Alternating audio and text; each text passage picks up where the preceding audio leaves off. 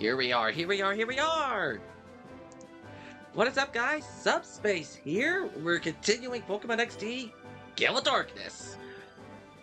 We managed to shut down the Shadow Pokemon Factory and learned of Master Greevil's true identity, who's extended a personal invitation himself to have us challenge him on Citadark Isle, which is where we're now headed. I hope everyone's doing great. I've done some off-screen training a little bit to help my team catch up somewhat in level and buy some items. And I did manage to complete the Trapinch stuff off stream, and I also managed to get the 2 Shadow Pokemon I was missing off stream. I believe only one of them is still yet to be purified, but let's give a quick refresher on what my team is right now. Right now I have Mothra the Butterfree, Cinder the Houndoom. I changed my Lunatone's name to Apollo the Lunatone, Speed the Jolteon, and I figured give the Shuckle I got from trade a try. This Shuckle it doesn't have any offensive capabilities like it does in later generations, but this thing is a giant wall. Not the best typing compared to like Fortress, but this thing is a giant wall, and not to mention this thing's moveset is beautiful to boot. Let me show you this Shuckle real quick. And yes, because it's level 26, it's holding an experience share for the time being, because this Shuckle may be a giant wall, but it's like 10 or so levels behind the team. It needs to catch up. And I figure the battles at Citadark will help it catch up to that. So this Shuckle, look at that thing's defenses. Triple digits in both. Yet it does like next to nothing in attack, and it's the slowest thing on the planet. But it'll take just about anything. And its HP is okay, but the defenses are where everything truly shines. As long as I don't have to deal with moves like Dragon Rage, which I don't think I have to worry about, I should be fine. But where this Shuckle really shines, this moveset is beautiful. Toxic and Substitute? I cannot ask for anything better. I'm like, Toxic and Substitute? Heck yeah, I'm signing up for this. Now, if I could get my Shuckle something like Rest, that'll be perfection. Sludge Bomb, I guess, is something to have in the Poison department, but in the department for actual attacks. But the problem lies in if the Shuckle is fighting a Steel type by itself. It's gonna do absolutely nothing. I'll figure out something with the Shuckle, but it's got something for the time being. How are you doing, Joseph? Welcome. But let me refresh you guys on my team members and their moves. Butterfree has Psychic, Morning Sun, Sleep Powder, and Aerial Ace. I don't think my Pokemon have wound up learning anything yet, but I want to show off the Shuckle first. My Houndoom has Feint Attack, Charm, Flamethrower, and Bite.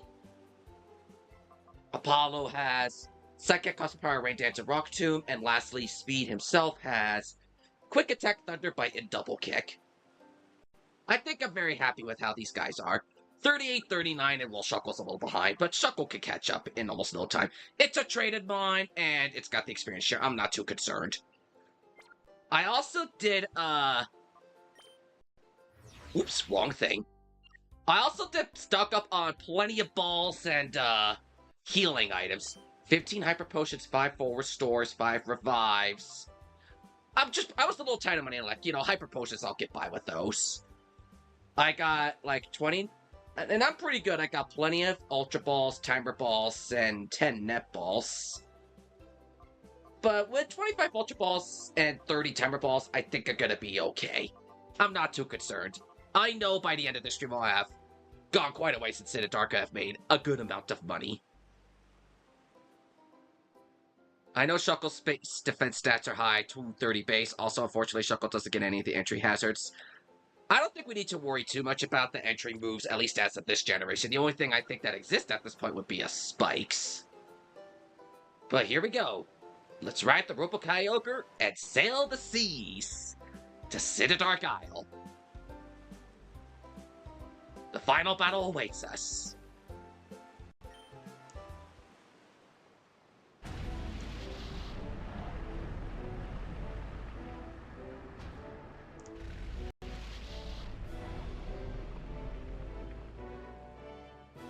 Yep, that's our destination.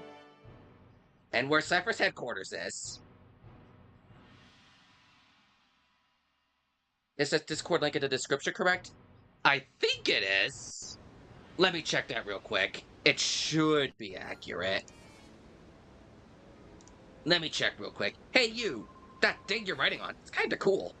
Yeah, it's accurate. It leads to my public Discord server. I just had to check, because it's been a while since I've seen people use it. I had this feeling I met you in a port server, but I don't give a hoot about that. Are you the guy that said this thing about the Ratata a couple streams ago? I do have a problem when someone shows up on here without a passage on our boat.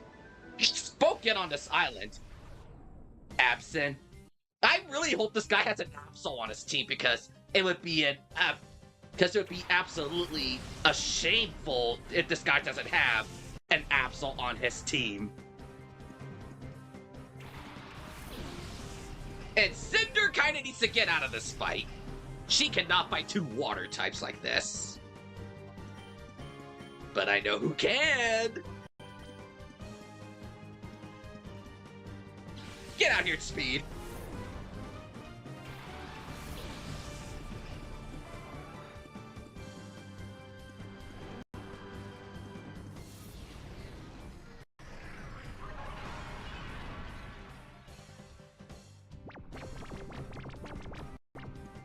Really? At this point in the game, you're attacking me with the water gun? You hit the wrong target? Wow! I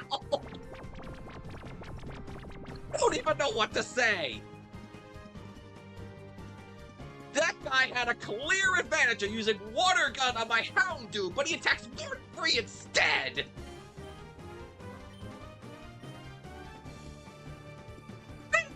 AI in this game sometimes.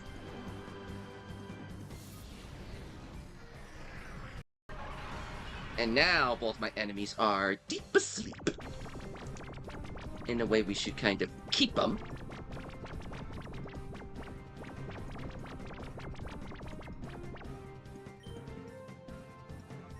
Alright, Speed. I think you can do this. Finally! I know Thunder isn't the most accurate move, but it is something powerful.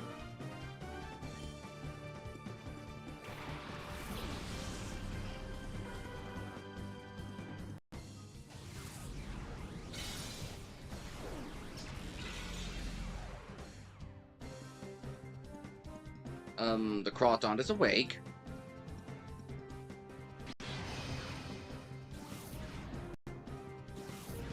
I'm gonna try putting Mantine to sleep. And Speed with the thumb. Would you miss this again?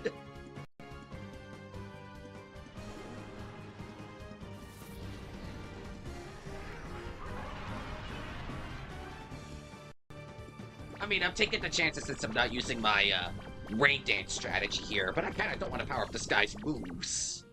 Like so. Cause that'd be a little hard-hitting if I use the rain dance, and I'm trying to keep my team alive as long as I can handle it.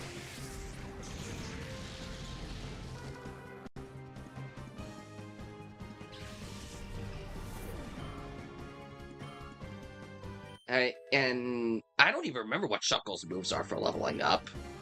Golduck? It must be my lucky ducky day. Because Golduck is our first Shadow Pokemon here in Citadark Isle, and Golduck, I think, would make an interesting water type. I think I might want to get this Golduck on my team for a little bit. It's like the first Shadow Pokemon we find on here, so it shouldn't be missing out on too much.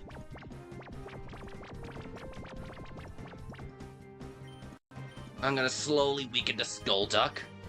And I'm gonna see if I can try catching it using the Golduck.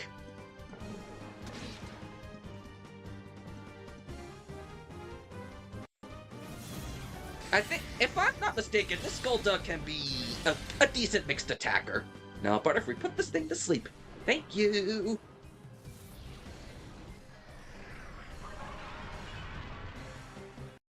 Movesets. Thunderbolt, I definitely think would be more reliable. Thunderbolt, I believe, is more reliable of a moveset, because I need to get used to having instances where I'm not going to be having Lunatone out with speed here, so probably a good idea, good thing to keep in mind. The problem with the Shadow Pokemon, if I want to start racing them at this point, is they're going to be a little behind in level to start making effective use of the battle, so they got a ways to catch up before they start being used in the battles.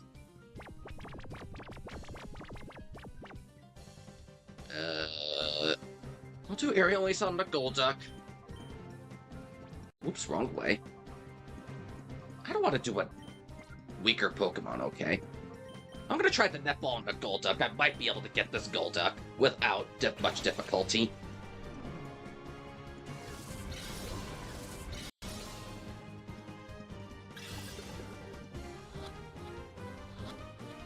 That wasn't so bad. These Netballs make Water types and Bug types so easy to catch.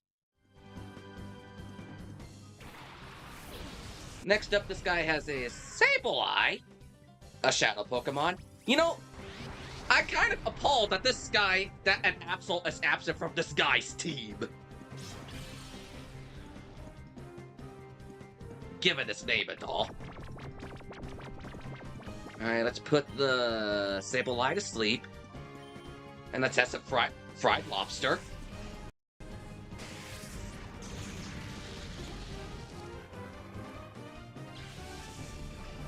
Butterfree gets a level.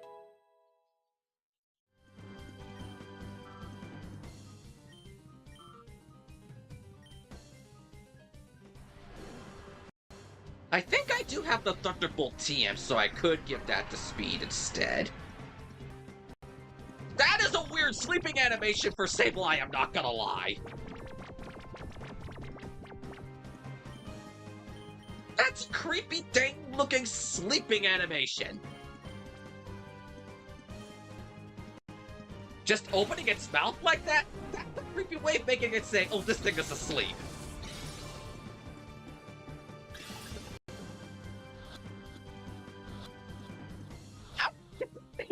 I think the sleep probably made it a lot easier, but I'm amazed we got Sableye and a mere Pokeball without much difficulty there. The kid's tough. I guess you could say it got absolutely destroyed there. We got Golduck and Sableye got sent to the PC. Darn it, I got to report this. Greevil kind of already knows I'm here, so I don't think you need to report anything.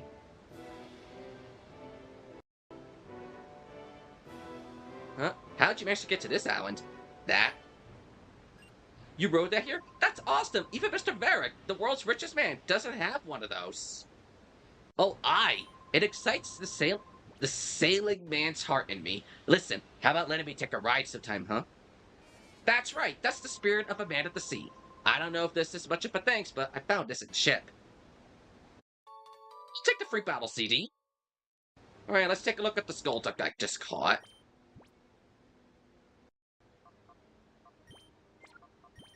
Cloud 9 indicates weather effect.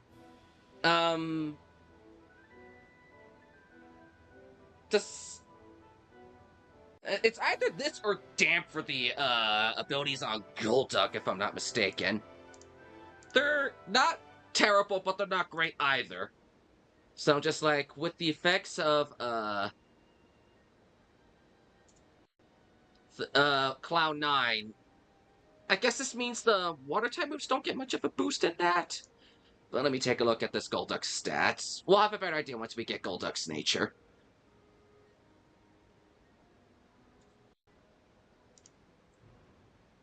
IV, 7 to 9 in HP, 12-14 in physical attack, 14-16 in defense, 0 in special attack, 1 to 3 in special defense, and unknown for speed. Wow. That is not what I was expecting out of this Golduck, but kind of surprised considering special attack is probably its highest stat, right? Well, sorry, speed's probably its highest stat, but special attack is its second highest stat. This thing has Raven Mist, okay. I'll put Cinder in the front and try Butterfree and Golduck at the front. See how that plays out.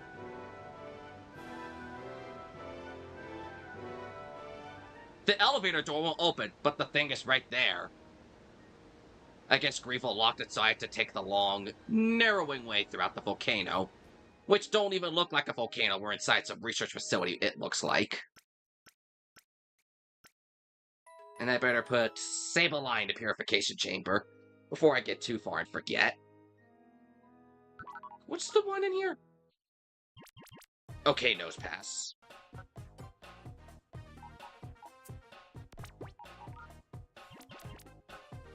One thing I do like about Sableye is that its only weakness is the fairy type, which does not exist in this generation. So, since fairy types didn't exist at this point, Sableye has no weaknesses. But its stats are not the highest, concerning how late in the game we are. But it does its job as a bit of a support.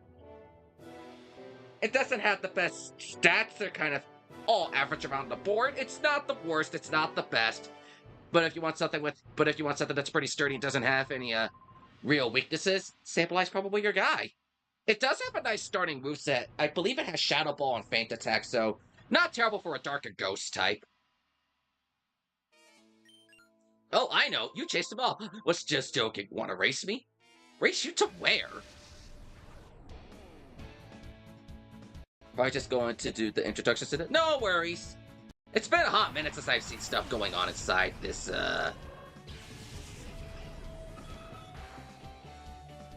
Since I've seen stuff in a public server happening. Not much happens in there.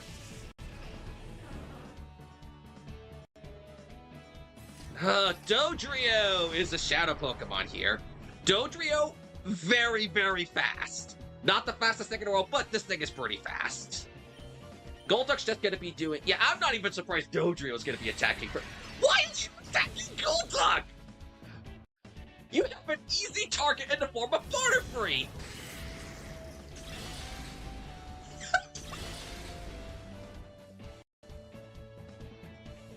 I guess these guys just want me to get my shadow... Just want my Shadow Pokemon to get out of there. But yeah, Dodrio's fast, it's powerful, it's not exactly the most bulky thing either, so it's gonna be going down in a couple hits. I recently watched Chunka Conroy's playthrough of this game, and he had the worst luck trying to use his Dodrio in battle upon stacking it. So I still have fond memories of watching stuff like that, and oh my gosh, Golduck is... Hang in there, Golduck! Yeah, this Xatu is almost down. I'm gonna try the Ultra Ball on Dodrio. I'm not expecting it to work, but the fact that I have these Ultra Balls is to give me fast, easy snags.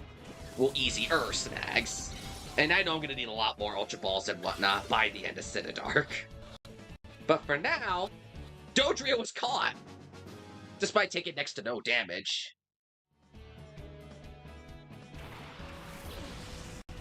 Fergie summons a Wishcash. That's wishful thinking, my friend, if you want to beat me with that.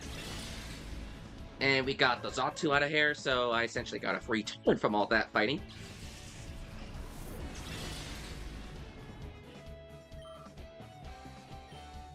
Raticate! There's the Raticate I was thinking of a couple streams ago. And it's a Shadow Pokemon. Raticate is not a terrible option, but in my opinion, Raticate appears a little too late to make pretty decent use out of. Raticate is it's a faster evolution of Rattata. If we caught this thing back in like the Cipher Key Lair, I would probably have a better opinion to give on Raticate. It's not bad by any means. It's a pretty decent Pokemon. It's fast. I just think at this point in the game you're not going to get much use out of Raticate, as the stats don't exactly cut the mustard, and it's not exactly going to be doing the best in the post-game stuff. But hey, if you want to use Eradicate, don't let me stop you. It's fast, it hits hard.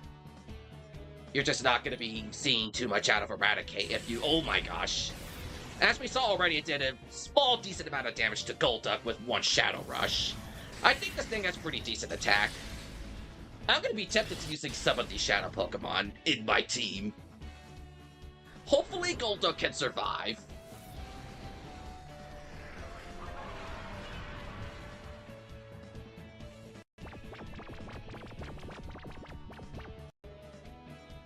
You're essentially putting your whole team to sleep there, my friend, and since the AI doesn't know the use of the call command, and like, free pickings for me. I'm gonna get rid of that wish cache, and then we'll deal with Eradicate.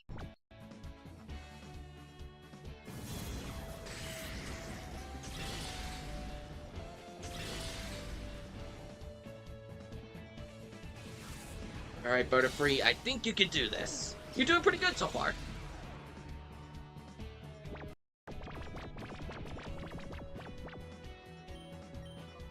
Wow, Eradicate woke up quickly.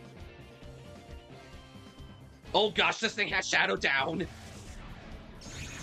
This move, it drops your defense by a pretty decent amount. So yeah, with Eradicate being as fast as it is, wow, it's a Shadow Pokemon. This thing is going to be hitting hard if it gets at least one Shadow Down on your team. And as it hits both your Pokemon, yeah, that's not exactly going to be a pretty sight.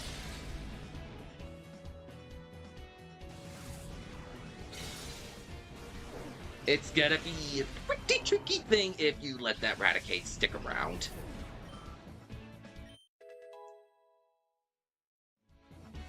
A Shuckle Bite is very tempting on the Shuckle here. Oh, actually, Bite's gonna be able to bypass all the,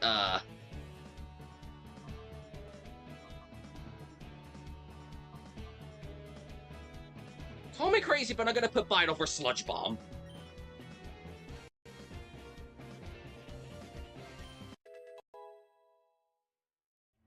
If I use Encore with Shuckle, and then just force my enemy to use a specific attacking move on Shuckle, Bite will definitely get its use. Ooh, that's not good. Golduck is hanging in there! Bite is HP-based if I recall. Shuckle doesn't have much of that. That's the downside of Shuckles as a tank. It doesn't exactly have the best HP in the world. That's just the one thing that is the downside of Shuckle. It doesn't have the highest HP. Let me try. I'm gonna try weakening this thing with the non-shadow move. I might wind up getting this Eradicate with the Pokeball, but I'm not expecting it. I'm amazed things are working pretty decently so far on Citadark. And somehow I caught Eradicate with the mere Pokeball. I definitely think the sleep is helping out my case. Ooh, I've been crushed. We got Dodrio and Eradicate have both been sent to the PC. You're pretty decent, so who are you, huh? I guess it doesn't matter. Good thing we have this healing machine right here, so I'm not too concerned about taking too much in the damage department this early in Citadark. I might have to put Shuckle on the PC for the time being so I'm not taking experience away from a lot of my other team members. Yeah, I'll put Shuckle away for the time being. Let's take a look at this Eradicate. Wow, an ability that does absolutely nothing. Well, I don't think either of Eradicate's abilities are going to be anything to scoff at. Does Eradicate have any moves other than, abilities other than Runaway in Gen 3? Let me look this up real quick. Oh, of course! It could have had Guts! It could have had Guts as an ability, but nope! I'm stuck with Runaway! Guts would have been so much better to have Eradicate. Yeah, so Eradicate gets a useless ability. I'm sorry. But Guts would have definitely been the much better of the two abilities. Let me check on IVs for the Eradicate anyway. It's got 89 HP, 46... No, not 46 in attack, 63 in attack. 26, 48, 81, and 88. Alright, let me take a look at Eradicate. 30 to 31 IVs in HP, 14 to 16 in physical attack, 5 to 7 in physical defense. Not good for fighting types. a perfect 31 in special attack. I don't know why. I don't think it learns any special attacks other than, like, bite? 30 to 31 special defense and unknown for speed, which I think it's on the higher end for speed. The IVs for this thing are actually really decent. The only thing that's holding this Raticate back for me is the ability. That's the only thing holding Raticate back for me. It's not exactly it's not the kindest ability. Whoops. Let me put a Dodrio inside the Purify Chamber.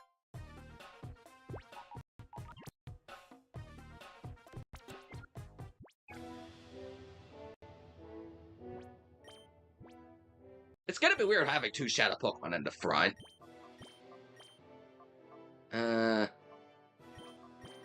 Since I do want to get the advantage of the money, I'm gonna give one of them the Amulet Coin. I really wish Raticate had guts, but beggars can't be choosers, I suppose. And I kind of don't want to repeat that fight over and over and over until I get it right for guts on Raticate.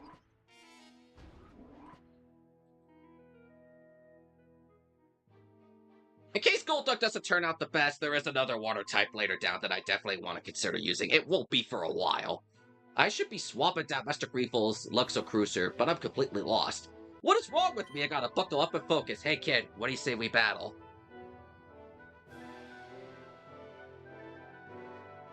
You're a big-hearted kid. I'll show my respect to go all out. If you want to find your cruiser, just follow the path behind me and make the first left you see.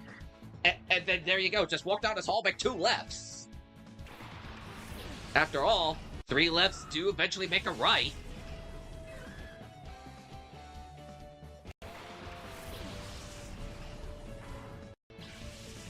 You suspect you can build Colosseus boxes using Nikata from the... That is true. I think that's the... Oh yeah, that is true. Because Nikata can evolve into Shedinja as long... Given you have a spare Pokeball, at least, in your bags. Otherwise, when you evolve it into Ninjask, otherwise Shedinja's not going to come around. What's up, Andrew? How you doing? Welcome to the stream. We just started the Citadark adventures.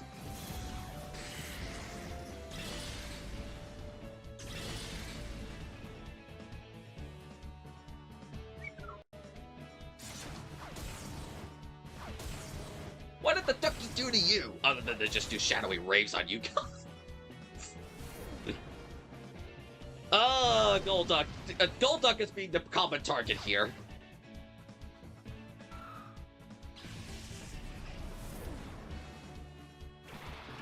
And we're fighting a Pupitar now.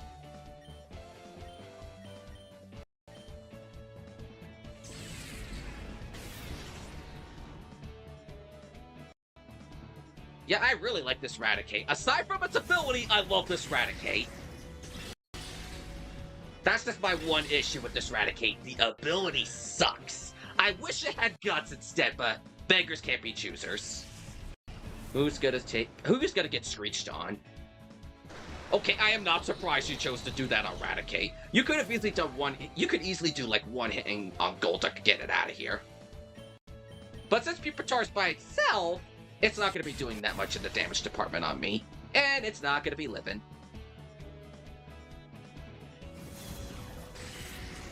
Although it does feel weird using 2 Shadow Pokemon at the same time. I mean, if my enemies are going to be doing it, I should have the option as well. Doing great, a little tired, but other than that, glad to hear you're having a pretty good day. I had a week, to say the least. It's been a week. I don't backtalk any tough battler, and that's why I respect you.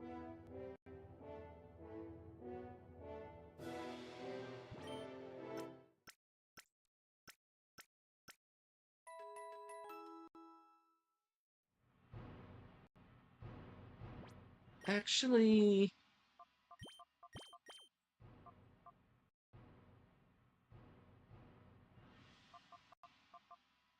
I'm looking back. I'm going back and forth between my team members. I know I'm very, very indecisive. Oops, I did not mean to do that.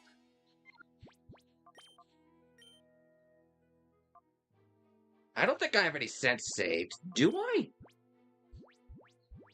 Nope, I do not. Well, I am a little tight on money, so I had to go with my best options. You know, just so Golduck could get a move, I'm gonna put him in a Purified Chamber.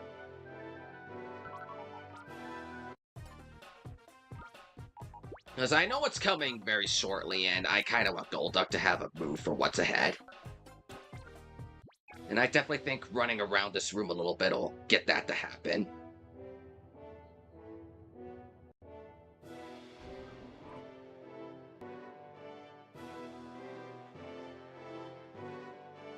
Yeah, we see that elevator. It's a little on the...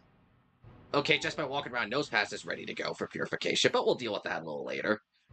Huh, maybe? Are you somewhat suspicious? Yeah, we're probably going to be running back and forth from Citadark to the mainland quite a bit over this bit, so...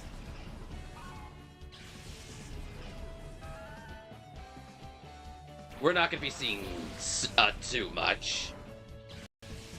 Because I want to make sure all the Shadow Pokemon are going to be getting are going to be purified. And we'll be running back and forth a lot between here and the mainland through the Purified Chamber.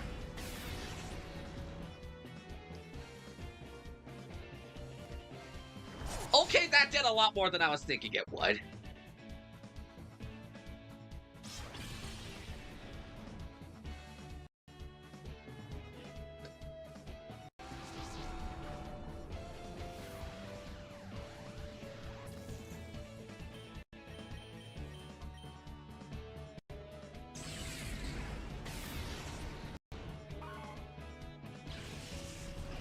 Yep, this team is actually doing pretty dang decent. I cannot complain that I really do like this team I got here.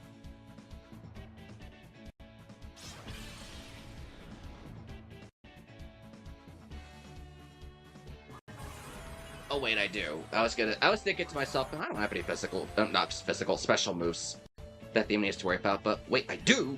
Aside from Aerial Ace, this Butterfree's primary source of attacking is special moves, so Raticate's not... Whoa, critical hit. So Raticate's not going to have too much to worry about here as far as having a reduction in damage, but Butterfree's going to be doing a little less damage with the Light Screen in play.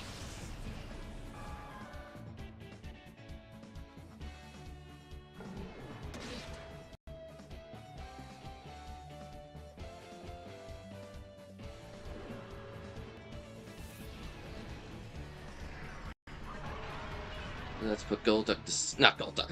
Golbat to sleep! I'm mixing up my Pokemon now. Well, they both start with the G, to be fair.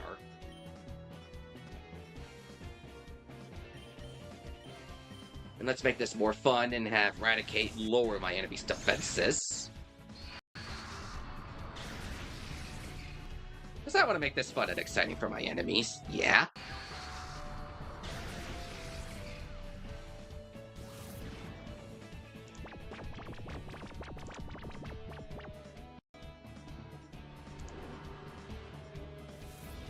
And but the bolt to sleep, they're not going to be able to do much to little old me.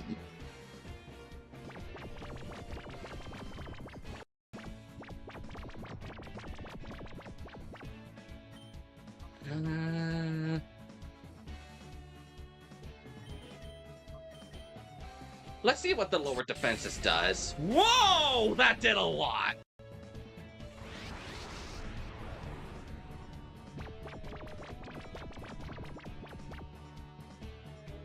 Yeah, I really am gonna like this Raticate. I know I was talking earlier about potentially using Golduck now, and here I am 10 minutes later going like, oh, I'm gonna use Raticate instead. It's funny how these things quickly turn around in almost no time at all. Wait a minute. I almost did the wrong move. Raticate needs to be called.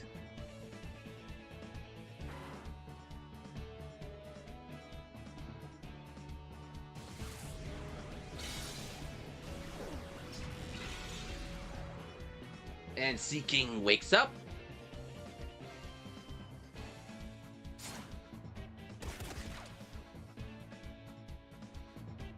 And just attempt for the light screen to wear off. Alright. Yeah, this Raticate... Whoa, you're racking up the damage, and I love it.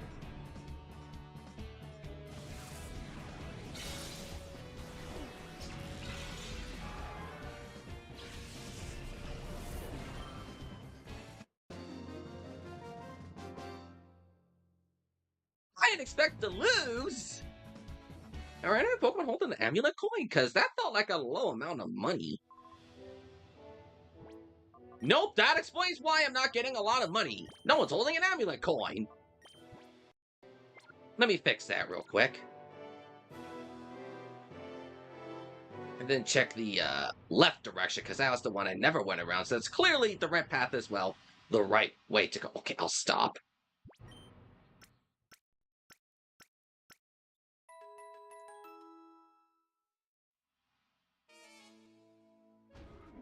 And this next way over here... Okay, this battle should hopefully get Raticate to his first move.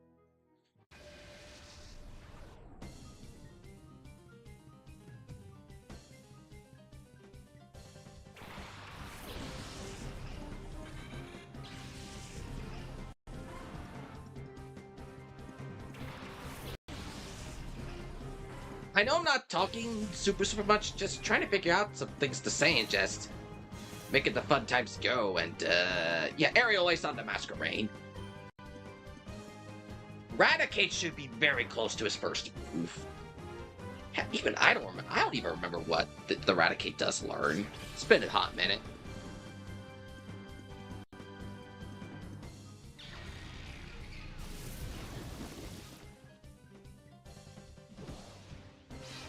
Butterfree's gonna go to sleep very soon.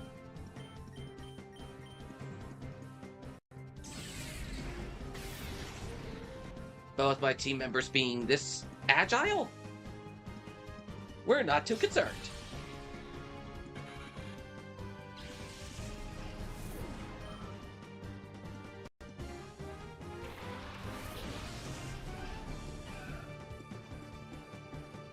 Word has it, that powerful move is a secret. A secret power, as one would say. Let's wake up Butterfree, and I'll have Butterfree... Or sorry, I'll wake up Mothra, and I'll have Mothra do Sidekick on the Roselia there.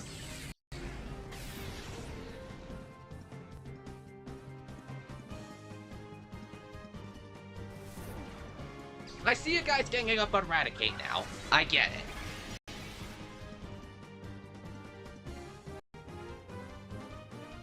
Oh!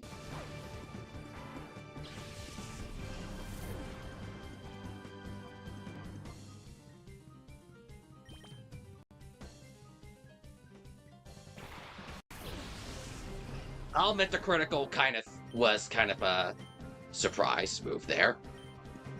Oh wow, Mothra outspeeds Lunatone now. For the longest time, it was like Lunatone that kept outrunning Mothra. But I got 2 Psychic users now. Behold the power of the mind and telekinesis.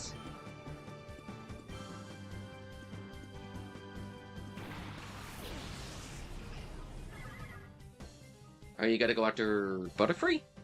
Yep, I had the suspicion you're gonna go after Butterfree. Psychic on Spinda. And then Psychic on Dunsparce. Okay, aren't these two at the same speed since Mothra went first last turn, now Apollo's going first this turn?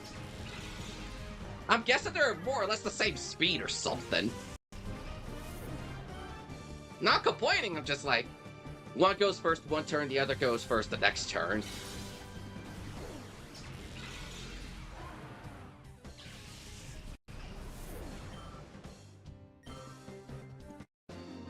And that's that battle done.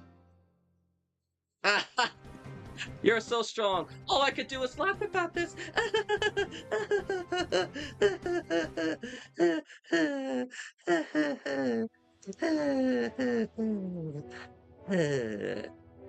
That's just probably what that woman's thinking right now, just the nervous laughter.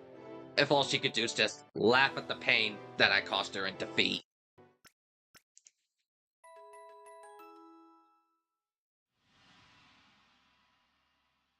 Golduck should have his first move by, or sorry, her first move by now.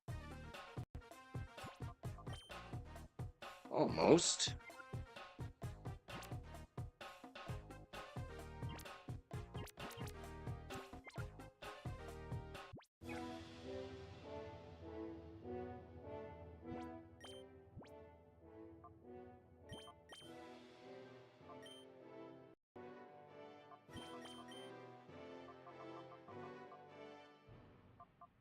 thinking. I know what's coming. I'm thinking about who I'm going to start with for this fight. That's coming ahead.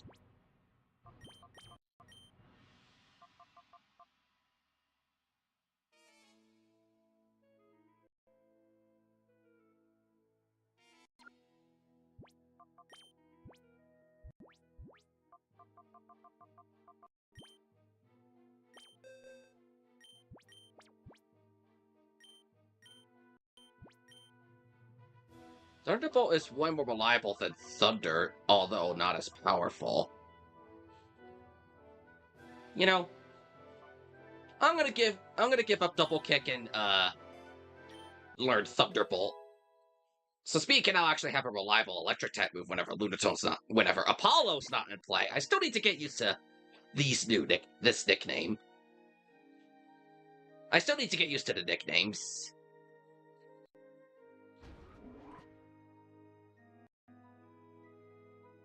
We're barely in the Citadark Isle and we're already seeing Lovreen again. Oh, you are so that little boy who ran off with Professor Crane. Because of what you did, Master Greevil was so angry. It made everyone miserable, and it's so all your fault. But it's okay now. We didn't need Professor Crane anyway. I just needed to be serious just a little tiny bit to get XD001's final adjustments just right. It's so perfect now, purification will not work on it ever. I'm so amazed because I am so a genius.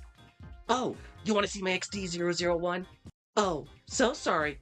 That is not possible. Why? Because... Creepy facial zoom-in shot. I am so going to defeat you, little boy. Here I come. Where did that sudden, deep demonic tone come from with Lovrina?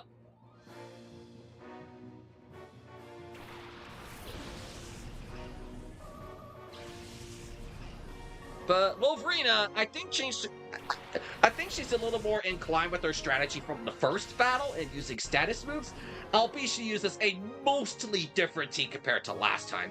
She don't have a Beautiflying Love Disc anymore, she instead has a Gorpus and a Gardevoir. And she has increased her team by 1, so she does definitely have some backup. But I believe I definitely believe Lovrina is gonna want to do stuff like Attract on me. If that Gorpus would be doing Attract if I let that thing stay around for too long. So glad Speed got rid of it in one shot. Get in, mate. Oh, there's the Brazilian from before. Which that is definitely going to be the big source of all the problems we'll be having if that thing sticks around. And because I know Cinder's a dark type, they're going after... Why do you have to end Speed on 69 inch? The game had to put Speed at 69 inch.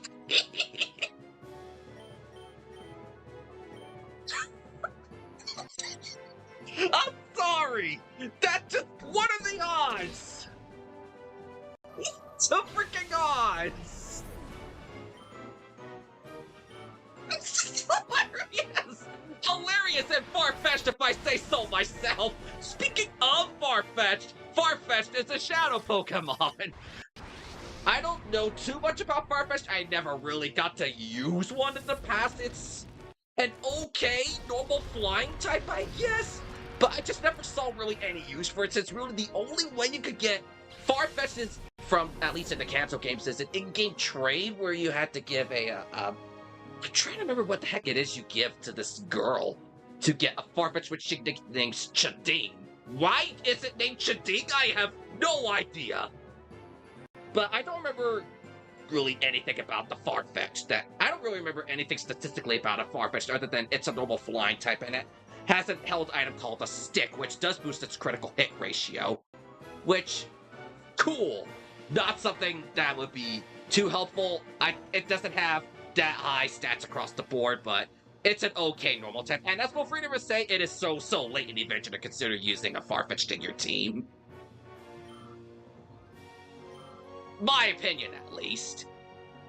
Altari, on the other hand, really cool option, and I made a mistake having her two shadow Pokemon on the field at the same time. Altaria it's a dragon flying type, and I believe this thing is more known for being more defensive.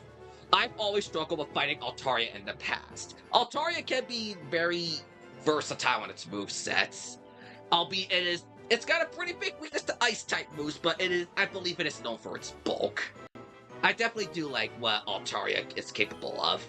It's not the best, but it's not the worst thing either, and its moveset is okay. I just think Altaria is more known for taking in the defenses. As you can see, it managed to withhold onto my Thunderbolt pretty nicely. All things considered from that. I do not like Lovrina's strategy here with Shadow Mist on Altaria and Farfetch'd using Shadow. I'm not going to do the Black Doom thing. Yeah, this is going to be an annoying strategy from Lovrina. If you have both her Shadow Pokemon on at once, she's going to do Shadow Mist, Shadow Panic, putting your evasiveness at next to nothing, and do nothing but confusion the entire time. So, yeah, I kind of set myself up for being stuck in this situation here. I'll find my way out of this one. But you know, I think I'm going to switch to Eradicate so I can hold on to some of the beating. And I'm going to try my luck on the Ultra Ball, on the Altaria. I'm not expecting it to work, but I'm going to try my luck on catching Altaria with an Ultra Ball. If you're talking about the traded red and blue in the remix, it's a Spearow for it. Was it a Spearow? I don't remember. Get Altaria that quickly!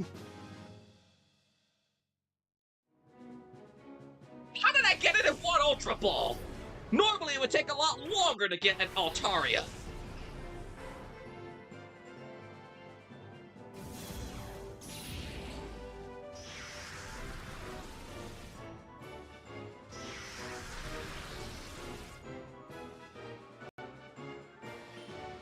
But I gotta figure out how the heck I'm gonna deal with this Farfetch'd and not accidentally KO it. Considering my team is a little above her level, aside from Eradicate, I don't expect the Farfetch'd to be living too many. I don't expect the Farfetch'd to have an easy time surviving my attacks. So I think I might just stick to Eradicate doing the damage here. Because it's just gonna be doing... Oh yeah, Cinder's confused as well. I forgot about Cinder being confused. Well, the good thing is, with that Altaria out of the picture, I don't need to worry about having my evasiveness dropped anymore. So that helps me out a little bit.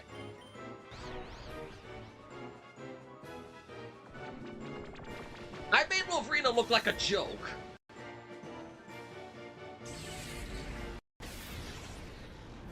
Unless somehow this freaking Farfetch'd proves to be a pain to me, I made Lovrina a joke.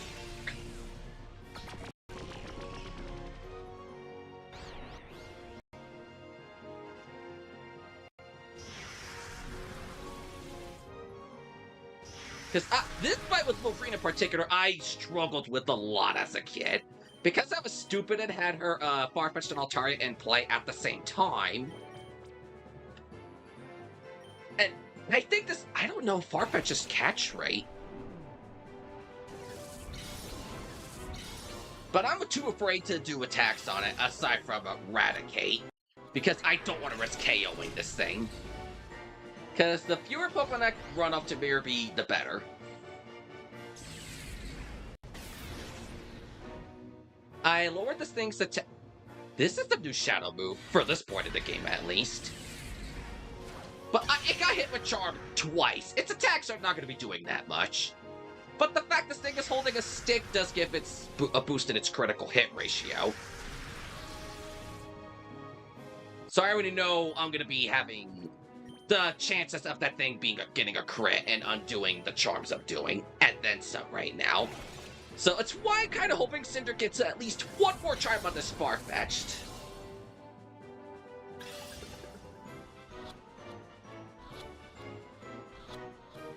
Only took 2 Pokeballs, but hey, I caught the Farfetch'd. Farfetch'd base catch rate is 45. That's a Farfetch'd if I say so myself. Ooh, now look what you've done. That's so far-fetched of you to say, Wolverine. Okay, I will stop with the far-fetched stuff now, I promise. I'm honestly amazed I caught the Altaria in one Ultra Ball very early. Oh, you're terrible. I mean, really. Master Greevil will so cross with me again. Will be so cross with me again. Oh, how I so dislike you.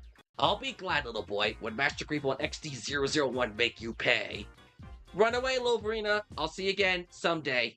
Maybe. Who knows? I may hate you again even more the next time I see you.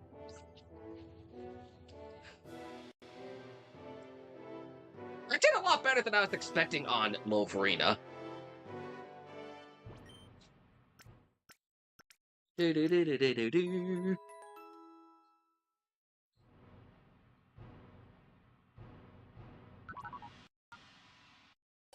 Yup, I figured the Farfetch was holding onto the stick.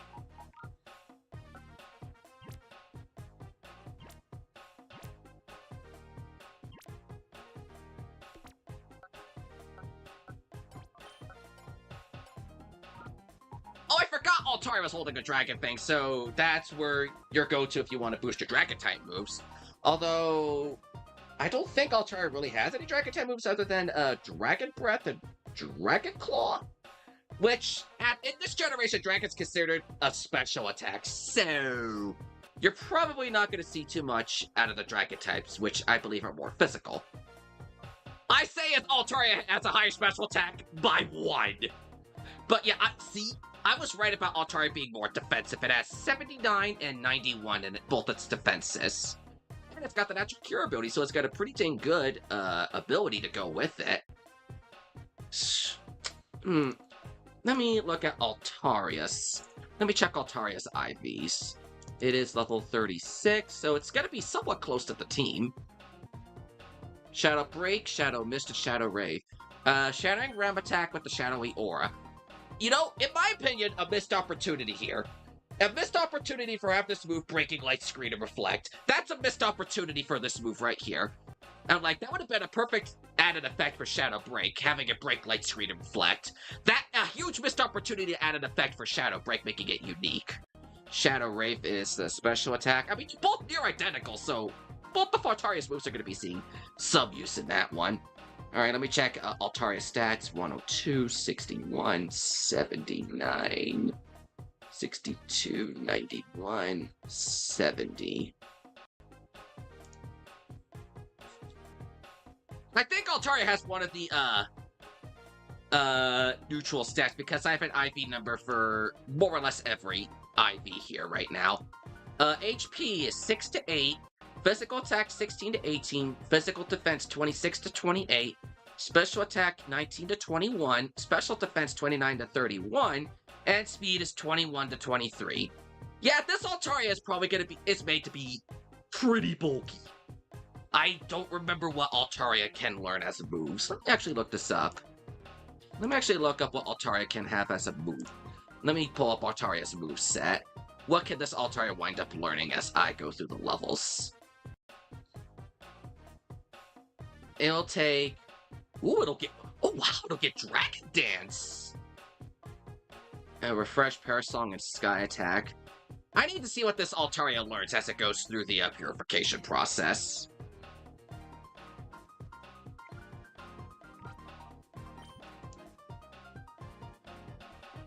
Two really good defenses and pretty dang good, not HP, pretty dang good speed, so I'll give it that. Oh, Eradicate has its first move. And Nose Pass is ready for purification, so I'm gonna head back to the mainland and purify Nose Pass. And then we'll have 2 more spots for Shadow Pokemon to be purified. Yeah, be purified inside the chamber. So let's get Eradicate and Altaria in the front. I'm jumping all over the place and trying to find a Pokemon that's meant to be a little more on the bulky side, and I don't know if Altaria's gonna be my bet. I don't know if Altaria's the best option to have something meant to be of bulk. Purify moves of Altaria? Yeah, go for it. I don't even remember what Altaria learns as I Purify and what it has in its base moveset. So feel free to tell me what this Altaria has as its starting moveset. I genuinely don't remember what Altaria has for its starting moveset.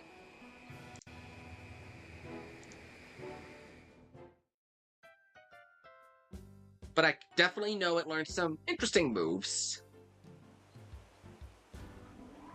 If I can find a way to keep my enemy from switching out, Parasong is going to be evil with my Altaria. This Nose Pass is way too underlevel, but I'm purifying it. Because I kind of needed to. Nose Pass was kind of one of the last Shadow Pokemon I caught in my off time, so it's a little behind in level, I know. Any order of top-down, Heal Bell, Dragon Breath, Solar Beam, and Area. Interesting moveset, but why does it have Solar Beam? Solar Beam is a random move to have on Altaria. I guess if you want have a sunny day team, that could be something, but Solar Beam just seems like a random move to put on Altaria. I didn't even know Altaria can learn Solar Beam.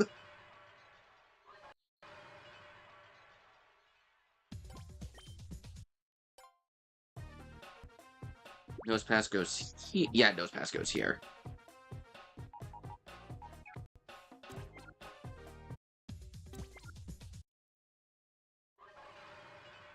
But yeah, this Altaria is meant to be bulk.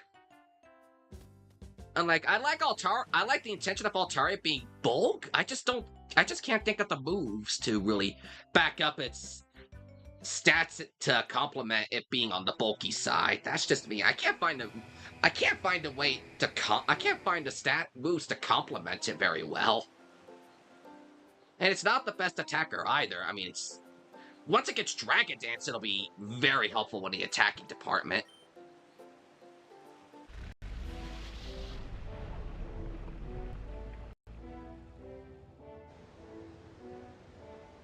But you know, I'm kind of surprised. We ran into Lovrina in the second room. I also forgot to point this out earlier, but what makes Farfetch'd an even more far-fetched option at this point in the game is you literally fight this thing in the exact same room you fight the Shadow Dodrio in the exact same room. So, like, Dodrio is a much better normal flying type than Farfetch'd, in my opinion. It learns the better moves, it has the better stats. I don't know too much about how to use a Farfetch'd since I never used one myself. So I can't comment on how good Farfetch'd is in the use of a game because I never raised one before. I could challenge myself eventually to using a Farfetch'd, but for this adventure it's a little late to consider adding it to the team.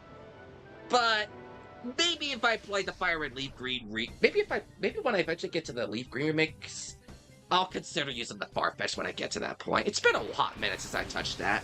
Maybe someday I'll get back to that game. But let's get back to kicking some Cipher Peon butt and see what Raticate learned for his first move. Scary face.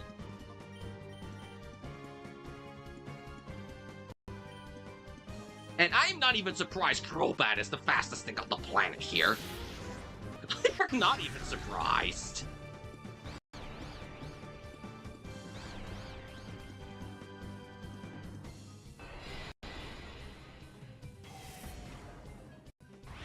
Nice, nice, nice. I like that.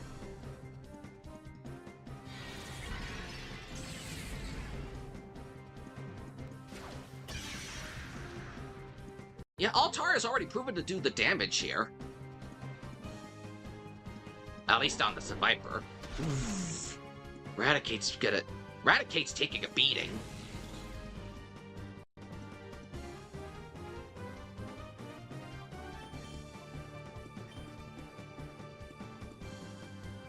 EU version? Yeah, because I would close out the game, but I'm a little scared to, Actually, you know, why not? Create a save point, I'll show this real quick. Because I'm playing on NSO, there's a North American version and a European version. I'm playing on the European version of this game. This is why I made a save state. So I can a little back up to where I was. Because I'm playing on a European native version of the game through NSO, this is why this is called the European version. to help answer that question, CloudCap. Also, how you doing? Welcome to the stream. Hope you're having a pretty good Thursday. Well, at least in this part of the world, the States, it's a Thursday. But I wanted to see what differences there were for the American and the European versions of the game, and aside from a couple dialogue things and some text boxes, not really anything different. It's still the same game. I think the big differences would probably be in the Japanese version, and that one scary face made me outspeed the Crobat, and I love to see it. Even Altaria outspeeds the Crobat now, that's cool!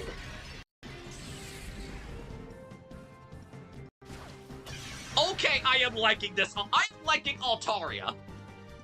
I am really liking this Altaria. It's probably making the best tank. It's probably making a pretty dang offensive tank. I'm not gonna lie. It's a sad day if your Crobat is the slowest thing on the field. Sad day if Crobat's the slowest thing on the field.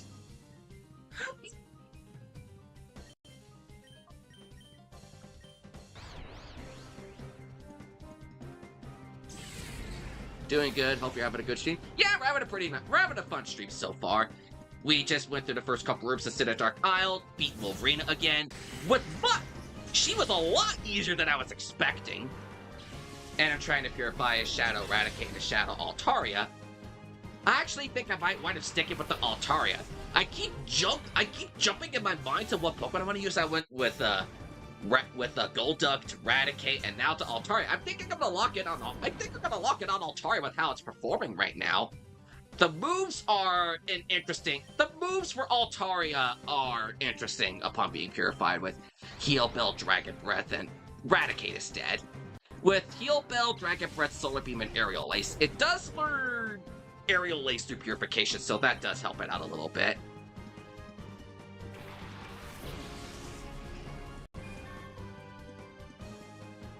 I would have definitely gone with my Eradicate as my all-out attacker if it had guts.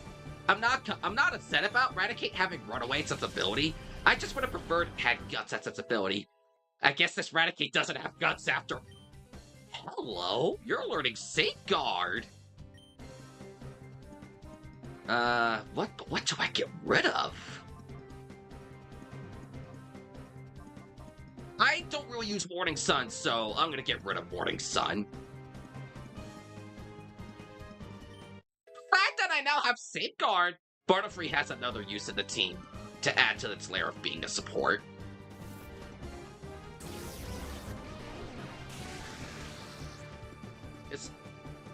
But of course Mothra learns this the very fight after Wolverina. But Safeguard would protect me from all the status conditions like confusion, infatuation, being put to sleep, and being burned, all that sort of stuff. So if Mothra got another level, if the fact that Mothra learned this the very fight after Lovrina, it's just typical. That's just how video games are in a nutshell. It's like, oh, you want the move to help you do better against Lovrina? We're gonna give you the fight after Lovrina. Because that's just typical of the game to do that sort of thing. But anyway, yeah, I'm gonna give myself Safeguard, so I could definitely see some protection out of that one. And Butterfree now has her role in the team as a supporter. Already near the end of the game? Yep, we are in part 7 of the series.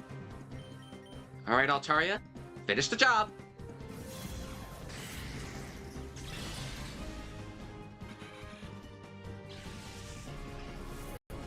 I think I'm gonna be running back and forth between here and the healing station at the PC a lot.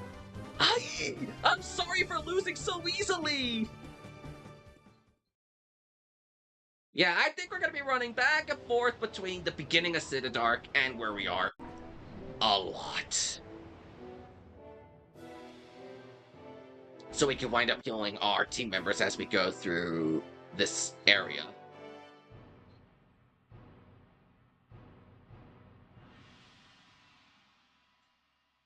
Thankfully, we don't have that much of a walk just yet. But that length is definitely gonna increase in very due time.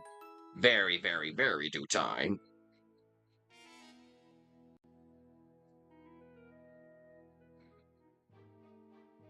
I was kind of anticipating Raticate to have a better move than a Scary Face, but Scary Face can definitely help Raticate be the fastest on the field.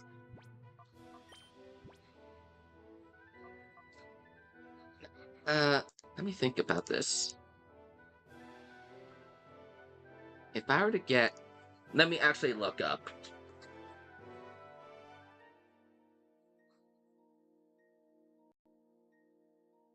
List of TMs.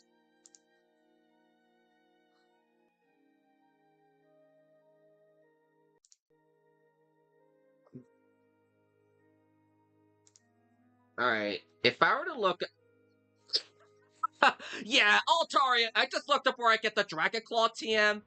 There is no way I'm going to be getting that TM in this playthrough. There's no way I'm going to be getting the Dragon Claw TM.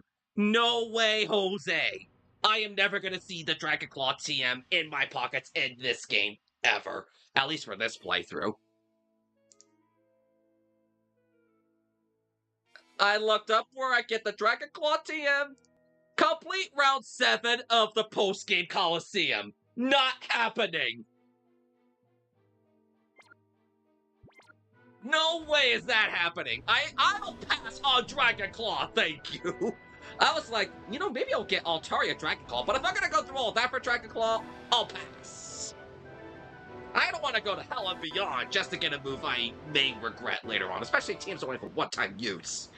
Doctor, can we turn in even bigger waves this way? Isn't it great? Is this guy sleep talking? But I really like this room in particular since we see this giant, we're walking over this giant whirlpool, and I definitely think that is really cool. I definitely think this room is one of my favorites in all of Citadark. A whirlpool is created when water currents collide. Try it when taking a bath. Yeah, I used to do that a lot as a kid. I used to jump up. I used to like bob up and down while taking a bath a lot as a kid. Blame Subspace as a kid for this, not me of today. But me as a kid always bobbed up and down inside the bathtub, go boop boop boop, just to see waves collide inside that bathtub and it like caused mini whirlpools. It was actually real cool. Admit it, guys. You did this too when you were children. Admit it. You did this too when you were children in the bathtub, just bobbing up and down while playing with your rubber duckies and your toys in the bathtub, just watching whirlpools collide and whatnot. I mean, we had weird imaginations as children. I don't know why, but we did. The psychology and the mind of a child, it is so interesting and so complex that even people to this day do not fully understand. We got good ways going again today. From the hour that keeps others away. Isolated is the way we want to stay. And you kind of don't want to do that to your relationships. You can't live off of isolation. We don't get to see many kids here. Are you a child of one of our research people? We're responsible for keeping Citadark Isle ringed with vicious waves. Thanks to this place, it's not easy for ships to approach Citadark Isle. Hey Alex, how you doing? Welcome to the stream, and I see you with the ice cream. 5 Ultra Balls! Yes, I will take those! We researchers are honored and happy to serve Master Greevil. Our research funding is more generous, and it's incredibly fun to create giant waves, like I said earlier with the whole bathtub thing and the waves and whatnot. We all did that too as children. Admit it, we all did it too as children. 3 Hyper Potions. Wow, this game is being generous. 5 Ultra Balls, 3 Hyper Potions. I'm going to change it to my white lap outfit, so don't come in. Promise me, okay?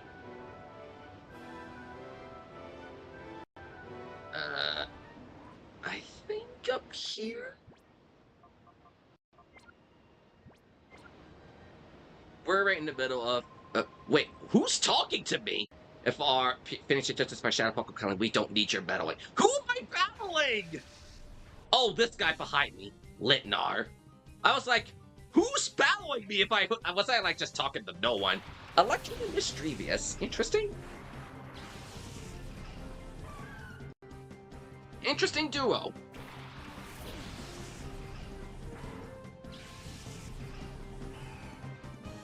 It's like they're prepping you for a final battle or something. I know. There's so many trainers to fight here in Citadark Isle that I already know we're not going to be able to get through all Citadark in one stream. That's just impossible. Unless I want to be here for like 5-6 hours, we are going to be splitting Citadark into 2 streams. For some reason, oh, that's crunch for a second.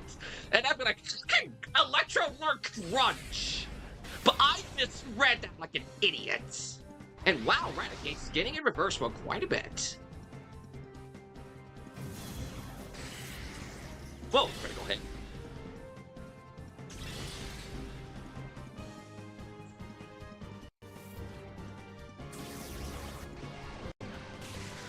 And I intentionally kept the Shadow Pokemon list that we downloaded at the end of the last stream hidden from you guys, so we can have surprises as what Shadow Pokemon we come across in here. Because I know there are some of you guys that have not seen this game yet and want to see the surprises for yourself as we get farther and farther and farther into this place.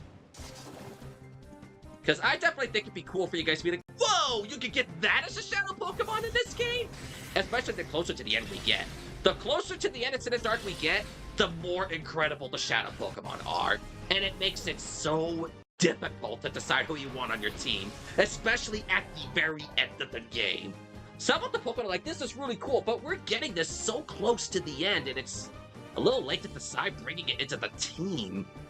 I've had that myself with some of the Pokemon we come across in, I come across towards the end of Citadark when playing this game before. I'm not spoiling what we find by the end, but some of the options are like, oh, this is tough for me to choose who I want to bring into the team. And we get rid of the Electrode. While we're thinking of Shadow Pokemon, this thing right here is one of them, a Kangaskhan. I think Kangaskhan can be quite versatile. Only female. I think Kangaskhan can be pretty dang useful if you want to have... Oh my gosh, here comes the Psychic. I think Kangaskhan can be a pretty good Pokemon if you know what you're doing with it. The starting moveset on this one in particular, not the worst option. It comes up with some pretty cool moves. Let me go backwards so I can at least pull up what this Kangaskhan can learn. It's definitely gonna get some pretty cool moves like Dizzy Punch and Reversal. Plus, this thing has like Earthquake in its starting moveset when you purify it. So like, this Kangaskhan in particular has a really good move to go with it at the start. Cannot complain about that. Is this thing slow? I thought Kangaskhan would be fast. Cause I'm kind of surprised to see Raticate outspeed by this, not by Kangaskhan, but this Kangaskhan. Also, this, I know it's 3 generations early, but Kangaskhan does get a Mega Evolution. You know, a side note here. Did you guys hear that the mobile version of Pokemon Champions is going to be coming out in a couple weeks? And they also announced what the abilities for the 2 Mega Raichus will be. They're really interesting ones if I say so myself. Let me pull this up real quick, because I don't remember it off the top of my head. Mega Raichu X will get Electric Surge, while Mega Raichu Y will get No Guard. I'm like, No Guard on Mega Raichu? That is scary. Perfect accuracy, Focus Blast, and Zap Cannon. If I'm not mistaken, Mega Raichu Y is more special oriented, so that's gonna make moves like Focus Blast and Zap Cannon very scary. So I think both are definitely gonna see their uses in battle. But I definitely see the Y1 more scarier of the two, but both of them will see their uses. I can't think of too much about Electric Surge. If I'm not mistaken, Electric Surge, that's where it pulls up the electric terrain when coming in the field. Am I mistaken on that one? Because I can't think of really anything that has that ability other than Tapu Koko. I may be wrong on my calculations for this one. But I'm just really thinking. I think that's what Electric Surge is. I may be wrong. Oh, Raticate has his nature now.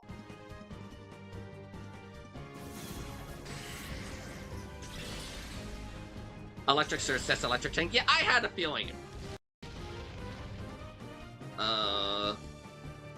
I'm not sure what this Kangaskhan's planning to do by setting up all the Shadow Mist on Raticate and Altaria here. But she does what she wants to do, I guess. Now that Raticate has its ability, not his ability, its nature, Hasty. Oops, if I were to pull up, Raticate. let me check the IVs again. 46. No. 63, 46, 48, 61, 88. Okay. Plus speed lowers physical. You know, if this thing had guts, this would have been a competitively viable Raticate. Now that we have its nature and I have its updated IVs, this would have been a competitive viable Raticate if only the ability was swapped. Oh well. But I really like this Raticate. It's got 23 to 25 IV ascend HP, 9 to 11. Oh my gosh, why those two numbers?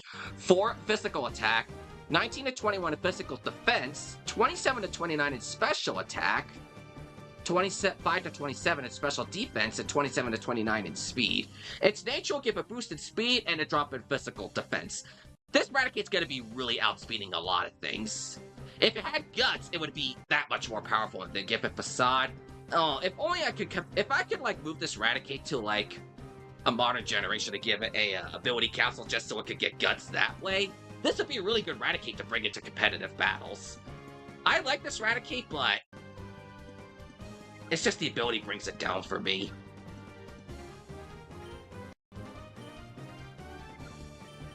Alright, Shadow down, and then I'll have Altaria do the Shadow Break on Kangaskhan here.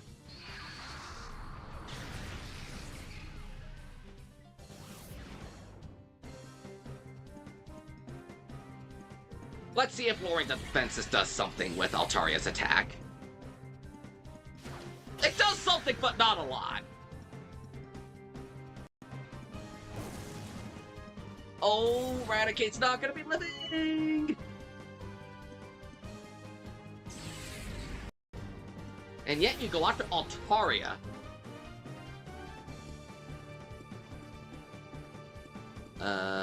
Shadow down again, and then I'll do Shadow Break.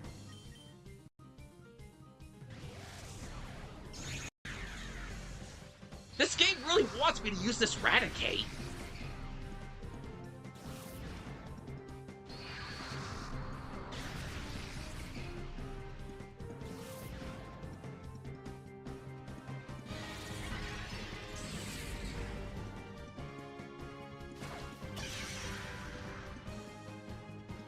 Okay, I probably should not weaken Kangaskhan that much more, because the Sandstorm is going to be coming into play.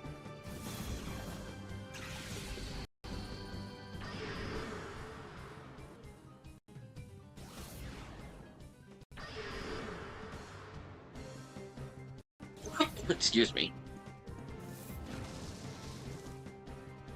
Raticate's gonna die unless I heal him or switch him out.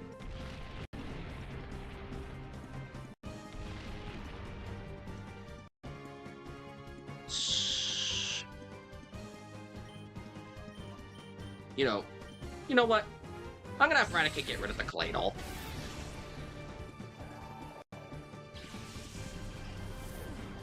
Bayonet. And hey, another Ghost-type Shadow Pokemon. We haven't seen that since Duskull a long time ago. While Duskull was the more bulky Ghost-type, Bayonet is more aggressive when it comes to the two Ghost-types. I don't think it's a bad choice. I just never really used Bayonet myself, so I can't say too much about what's good or bad about Bayonet. And Raticate dies to the Sandstorm.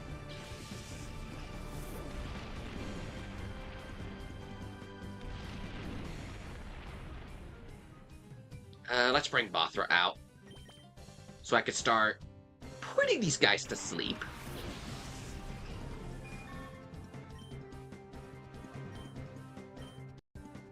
Wait, hold up.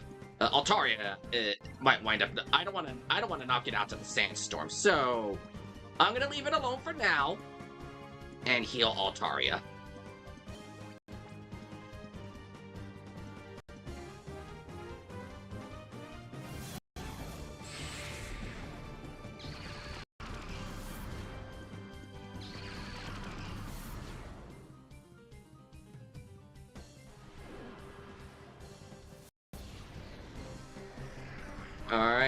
Go to sleep, Kangaskhan.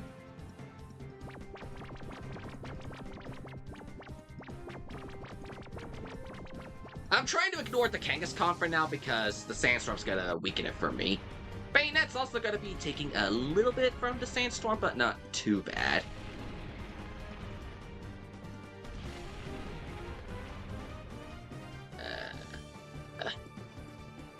Aerial Ace on the...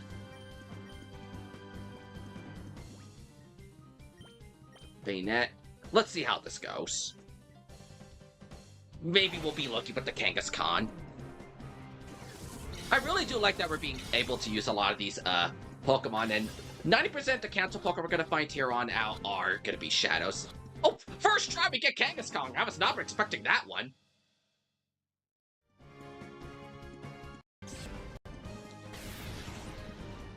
What is the AI in this game?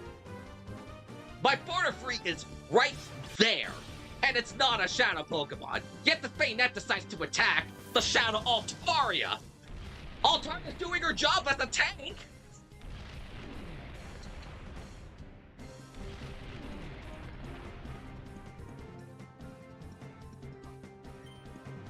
Now I don't believe I can.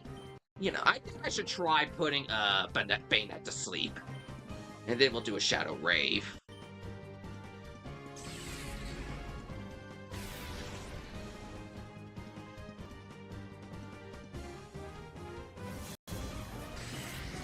There we go. I forgot this thing has Insomnia! And the Sandstorm is gone perfect. I forgot this thing has Insomnia, so we're gonna have to catch this thing the normal way. Fine.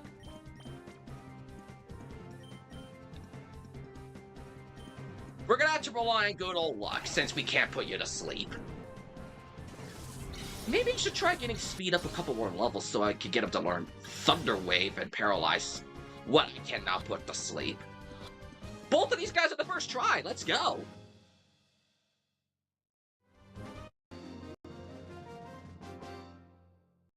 Whoa, you're seriously too much. Kangaskhan and Bayonet were sent to the storage. Nice. Oh, that was the guy in front of the elevator.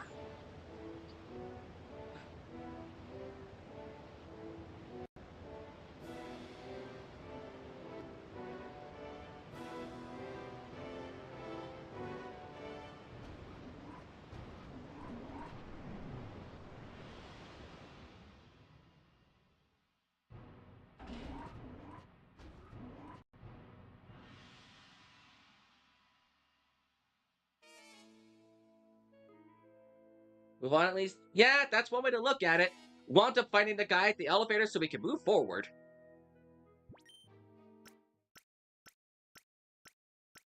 We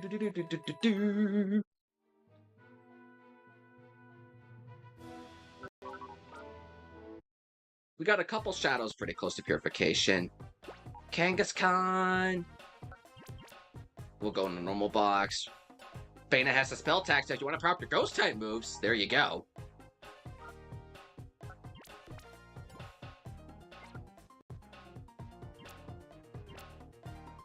Oh wait, oh my bad. Our third ghost type. Can I forget that Sableye? I already forgot about Sableye. I'm sorry, Sableye.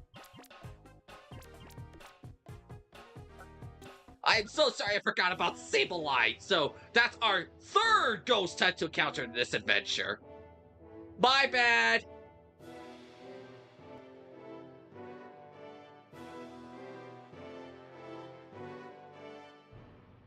Anyways, don't you like going back and forth just to get a free heal? I remember that one line for Crash to Insanity. It's been a while since I played that game, but I do remember that line. The back and forward one.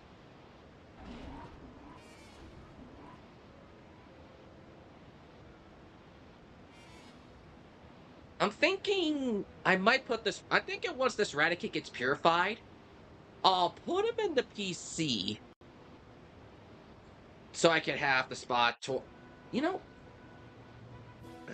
how are my Pokemon doing on purification? Altaria still needs a move. Eradicate is about halfway.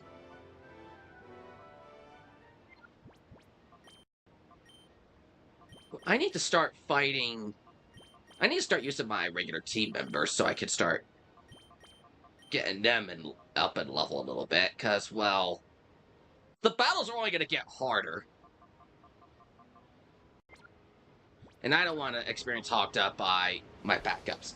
The job of the research people is to conduct research, but that's not our job. To terrify people into the pits of despair through battling, that is our purpose. With that clear vision, we are not about to lose. This was the guy I thought we were fighting earlier. Grayson. Grayson? Wait a minute. Did this guy take the Absol from Absent? Maybe that was why Absol was absent from his team. Okay, I will stop.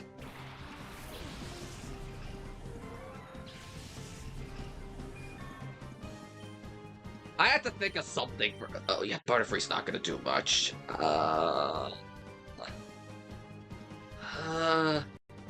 Butterfree's not going to do much here. Eradicate. The main reason Butterfree came into the fight was just so the end of the coin could take hit. Alright, Eradicate, you're in the fight now.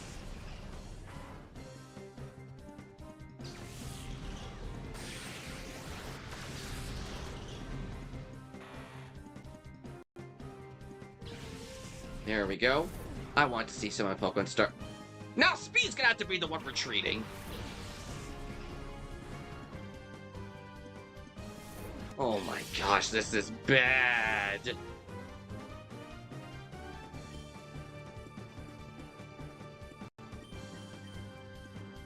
Wow, Speed outruns Eradicate. I got 2 speedy Pokemon here. Oh my gosh, how did you live?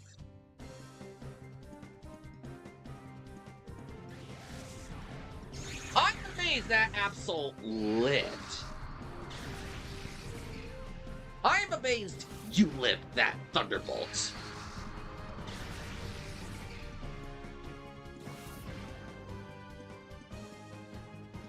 Wait, is Ghost considered physical with this generation?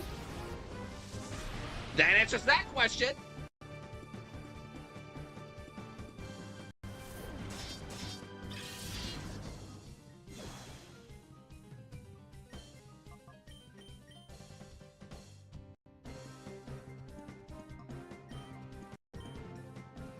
Well, let's get rid of Absol. Goodbye, Absol. Okay, Speed's level 40. Nice. And Mawile.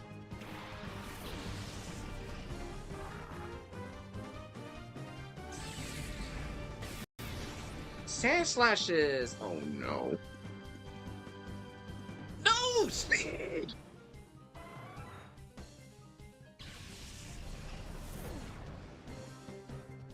Actually, Mawile's in the fight, so come out, Cinder. We need to avenge our friend.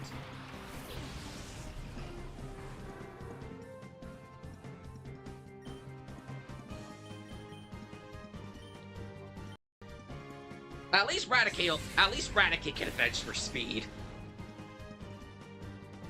Also, this is what we call in the business bad news bears. Does everything on that team have Sword Stance? I think that team does have Sword Stance, because I believe the WoW can learn that move too?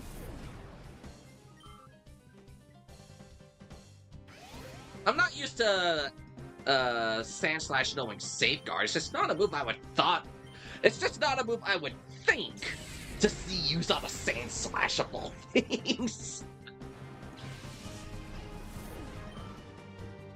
I feel tired, so thanks for stopping by, Andrew. My next stream, probably on Saturday. I might be finishing up Pokemon XD on Saturday. I'm not streaming tomorrow because that's Summer Games Fest. And I don't want to... I've never typically done reaction streams. I tried them a couple times. They just didn't exactly work out. I've done reaction videos, as you guys probably saw earlier in the week, with the State of Play. Excuse me. Yeah, I did... So if something from tomorrow's Summer Games Fest catches my eye, chances are you'll be probably seeing a reaction video tomorrow night or Saturday morning. Otherwise, next stream's probably finishing up the main story for this game on Saturday. And then we'll probably do post-game stuff next week, if I feel like it. I'm thinking taking this week off of multiplayer community stuff. I'm not sure what next week will be, but the Japanese Twitter page for Splatoon said Big Run is June 19th, 20th, and 21st. So, if that does wind up being the case, we'll find out tomorrow morning if Nintendo says something about it. That'll be something community-based in a couple weeks. Otherwise, I can't really think of much when the next community thing will be. Taking a bit of a break from doing the same stuff all the time, but I definitely do want to finish up this game before other stuff comes up. Because summer is a pretty busy time between the World Cup, these gaming news. We had the State of Play 2 days ago. We got Summer Games Fest tomorrow. I don't have an Xbox, so I don't think I could be too over the moon for what happens on Sunday.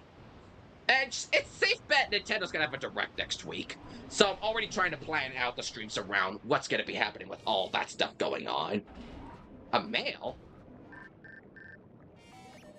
Down with Cipher.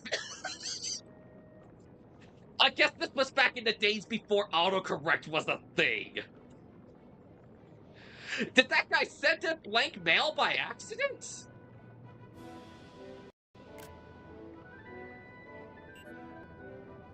Oh, another email.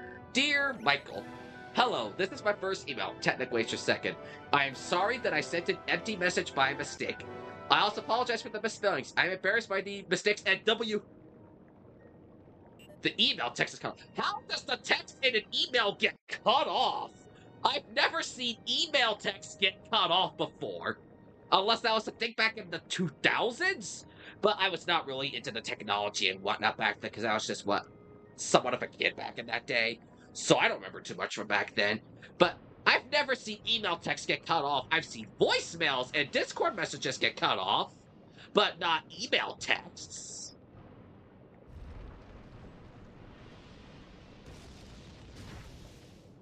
Aaron Martinez, how you doing? Welcome to the stream. Hope you're having a good day. We're now inside the volcano of Citadark Isle. And if we want to try crossing the lava, it's too hot to approach, so we kinda can't. And we know that's the way ahead, but we kinda can't go there right now. We got past the stormy parts of Citadark, now we're in the volcanic parts of Citadark. Chances are we're gonna be having some dark times, as the stream title hints at, very soon in this dungeon. And as you probably saw with me just now and a little earlier, we gotta clear out the paths of the lava.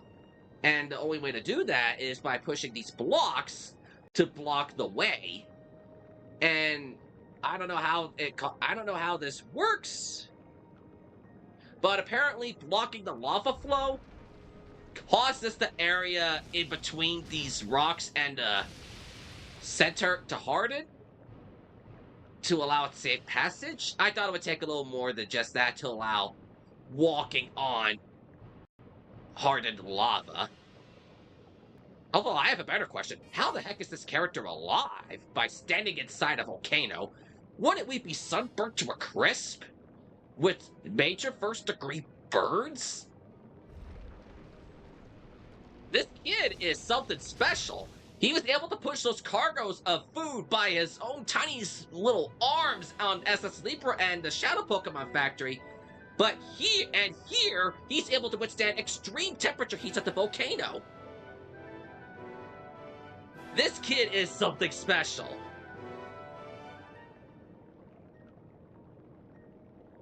Let's make this known.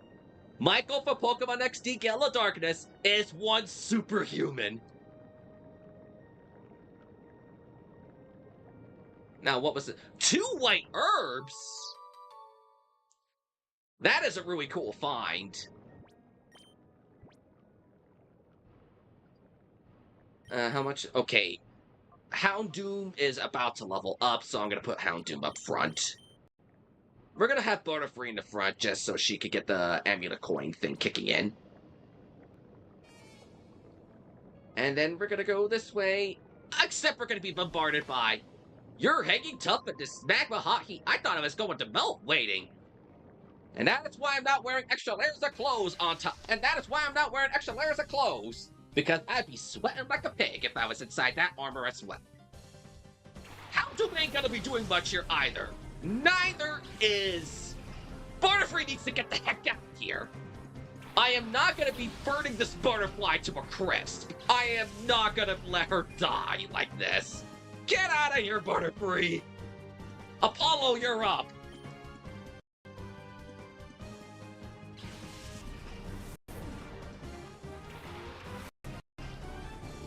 Watch, these guys are gonna do like flamethrower on Butterfree.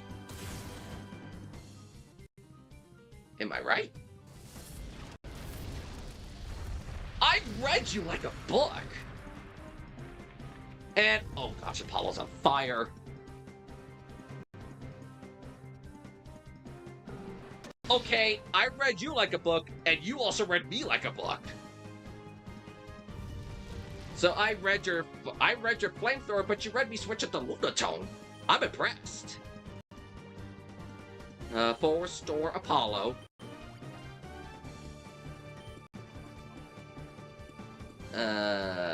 Rock Tomb on Houndoom. White Herb is a stat reduction in case you forgot. Single use held item. Yeah, it would help if you use moves like Overheat on your team. So it'd like undo the effects just one time though. So White Herb, and the fact that game gives me 2 of them is actually a kind generous thing. I'm like, thank you for 2 White Herbs, so I have a backup in case something does happen with one of them. And I do like it. Alright, Cinder, let's cause some mischief and get rid of this, Ninetales.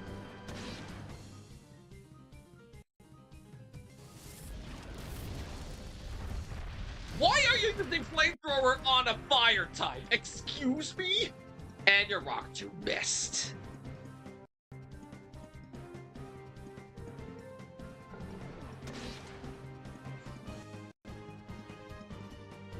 The AI is so dumb sometimes and I just love it.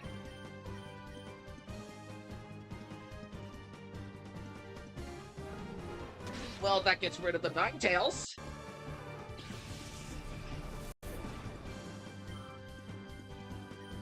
And who's gonna be Vileplume? I'm kind of amazed your Vileplume is not burnt up to cinders, considering we're in the middle of a volcano. I guess game logic? But I should be saying the same thing about my Butterfree. Why it's not burnt up just by being out inside a volcano.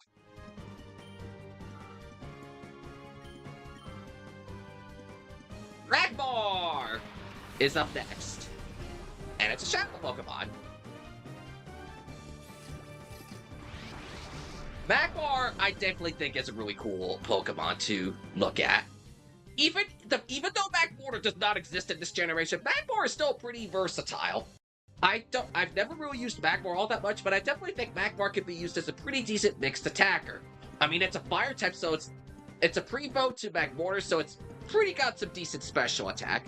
But its physical attack is not bad either. I know this Magmar in particular comes with like Flamethrower, I think it's Flamethrower, Cross Chop, and something else. In its starting moveset, so I'm like, hey, if you want a pretty decent fire attack that's a mixed attacker, Magmar's not a bad option. I definitely like Magmar, and even if Magmar doesn't exist, I don't think it's really necessarily needed in this game. I mean, Magmar would just skyrocket that special attack to oblivion, but you already got a pretty good moveset on this Magmar if you want a pretty good fire type and you don't have one on your team yet. Magmar gets Follow Me? This Magmar gets Follow Me in its starting moveset? Okay, that I did not know. Very interesting.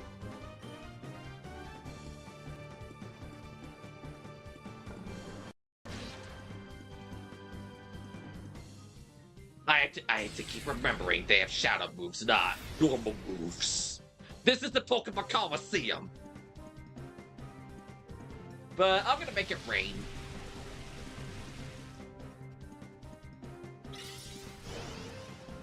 Actually, since it's raining, my fire type moves are not gonna do too much here either.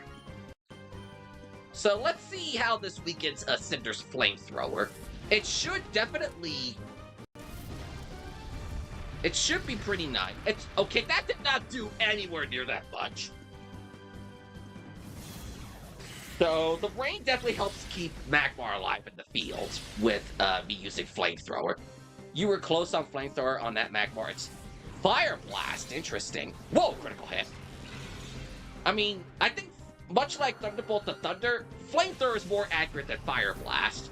But I mean, Fire Blast is still a pretty decent move to have on the Magmar. Ooh, Pinsir, and a Shadow Pokemon. I don't remember too much about Pinsir, other than it gets a Mega Evolution in a couple generations. I never really used Pinsir myself, so I can't say too much about Pinsir, but I definitely think it's a nice addition if you definitely want to consider having something like that. I'm going to start charming this thing.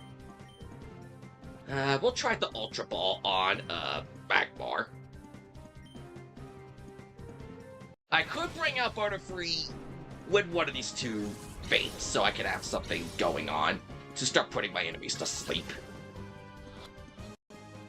We might be in trouble having two shadows on the field at the same time here. Oh no! Pinsir has Hyper Cutter. I can't play the Charm game on Pinsir.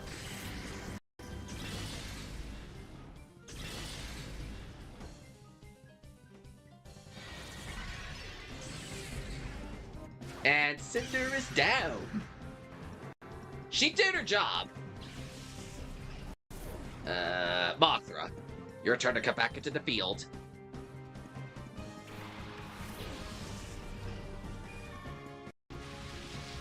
This Pinsir has Helping Hand. Apollo's hanging on with 2 HP. Alright, let's get Raticate in the field so we can get him purified a wee bit more.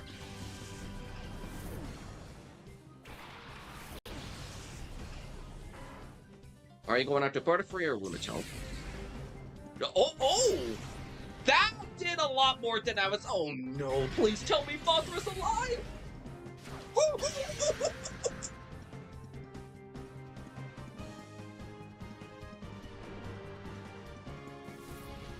Okay, I need Mothra and Raticate to work together here. That Pinsir hits hard. Scary face this thing. Yeah, I need to slow this Pinsir down a little bit before it causes any problems to me. Oh no, is Butterfree dead? Why did you go after Raticate? Butterfree is a free KO right there. You had a free KO right there, and you failed to take advantage of it. This AI, man, I swear, this AI is so dumb sometimes. Tag, I am so sorry if I mispronounced that name. Welcome to the stream. How are you doing? Hope you're having a good day. I was just a little taken in by what's going on in the game. Pinsir has base 125 physical attack and base 100 physical defense. Yeah, this Pinsir hits hard. I need to take care of this Pinsir, like, immediately. Wait a minute.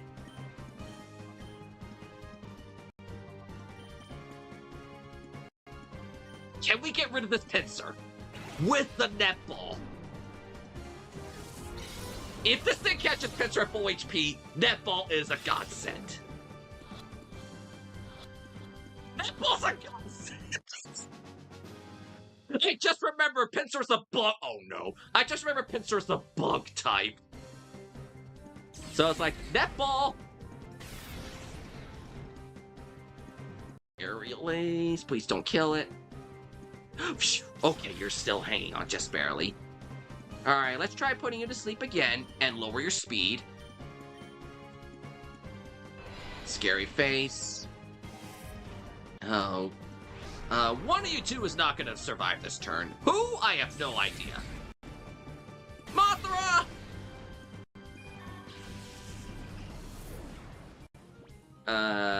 Altaria out, so... I can at least get a little bit in the purification.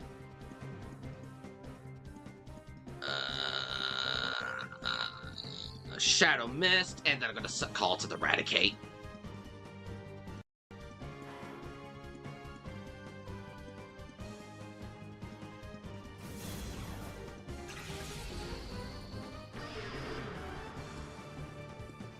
We got the bigger threat being the Magmar out of the... Not the Magmar. Magmar's right here! The bigger threat and the Pinsir out of the way. How is Eradicate still alive is my question.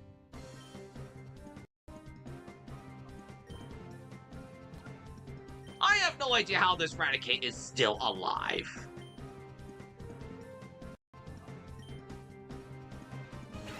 But even if my sleeper is defeated, we can still defeat Magmar without any difficulty.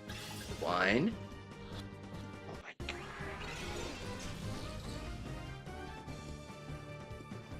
If Eradicate goes reverse mode, Eradicate is dead. It's not gonna live with 3 HP.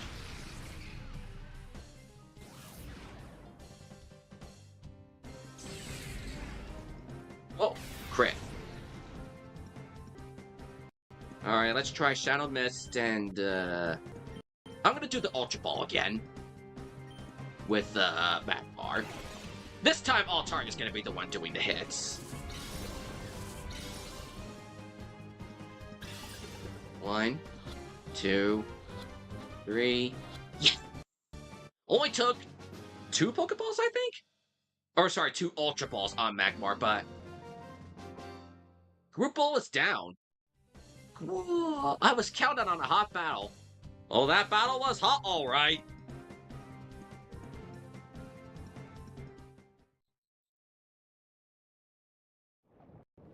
And you know, I think this game is going to be so kind of generous to us that we now have another healing spot, so we don't have to go all the way back to the beginning of Citadark to heal now. Instead, we can only have to go back to the bottom of the lava fall here. So it's not super far back like it was before, but we still gotta go quite a ways back. Oh, wait a minute, I don't want to spoil the Shadow Pokemon list. But I'm curious, how far along are some of my team members, some of these Pokemon in the PC from being purified? Let's get Apollo up front so everyone in the team can hit 40.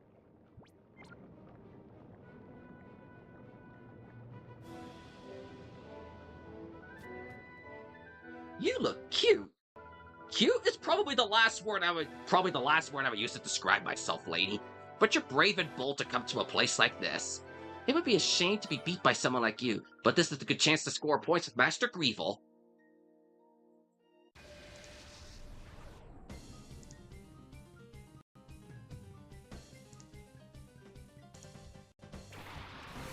This is probably an Intimidate team.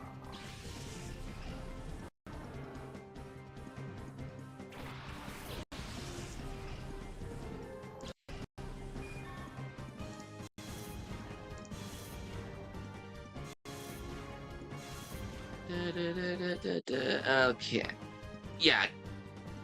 We're sticking with the special attacks because the Intimidate kind of weakened our physical moves by a little bit. It's not the worst thing to happen. Oh, Apollo's just about to level up anyway.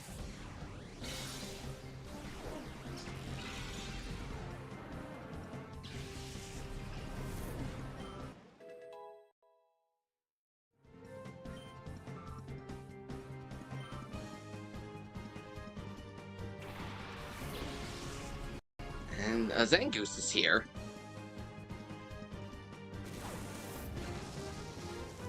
I think I got an idea. Since the Intimidators are gone, Eradicate come out.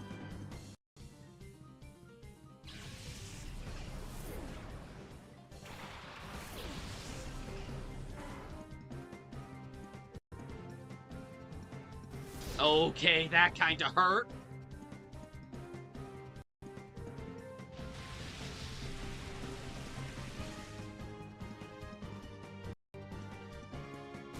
I was planning on switching out Apollo anyway, but I had the rain set up for a really good reason. And let's see what, I'm gonna summon Speed. What did this Raticate learn? Hyper Fang? Cool! I'll happily take Hyper... Actually, we'll try Hyper Fang on the Zangoose. If that Zangoose does another slash on Raticate, Raticate's as good as dead.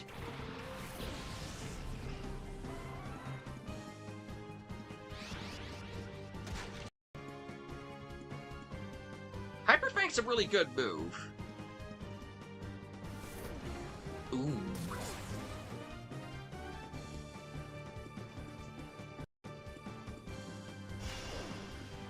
Raise your attack. But you know, Speed is out here in the rain, so you all know what that means. Thunder Spam!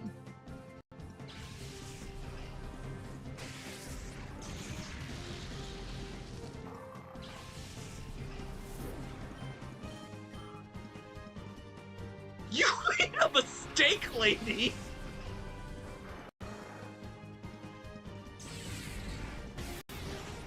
Oh gosh, this Zangoose is gonna cause Really? You waste your time taunting me? You could have knocked out Speed or Raticate right here and now! Not complaining, but okay!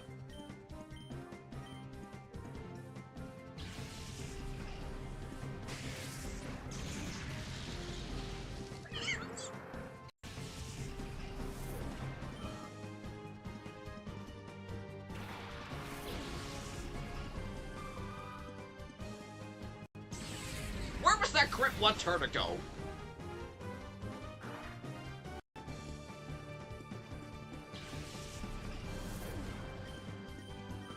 And now the rain continues to fall. Eradicate with the Shadow Rush. I think with these two, we got this. I don't remember what Eradicate learns once it hits the final lock. I want to say Super Fang and something else.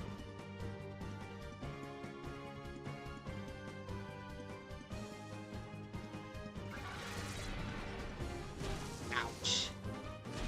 Ouch. Ouch. And the rain stops.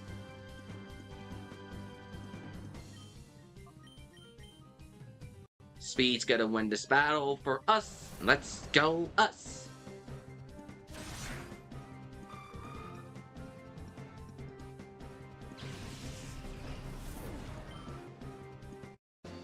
Kimberly. Master Greevil better not have seen this. And thankfully, the healing machine is right behind us.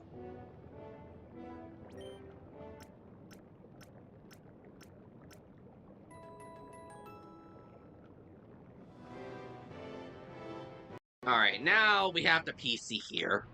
So we don't have to go all the way far back, thankfully. But we have 1, 2, wow, 4 Pokemon very close to hitting the final lock and purification. I definitely think we'll start getting those alerts when we're almost out of here. Wait, did you say Super Hyper Fang? It gets both, but Super Fang is... It just learned... Raticate just got Hyper Fang. It learned Scary Face and Hyper Fang. So Super Fang must be from hitting the final lock. I'm not sure what the final move of Raticate is through purification, but let me pull up. Let me actually pull up what Raticate learns by level up. After level 34, Super Fang at 40, and it only really gets Endeavor? Yeah, Raticate is not exactly gonna be really getting any more moves. Unless we go to, like, the move tutor or TM. So, yeah, Raticate's kind of stuck with this move set. If we... let me look up. Let me pull up TMs again. Where do I get Facade? Facade. Mount Battle, okay. Refresh, okay. Refresh is the final move for Raticate. Yeah, I think once I purify this Raticate, I might just put it into the PC. I like using this Raticate, I just don't see it sticking on my team, considering its only move it gets by level up after purification will be Endeavor. If it had Guts, I would have a better way of looking at it, but it just doesn't have that, unfortunately. And I would have definitely taught the Raticate Facade at that point. But that's just sadly not the case this time. And then we could put Magmar and Pinsir inside the purification chamber once we get more shadows purified. Just gotta be running around a little bit to get that happening. We got a few more shadows to tell. We got quite a number of shadows to go, and we've seen quite a lot.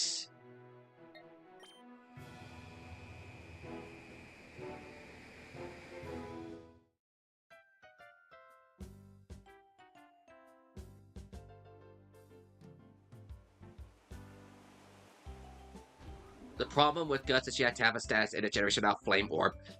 I think Toxic Orb would do essentially the same thing. Says as long as you have any status condition, it's not going to cause any. It's going to cost the double powers up with Guts. If my Raticate had Guts, I would have wound up just doing Toxic on Raticate and then spamming all the powerful moves like that with it. But neither of the orbs exist in this generation, which I do at least have a Toxic user in the form of Shuckle. But that would have changed my. But the fact Raticate has Runaway changes my game plan with him entirely, sadly.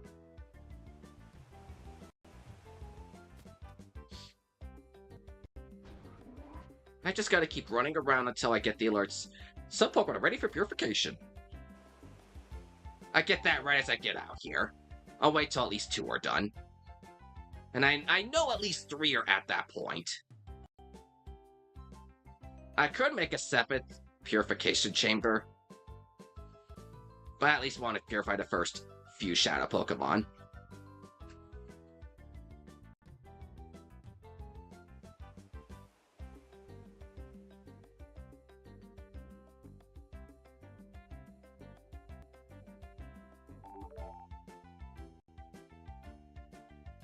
And we got our second Shadow Pokemon ready for purification. I think the next one to get hit with that would be Dodrio. So it's just running around a little bit more, and then we'll get Dodrio with that purification alert. Guts ignores the burn reduction. Very interesting to know. So Guts just powers up move. It just like essentially cancels out what the burn would do. Wait, Farfetch got the purification alert before Dodrio? Wow! That's funny.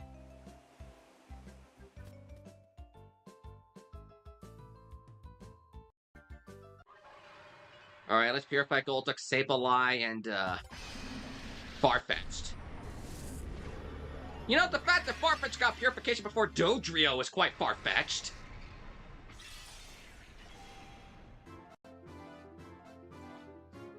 I might just make a 7th purification chamber set so I could get another shadow going at one time.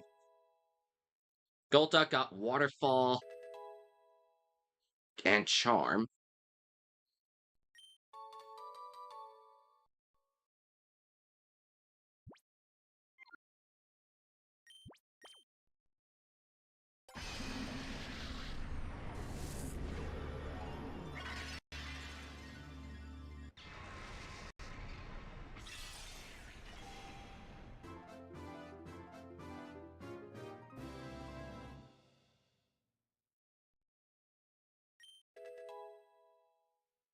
Yep, Sableye gets Shadow Ball and Helping Hand. I think the Sableye just acts on as a pretty nice support.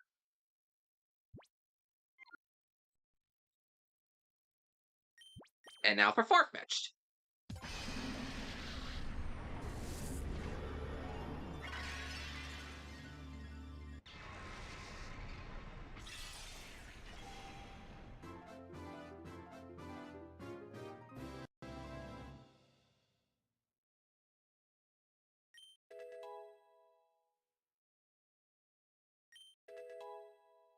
Slash and Baton Pass?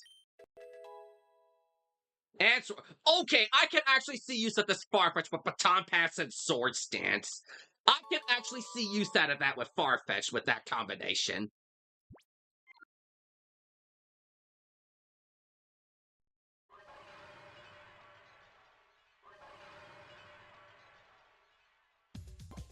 Alright, let's get Magmar and Pinsir into Purification Chamber. Oops, wrong thing.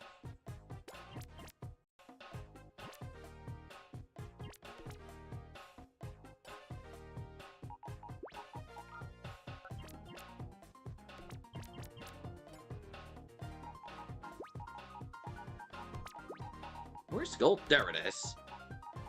What did Golduck learn from Purification? Psych-Up would have not done anything against Lovarina. Brick Break, definitely, probably. Sableye, yep, Shadow Ball on Feint Attack. I had a feeling Sableye would get both those moves. This Sableye actually doesn't have a bad starting moveset. Shadow Ball, Feint Attack, Helping Hand, and Recover. Like, the thing that holds the Sableye back, in my opinion, is the stats are not the greatest. But it's got a really good starting moveset, a really good ability, and a really good typing. It's just the stats hold it back. What does the Farfetch have as its starting moves? Slash, Baton Pass, Sword Stance, and Aerial Ace. Not a bad starting moveset for Farfetch'd.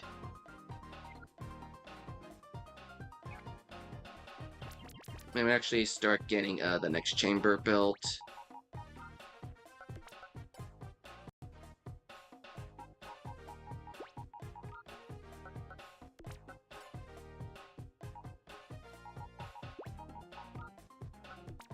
I gotta need something that...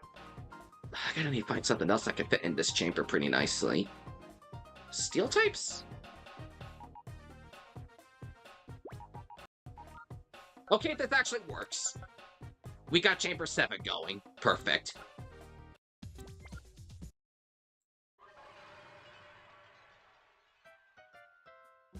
We actually got that going.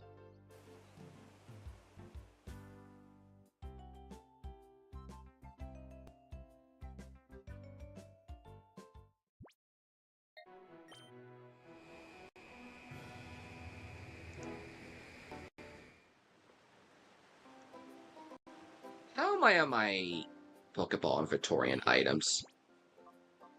Yeah, we're still doing pretty decent on Ultra. Yeah, we're still doing pretty good on Pokeballs and healing items.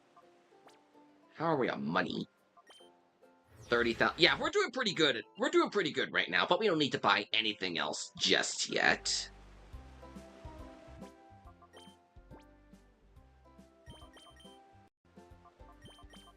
As for Eradicate and, oh, hey! Altaria learned... Altaria got Aerial Ace! Yay! Eradicate's not too far with Purification.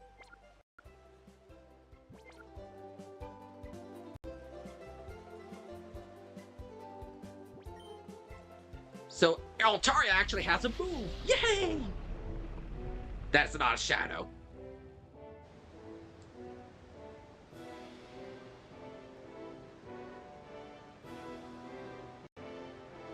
Alright, let's get back into the volcano. So we can actually start progressing ahead a little bit.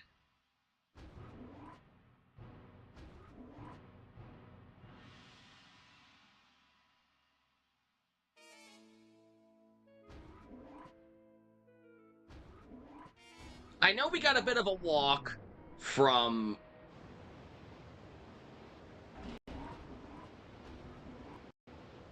the start to where we are at, as far as our farthest point in Citadark. But hey, the more we keep on going, the more we go back. Would you mind if I gave you the Bulbapedia list of Shadow Pokemon contains everything in the... That would probably help as far as remembering the moves that the Pokemon have.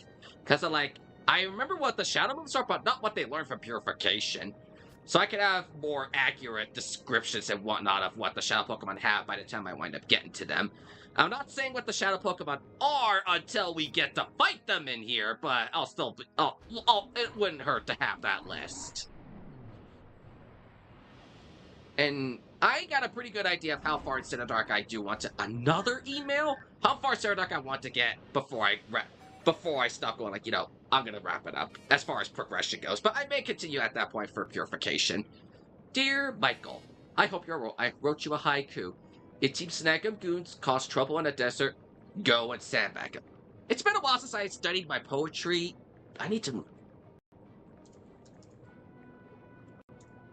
haiku is a short, unrhymed poem in form of Japanese. That explains my Japanese origin. English typically structures a 5-7-5 syllable pattern. Haikus generally focus on a specific moment in the nature of seasons, intuitively linking the imagery to the human condition. If Team Snag'em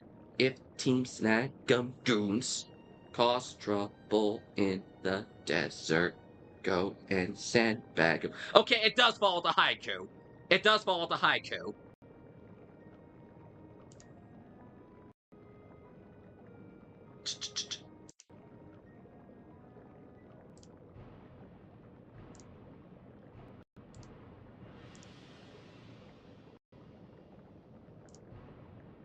Send in DMs. Well, I just sent your friend request to Discord because, well, I have it set up so I don't get just DMs from just random people. Because I've been through enough on Discord over the years. I'll just leave it at that to make me go, yeah, I'll only take DMs from friends. But yeah, that's just my fair reason and excuses. Oh, thank you for the list, Joseph. So I have that. List of shadow Pokemon. Let me go to XD and pull up their moves. We're quite a ways into the game, so let me get to... Here we go. Wahahaha! You thought there was no one this way, did you? You're not getting off the hook that easily.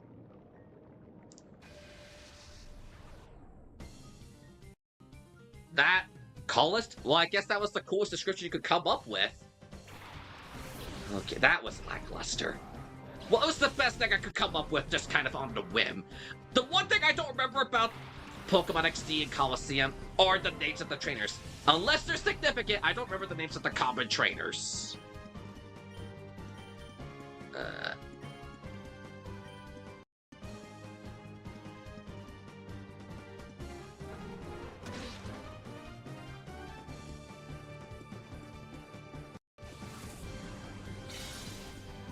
Is Butterfree just barely hangs?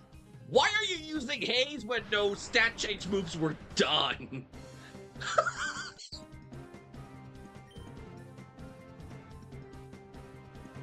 Why did... I don't understand this AI sometimes, okay? It did Haze, yet no stat changing moves were used at all. The AI is so stupid in these games. And I find it hilarious sometimes.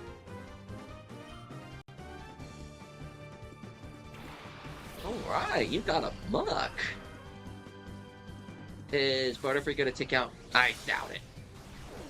She was close! Uh-oh. That was not as bad as I thought it would be.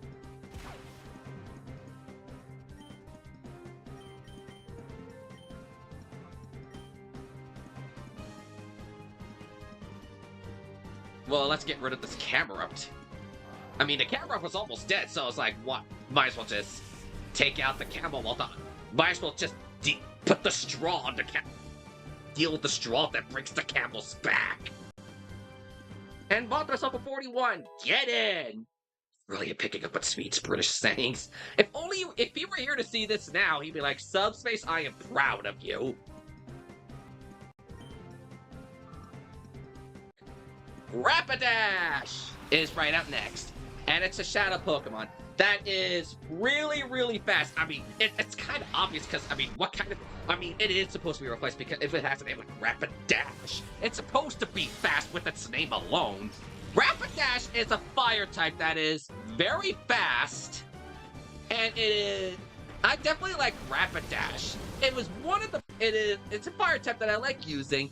It has a pretty nice move set. It's got Sunny Day plus Solar Beam and Flamethrower, which is really good combination if you want to do Sunny Day teams. But this last move, why does it have Baton Pass in its starting move set?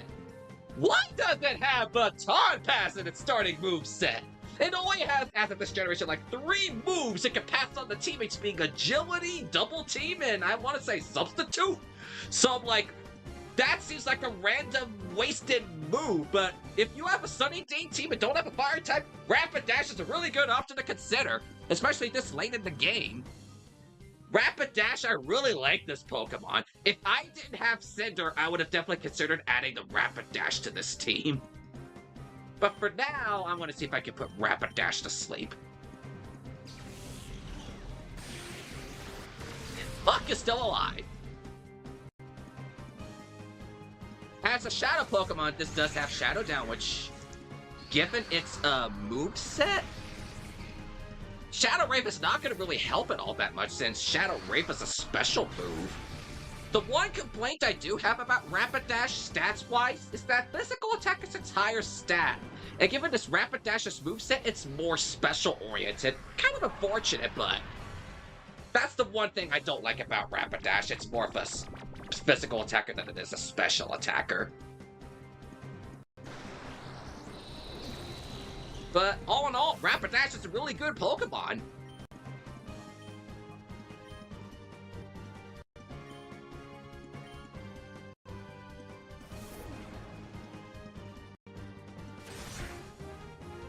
And Muck is defeated. Yay!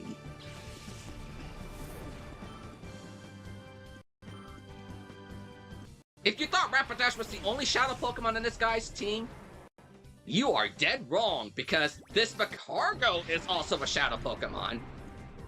Excuse me. Magcargo is a Fire Rock type. I've never really used Magcargo before, so I can't give it too many uses, so I can't say whether about the good or the bad of it. But as for this Magcargo, it definitely does have really good movesets with Heat Wave and Flamethrower. It definitely makes up for that Fire type uses. And it comes with Earthquake, which is a really nice move to have, but its low physical attack is already going to be cut even more when Earthquake is spreading amongst multiple opponents, including your own target.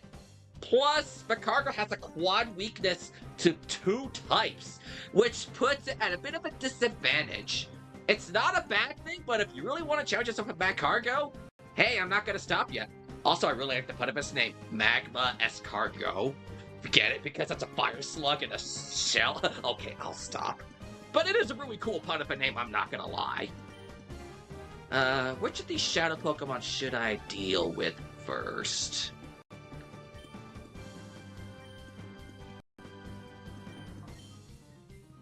Let's do the Ultra Ball on Magcargo first. Hey Sack4, how you doing? Welcome, how are you doing? Hope you're having a good day so far. We're making quite a ways in Citadark Isle. We're in the middle of the volcano itself. Oh, we got Magcargo on the first try, full health. Let's go!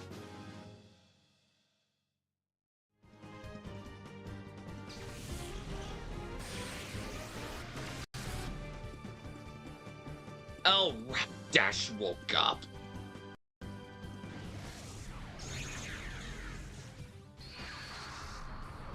I really want to use this Rapidash, but I don't want to get rid of Cinder when we're this close to the end of the adventure. I'll have Rapidash in the post. I'm gonna likely put Rapidash in the post game team. No, I'm not gonna risk it. Hyper Potion, Mothra, and Sleep Powder.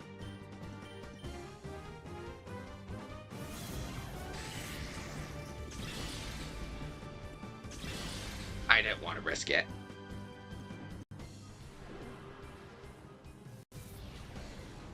Still like the design? I'm not saying Magcargo's a bad Pokemon, it's just, it's got a couple things tearing people away from it. 2 quad weaknesses being among those factors.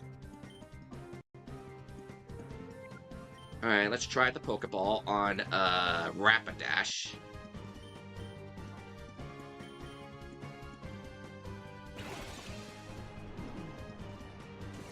as I said earlier, I like the pun of Cargo of Magma Escargot. I really do like that. And we caught Rapidash in a Pokeball. Let's go. We're doing pretty good on the Shadow Pokemon here. That is the coolest thing about this so far. I just can't battle in this wicked heat. Magcargo and Rapidash are both sent to the PC. Now Dodrio is ready to be purified. How much longer until Raticate gets the final lock?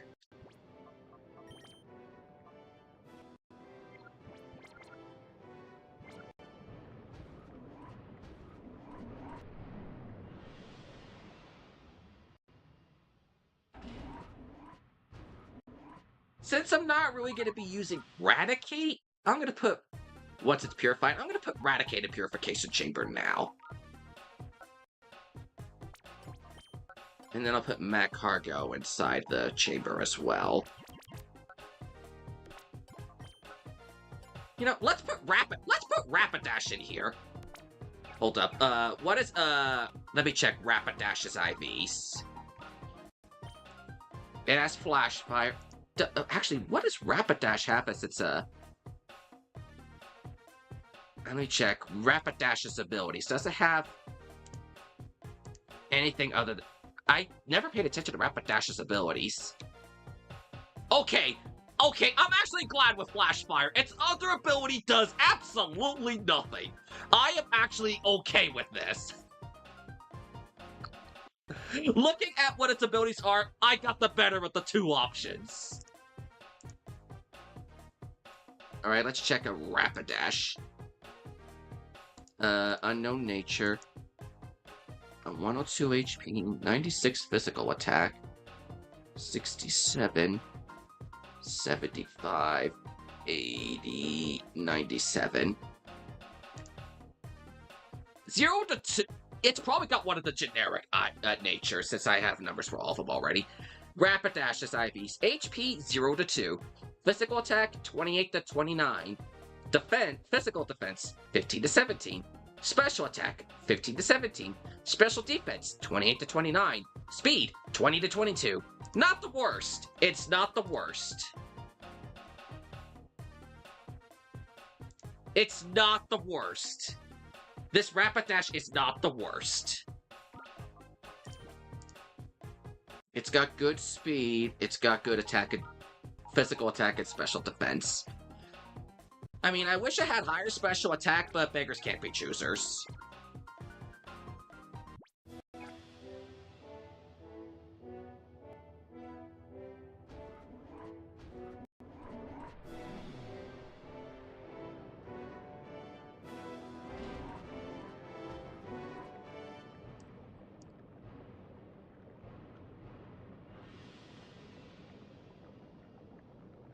We're playing some Ruby now to fight Watson.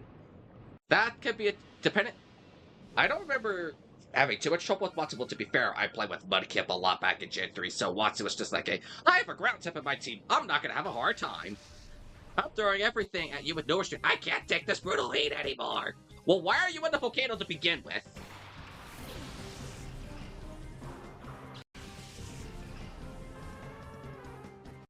Speed and Mothra. Here we go. Let me actually take a look at what you just sent me here. Reverse mode is a condition that will sometimes interact or using a move in Pokemon XD Gale Darkness counterpart to Hyper Bowfield Coliseum. Pokemon Purify won't reverse mode. Entering reverse mode. Pokemon enter reverse mode after using attack at Battle Wall. Pokemon to reverse mode stats meter turns red and black. An aura of the same color appear around the Pokemon as seen with the aura reader. The odds to reverse mode depends on the species and how much of a heart gauge is left. Unlike Hyper mode, the value always increases the closer Pokemon is to Purify. Oh, okay. So, none is 0. First bar is... Really? Second bar is... Third bar... Okay. So, interesting. I never knew of that. The value none refers to when a Pokemon whose heart gauge is completely full. Oh! I was so confused with the way it worded it with first bar. I'm like, okay. But now that I'm looking at these numbers and this page, That makes a lot more sense.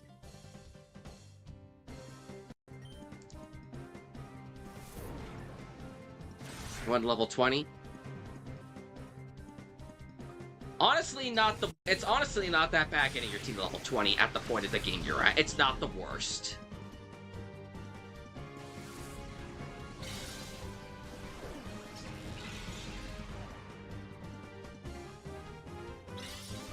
So, if I were to look at this with the Pokemon I have right now, Altaria has a 50% chance of reverse sword right now, and for Rapidash, it is a 10% chance. Okay.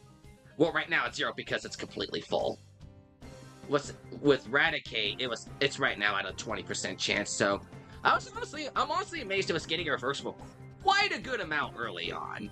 So I'm honestly amazed that Raticate was getting in there a lot more often. The highest chance of reverse mode is a 50% with... That's actually not that bad of a lineup for some of those Pokemon. Mostly endgame, but a lot of those Pokemon are nice for how often those are going to go in reverse mode. Team consists of Grovyle, Tailo, Aron, plus some Minun, Zigzagoon, Ralts, Dustox, Banana, Tentacool, and Itty. Not a bad lineup. Your Zigzagoon should hopefully be close enough to evolving it to Linoon. Well, that's level 20. So you shouldn't be too far away from that evolution.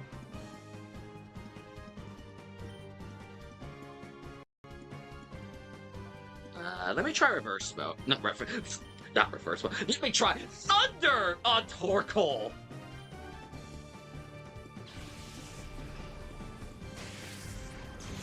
Let's go!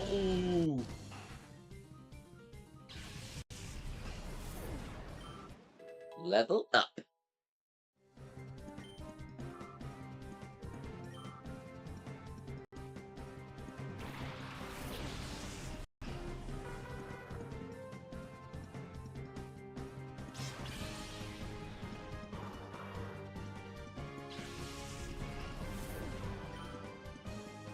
It's also not also half steel because that'd be a problem since you don't have any.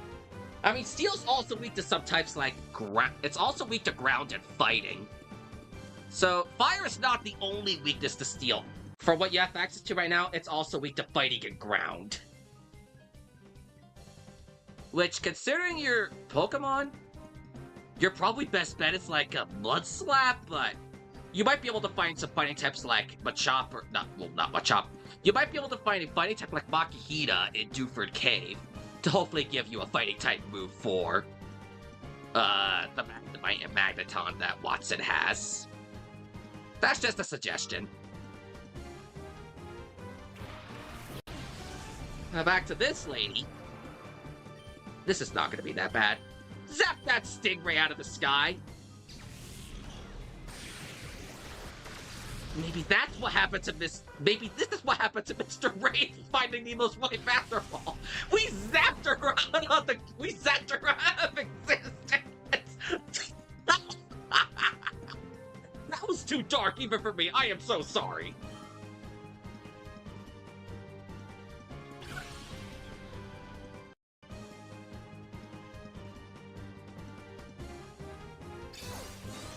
I'm kind of surprised to see some of these enemies do actual attacks. So it always amazes me to see what moves these common Pokemon wind up using.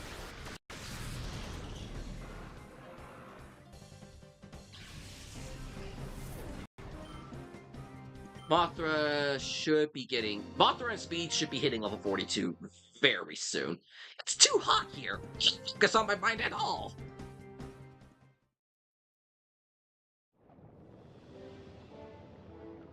Two full restores. Considering I just used one in the battle with the the Magmar, I'll take it. How am I on my HP?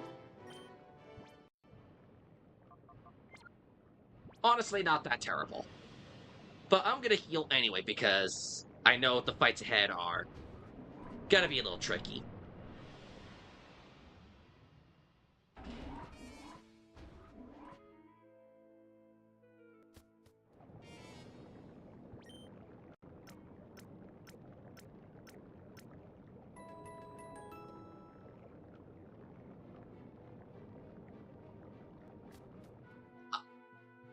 I'm sure you guys have probably already picked up on this by now, but I am thinking by the time we get to the post-game stuff, I'm going to probably have 2 full teams of Pokemon to choose from, because some of the post-game battles can be very tedious and very difficult. As you guys probably saw my monthly update post, I can't promise anything on the post-game Coliseum with how brutal the AI is in that. And the Mount Battle stuff is also very tedious. And I want to try something with the team I've been raising in the story, but also have a bit of a backup in case I want to have something competitively viable for those areas. Because I know how brutal the end of Mount Battle and the post-game Coliseum can get. I know how brutal those can get. So we'll see how my story team is by that point, and then figure things out. My name is Carbon, and my name is Petro. Together, we bring the double power explosion attack. We're fighting Carbon first.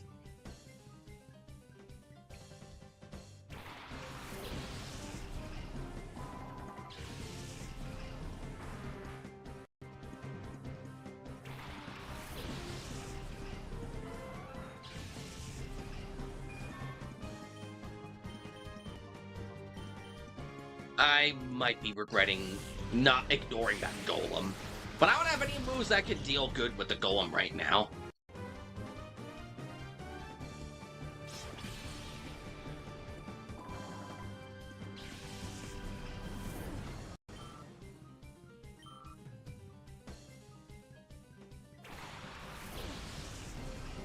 I am scared. Anthra!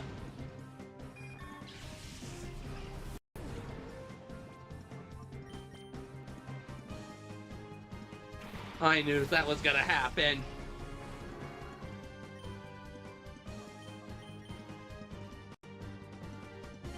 We gotta do something about that Golem.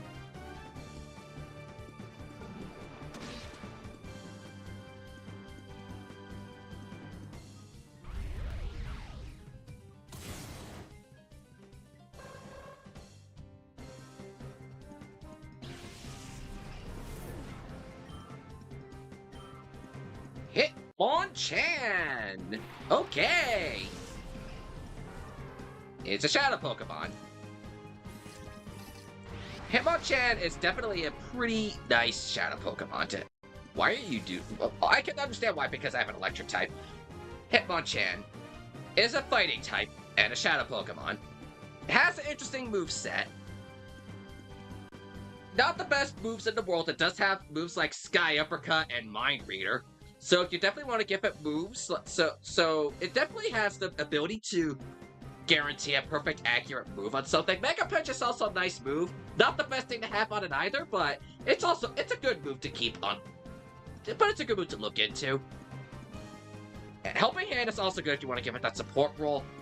As of this generation though, Iron Fist does not exist as an ability, and the physical special split has not happened yet.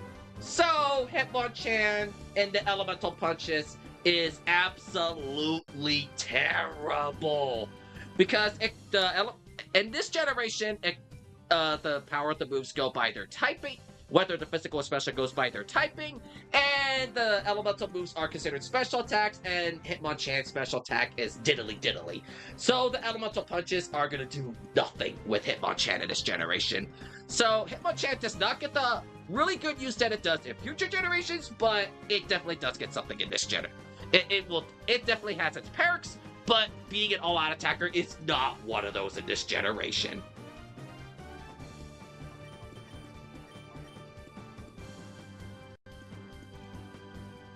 Alright, let's get rid of this Golem. Since Mothra's down, I'm gonna have to rely on Paralysis instead.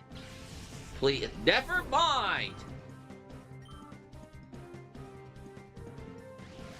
At least they give the Shadow Hitmonchan a way to use to make use of the high physical stat with Shadow Rush and Shadow Down. So it definitely does get makes use of the physical stat while as a Shadow Pokemon.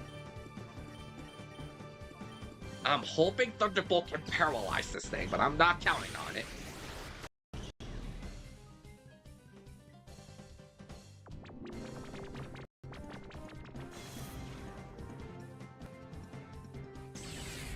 That hit hard.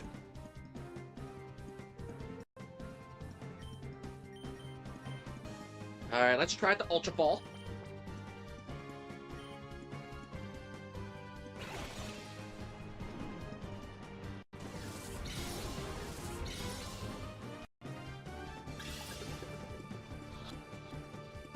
This could be a problem with the Hitmonchan. Stinking crit!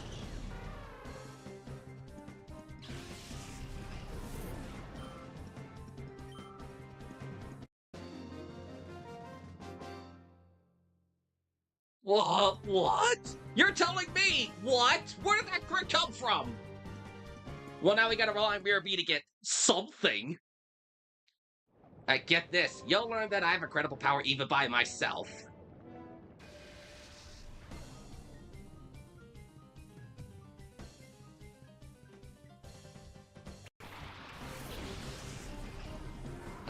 Who's the front? Apollo or... Okay, Apollo.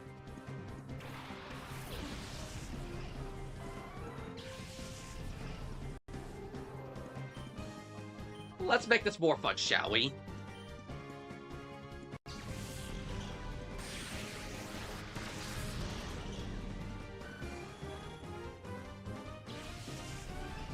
Level 70, not 70. I wish it was level 70. 42! Finally, Speed is learning Thunder Wave! And for this, I think I'm gonna go over Bite. Quick attack to get that little fast picking damage there. I might find something through Move Tutor or TMs for speed to replace over Quick Attack, but for now, I just don't think I can find anything else to go for that. AI being dumb moment. How many times has this happened this stream? And here comes the rain! How you doing, GameSpy? Welcome to the stream. Hope you're having a good day so far. Actually, let me revive Butterfree.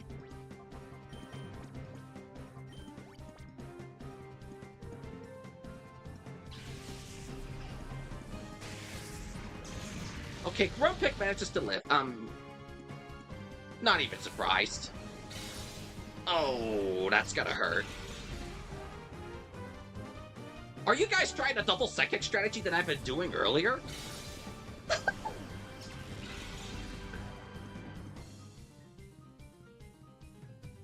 Fair Fleeing ZA, I got tired of mobile apps. Completely fair on that one. I got the Rain Dance, so you're not going to be doing much, but... The thunder comes down! And Grumpig is out of here.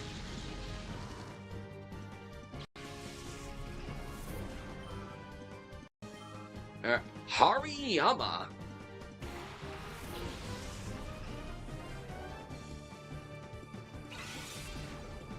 I mean, Apollo with the cosmic power was what helped being saving grace in the fight with Gorgon in the previous stream.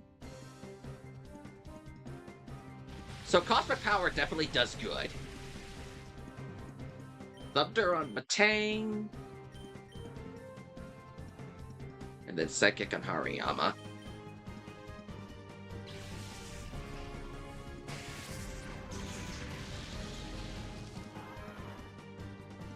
And that takes care of Matang.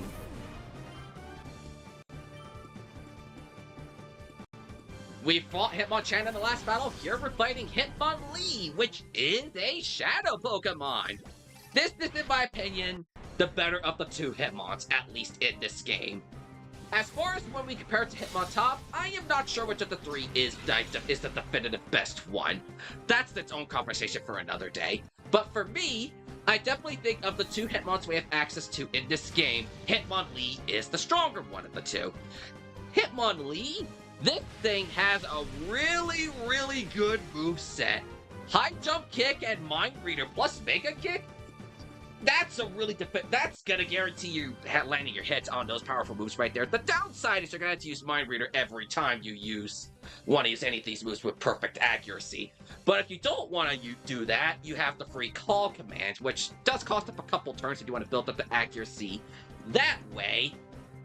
But I definitely think Hitmonlee's the better of the two Hitmons. Plus, this thing is holding a black belt, so if you want to raise any of those fighting type moves of your own choosing, you definitely want to catch this thing. Its last move is sadly refreshed, so you're definitely gonna get some other stuff in that. You can find some other stuff with that instead. Hitmonlee, as a Pokemon, I believe has Limber, so the paralysis thing is gonna do absolutely nothing for me. Considering I just spent all this time trying to get Thunder Wave on speed here, it's not gonna exactly do much wonders. As for moves, Hitmonlee will also learn Endure and Reversal upon level up. So you can't go any worse. Can't go any worse for a Pokemon other than having Hitmonlee in your team. So there are definitely good options, and Hitmonlee's a really strong physical attacker if you want one. Definitely the better of the two Hitmons in this game, as I said so before myself. You got really good options here. For this fight, though, I'm going to try weakening. I got to get rid of Ariam first and foremost, get that Hitmonlee by itself. Since I know this thing cannot be paralyzed, I am not going to waste my time doing Thunder Wave or any of the electric type moves on it. Oh, yeah. Remember how Arbok has Shadow Half? Hitmonlee's the second of 4 Pokemon to have this move. So that already makes this Hitmonlee a really interesting Shadow Pokemon, and I'm scared Rock Tomb is gonna knock it out or do something worse. Thank you for missing! I never thought I would say this, but thank you for missing! I never thought I would say that. Thank you for missing! I never thought in my years of gaming and Pokemon I would be saying those words. Thank you for missing! Let's get Mothra out. Hitmonlee must recharge.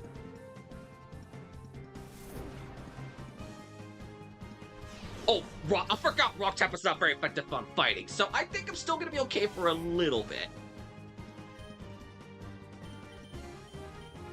But hey, time for your nap. Hitmonlee. I'm not letting you go like I did with Hitmonchan.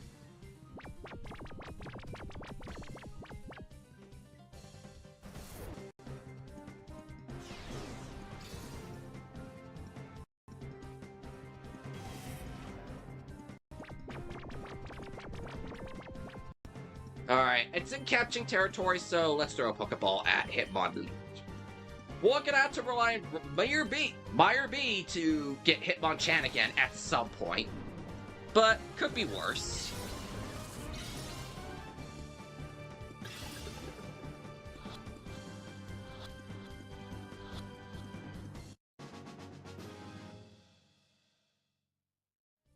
And we actually caught Hitmonchan on the Hitmonlee on the first Pokeball.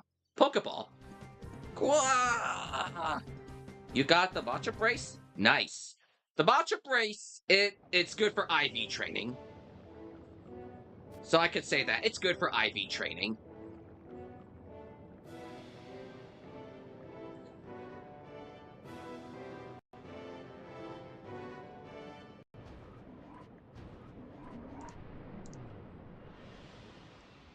So, yeah, we're making really good progress in Citadark. I mean, we don't have too much farther to go until we get to the point I really want to for today's session. And I know Dodrio's about to hit the final lock. Or rather, Dodrio has hit the final lock. I don't know if anyone else is about to yet.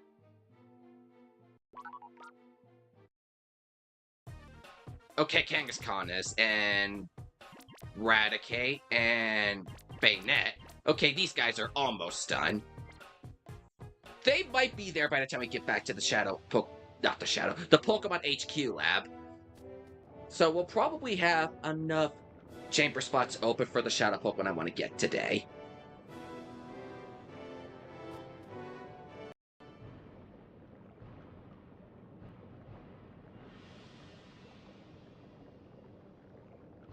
making really good progress in Citadark. Been going for about 2.5 hours, and we're at the end of the volcano stuff. I mean, I left some of the side trainers behind because, well, I have my reasons for that. There's a shadow Pokemon a little later in here that I want to put on my team. I don't want to say what it is because I want it to be a surprise.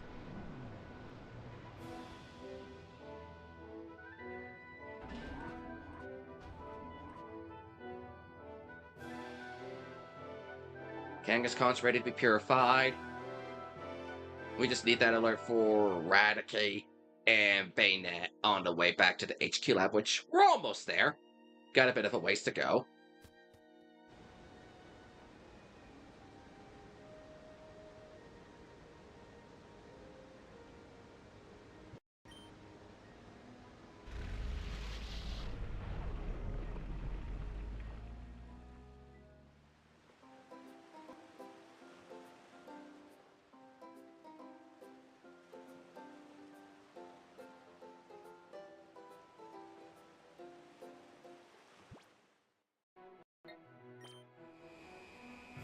Do do do do do do do do do.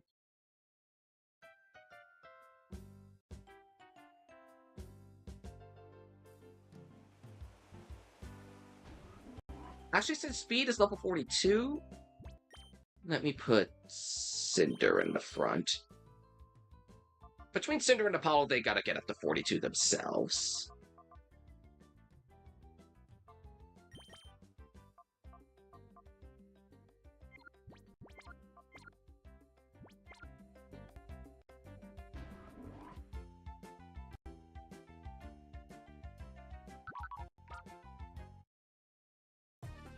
Yeah, you two are almost ready to go.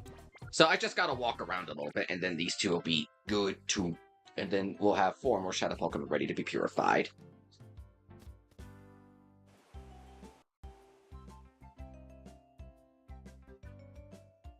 The boring part, just running around and waiting for the final lock is ready to be opened by your Shadow Pokemon in the Purification Chamber.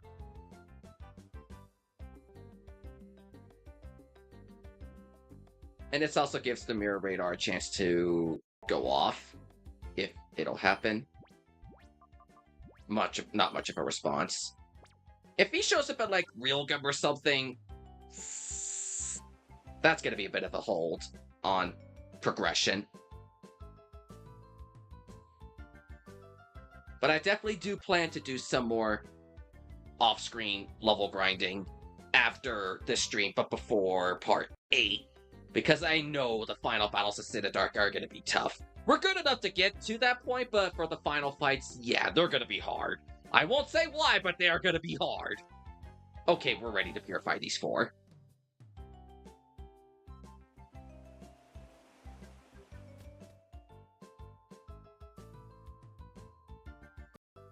Time for purification process ceremonies galore. Dodrio is first.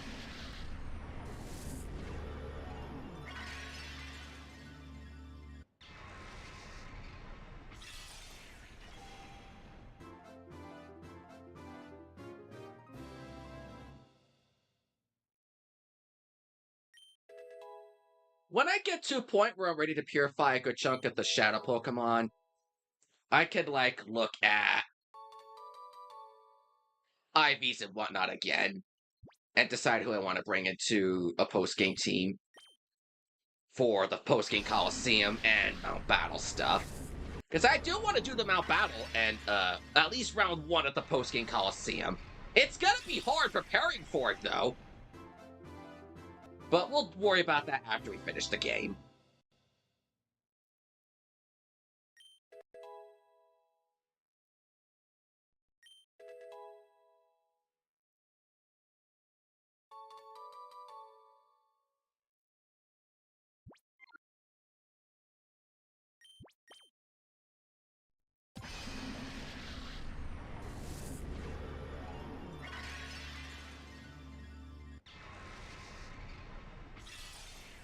Alright. Kangaskhan is also set to be purified.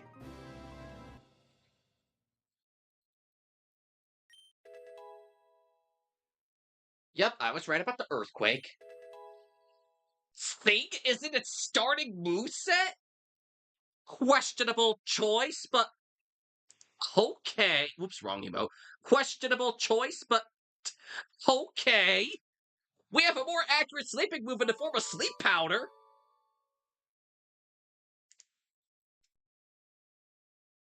Alright, let's see how much Raticate levels up. Since Raticate was used in battle, quite a good amount.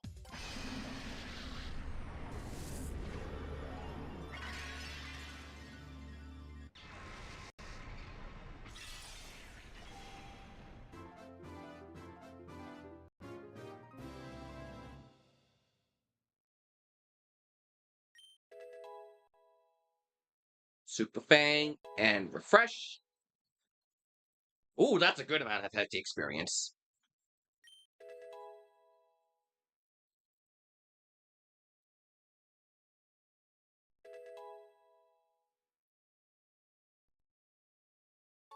I think it only got 2 levels out of that, which, no big deal. And because I was using this guy for a while, I will give him a nickname. The sneakiest and most gnarliest name of them all to give to all rats. Professor Latigan! What? I had to reference one of my favorite Disney villains in this playthrough somewhere.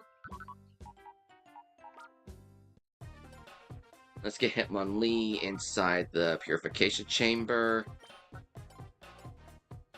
Dodrio's over here. Raticate is over. Sorry, Ratigan is over here.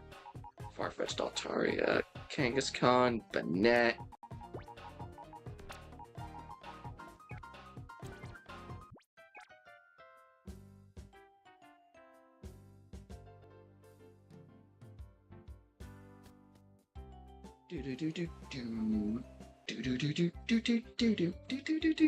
Alright, back to Citadark.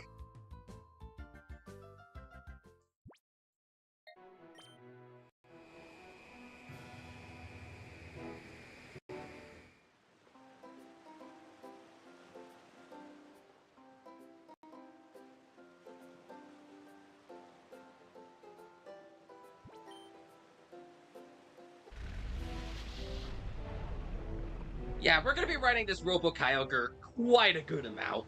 As you've already seen the last however many times we went back and forth from the mainland to Citadark.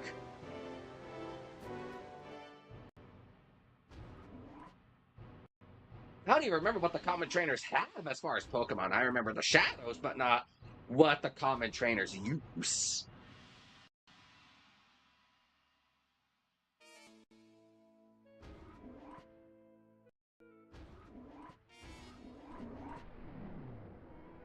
We shouldn't be too much farther from our destination.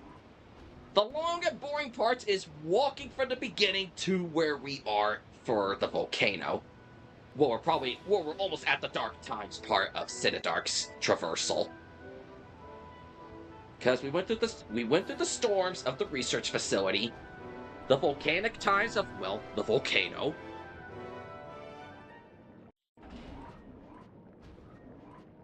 Oh, I cannot believe I missed this chest. What is even in here? 2 revives. I cannot believe I missed them all this time. I'm so blind.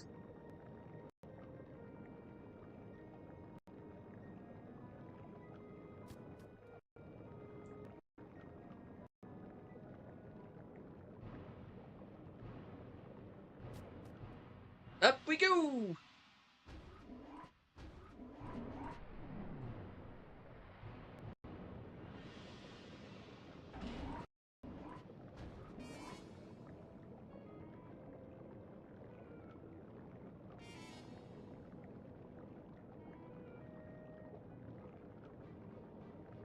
Alright, here we go. To new areas and new territories. And now, for the dark times of Citadark Isle, the High Caves. Where platforming is actually involved for once. As we find something that takes us to the middle of nowhere. But I'm sure something will come up. It's just a, waiting game. Down we go!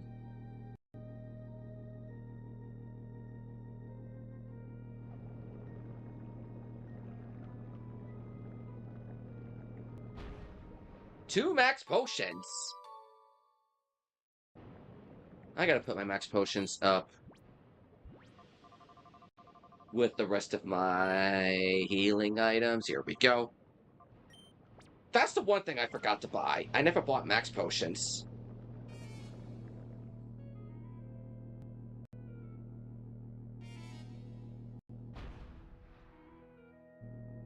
Platforming, you know, the thing that usually has jumping, which you can definitely do. I mean, you technically can do that. You jump off ledges in this game. I mean, you do at the SS Labor. I think that's the only time you jump off ledges in this Pokemon game. Gorgeously, I make my entrance with flowing elegance as I battle. I almost read that as flowering elegance. Jamie.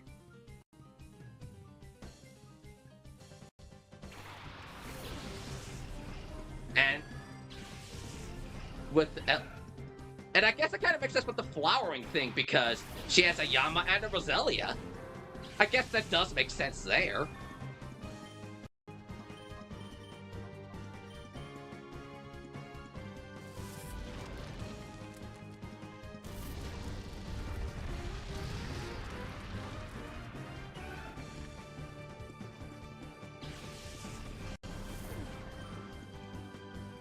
Optimus level 42.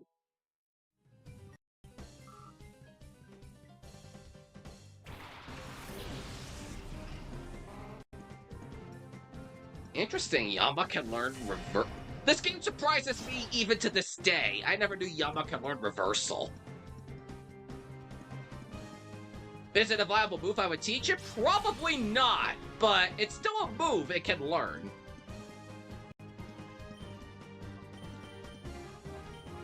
Oh, you suck.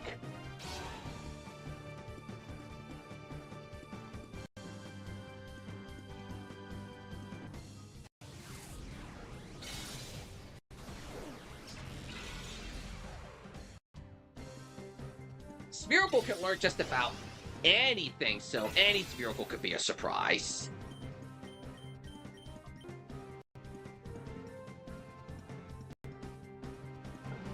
This gets rid of Yanma.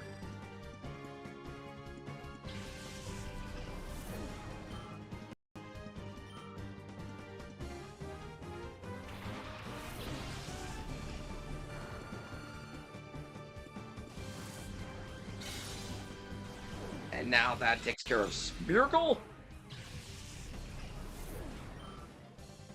I honestly don't remember what... Oh, she has an Altaria of her own.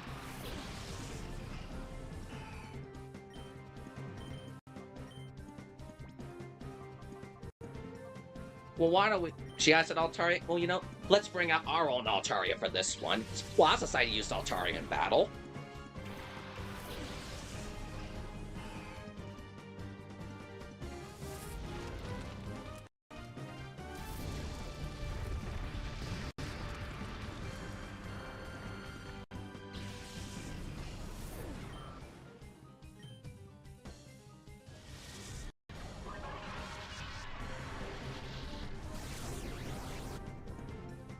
Let's see.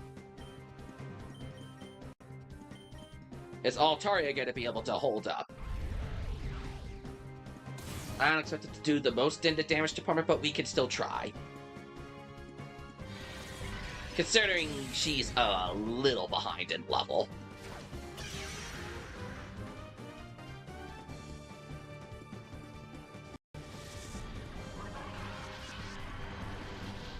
Hang in there, Houndoom. Sorry, hang in there, Cinder.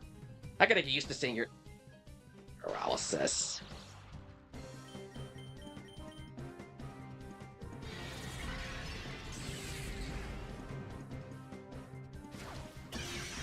I am amazed that thing is holding on with 1 HP. Oh, do I get our body slam? I guess it's a move tutor. Both of my Pokemon are now paralyzed.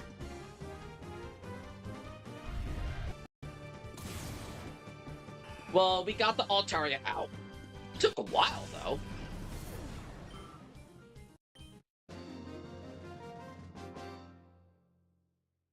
Will be an orderly tactical retreat. Farewell.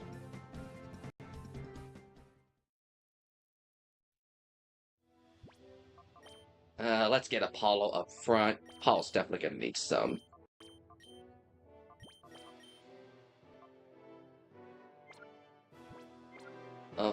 Since two of my teammates are paralyzed, I gotta run back and use the... No, get back on the platform! Get up and use the healing machine.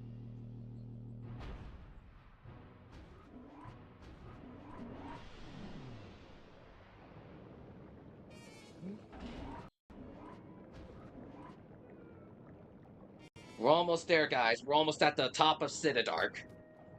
We were going down into the volcano, and now we're going up to the top of the island.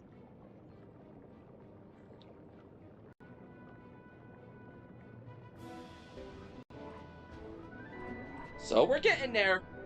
Slowly, but we're getting there.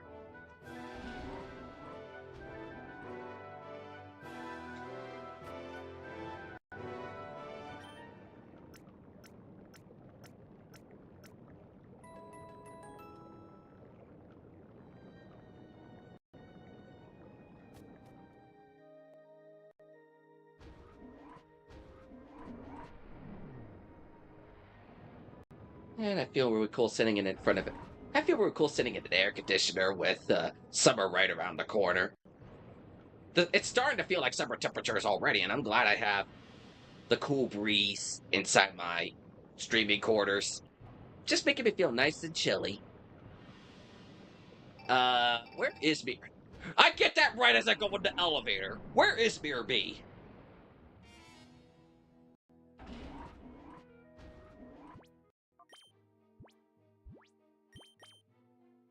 Is it really worth it to leave Citadark and go to Realgem? To have a pretty tough chance just to try and catch Hitmonchan again? I think I'm gonna wait for now. As much as get off the platform, as much as I want to get Hitmonchan, I don't think I'm willing to leave when I'm this deep in Citadark just to fight at Realgem.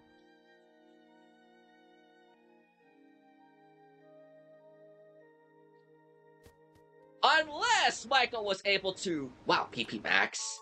Unless Michael was able to jump off the sledge and go all the way down to leave Citadark, he would have a long climb back up, and he would probably have 2 broken legs in the process, but that beats going through the whole volcano again.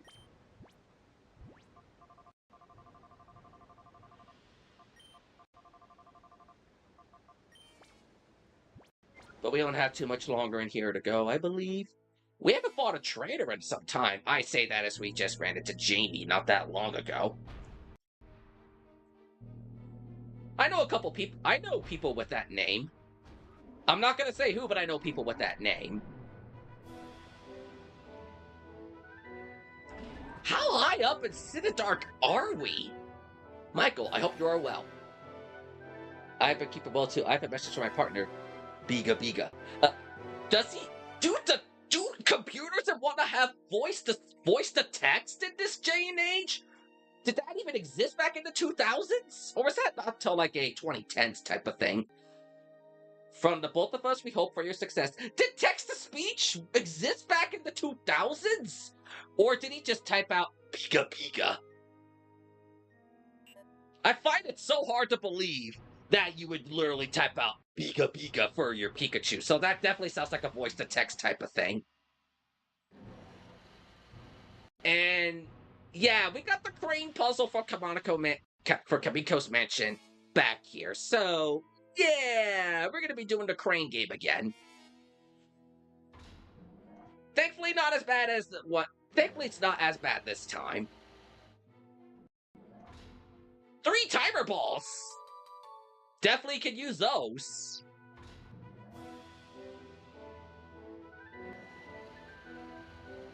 It would suck to have something happen now, considering how far in Citadark we are from the last healing point. And how far we are in Citadark in general. We could really use a way to get back to the beginning. Save us all that time traveling and whatnot. Whoa, watch your head. And keep an eye on the ground, too. Gepdal. Don't worry, I'm sure you have a little gift for me for making it this far.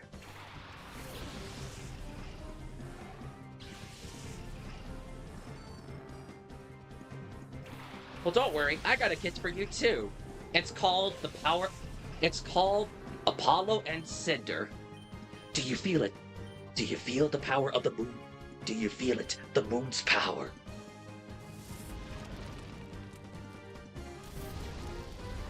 Whoa, critical hit from a flamethrower. A little overkill, but sure. And Apollo's level 41.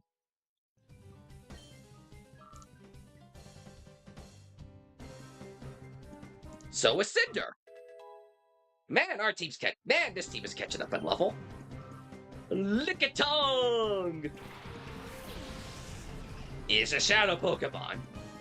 I'll talk about the Lickitung in just a sec. Do you feel the power? Shine down.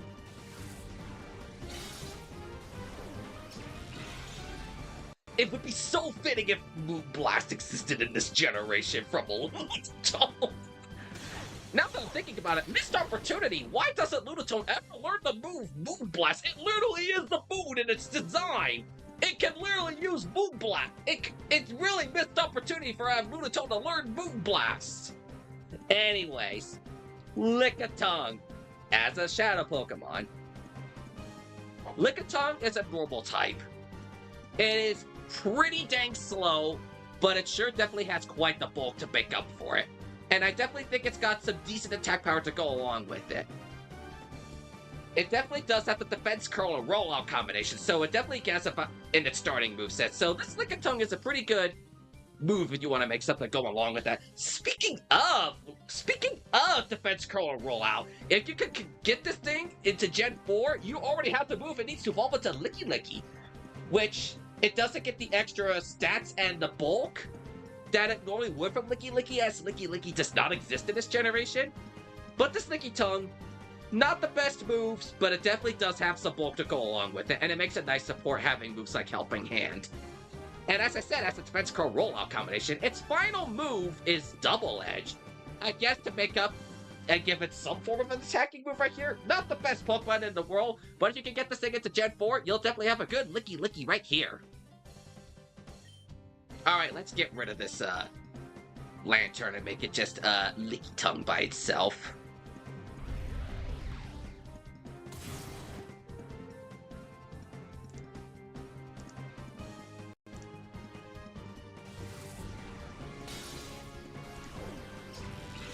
Alright, not Lantern. Lickitung is by itself. Well, technically Lantern's down. So technically I got something in here. Oh my gosh, how powerful is this gonna be? Not as bad as I thought.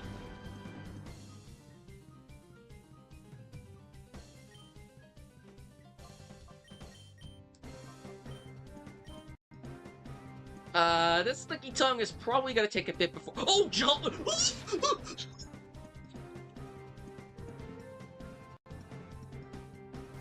That critical hit scared me.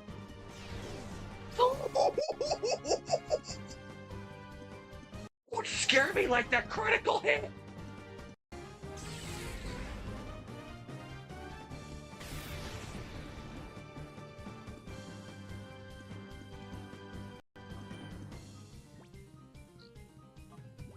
We'll do not timer. We'll do an Ultra Ball. And just in case it escapes, I'm gonna switch to Mothra so I can put Lickitung to sleep.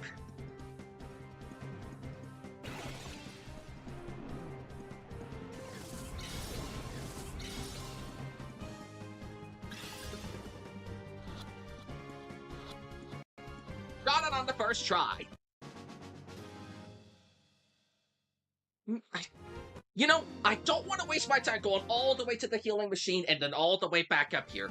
Whoops! You swept me off my feet. So, I am instead gonna use a Hyper Potion. I'm not wasting my time going all the way back. That's just way too long of a trek at this point.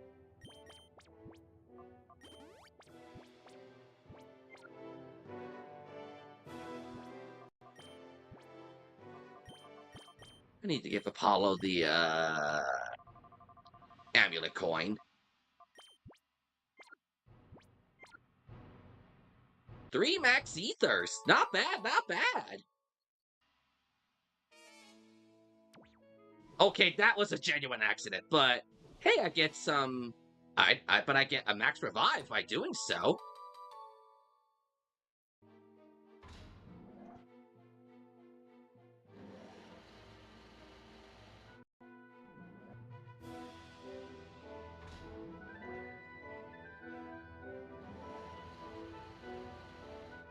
Let's get back upstairs and find our way up.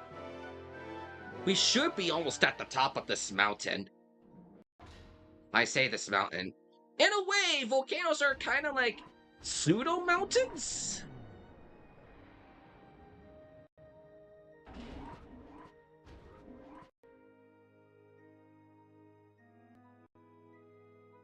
I may be wrong on that one. But yeah, you can kind of see why these are considered like the dark parts of Citadark, since, well, there's not too much light. As we're going through the platforming and the dark rooms and the cranes and the falling through the... and when we fall through the blue floors, we fall into bottomless pits and the yada yada yada. Things just become quite the hurdle.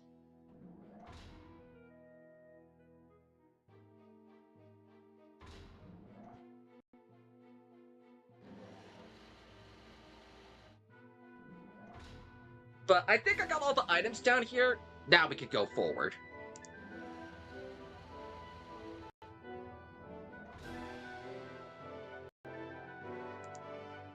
Up we go!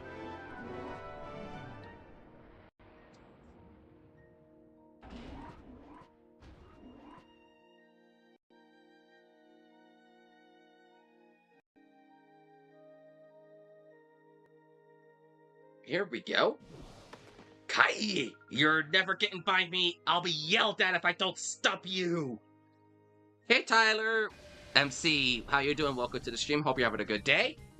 We're playing some Pokemon XD. We're making quite a ways inside Citadark Isle. We're, I believe, close to the top. We're fighting a bunch of Cipher's peons. Right now we're fighting... I missed this person's name. Her Houndoom and Exploud. Intimidate's not going to do anything on these two.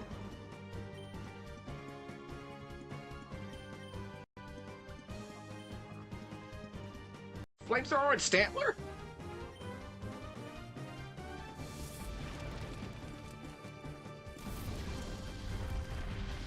Okay, you barely lived that. I'll give you. Oh, this could be bad.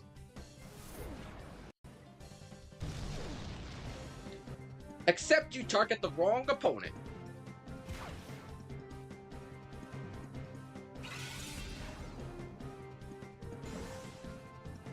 Hyper Beam! That did a lot of damage.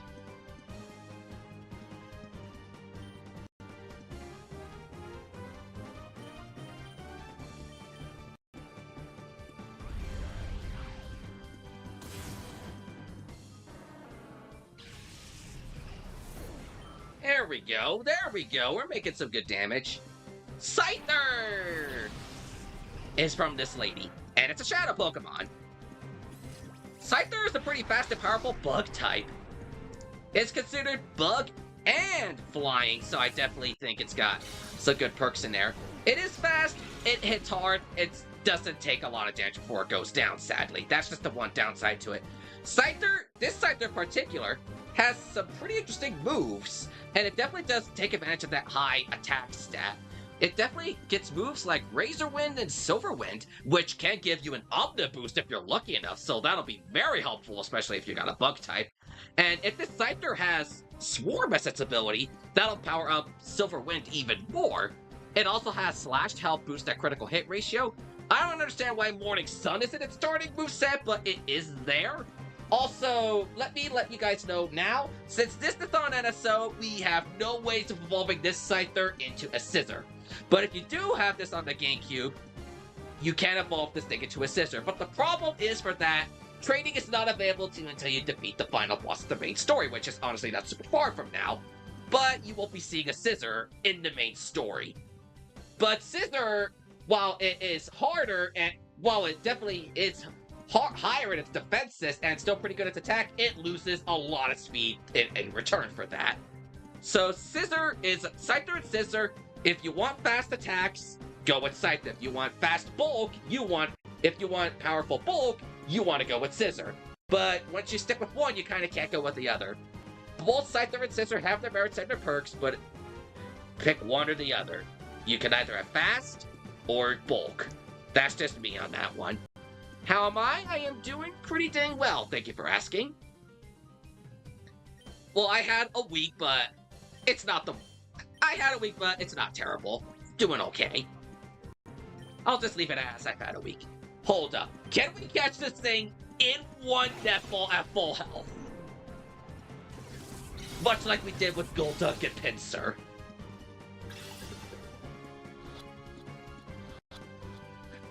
The netball is beautiful! We've got spared a battle with Cipher. We stole Cipher from Cipher. Wow, I unintentionally rhymed there.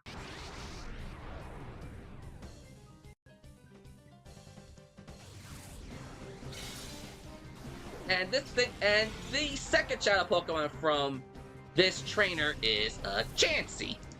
Remember how I said Shelter can be the game's best physical wall once you evolve it?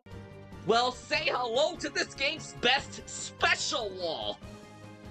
Chansey and its evolved form Blissey can take special hits really, really well. And I want to make a save point because I have a really good reason for this. This is where I'm going to use my one luxury ball in the game. And because Chansey is a really, really good Pokemon. It comes with the Lucky Punch, so it does boost the critical hit rate. If it moves. And Chansey does have some really good stuff to go with it if you really do so desire. It has moves like it has Thunderbolt, and once it evolves into Blissey, it'll get a nice special attack, so you'll definitely get some use out of Thunderbolt at that point. And otherwise, it's a really dang good support with moves like Sweet Kiss Upload and oddly enough, Skill Swap. I need to see what Chansey's abilities are as of Gen 3. I definitely think it'll have Natural Cure I definitely think its ability is Natural Cure, but I will need to double check this. I need to open up Cerebi to know this for sure. I definitely believe I know it's got Natural Cure. I don't know if that's its only ability in Gen 3. Okay, it can have Serene Grace. Natural Cure is definitely the better of the two abilities. But if you can pick your ability, Natural Cure is the better of the two abilities. But both are really good. Both of them have their perks, especially if you want to do the skill swap thing on your own teammates. It is very helpful. Chansey is a really good Pokemon to have. Let me show that it's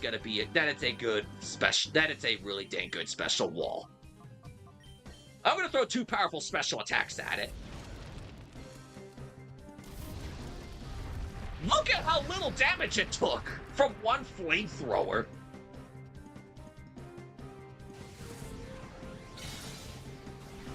It took two really powerful special moves, and it's still well in the green. So yeah. We're going to be getting like next to no damage here as well, so I'm not too concerned about having issues. We're going to be fine. But I will bring back Apollo. I got an idea.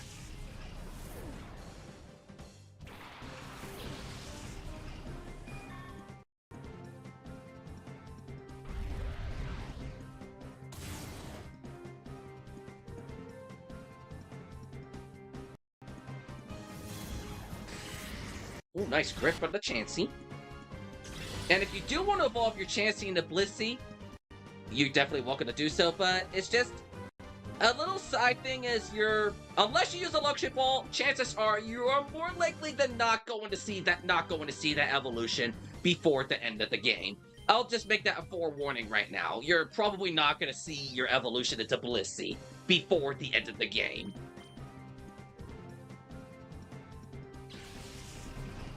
But Blissey and Chansey are really good if you wanted to consider them. I'll just say that.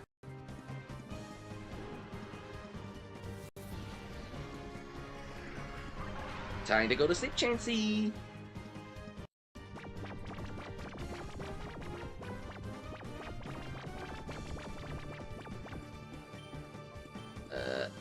I'll try. Let's see how you can handle 2 psychics. This thing is taking these special attacks really well, and I love it. The downside is if you get hit by 1 physical move, that Chansey is going down very quickly.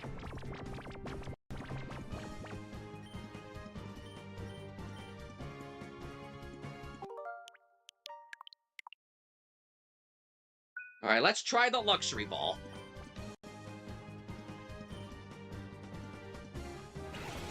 This is the one Pokemon I want to use the Luxury Ball on.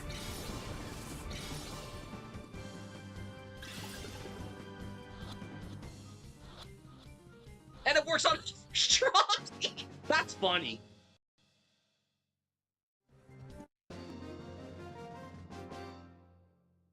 Yeah, what happened? Cipher and Chansey were both sent to the PC. We're good.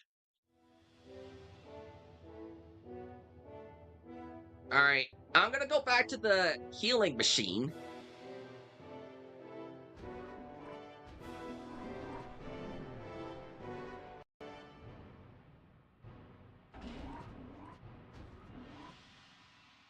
Take the purple crane, because purple's the best color. And it gets us all the way back across this room in one fling.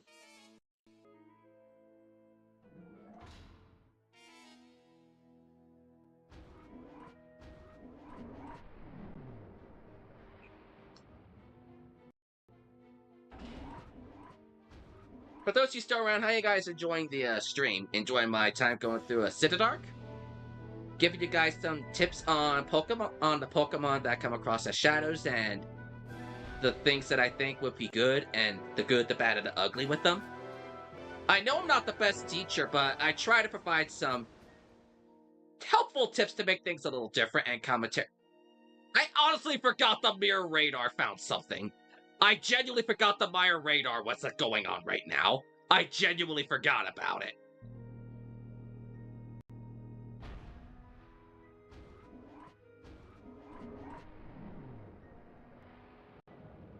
But back to the volcano.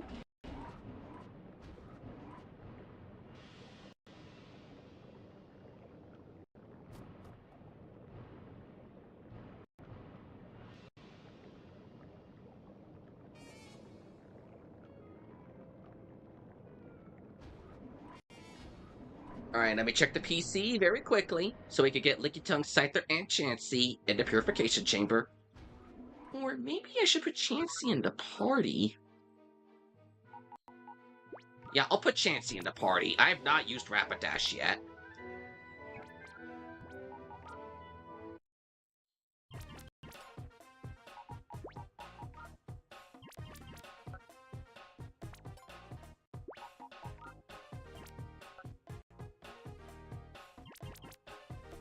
Get Scyther in here too.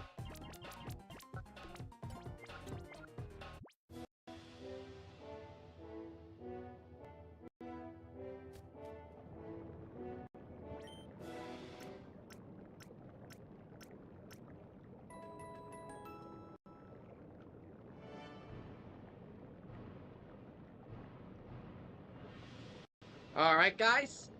Ready to continue? Let's get back to climbing up the mountain to Citadark. I got this feeling we're almost at the top.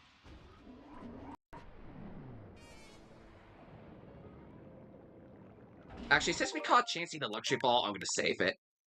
Get my save state.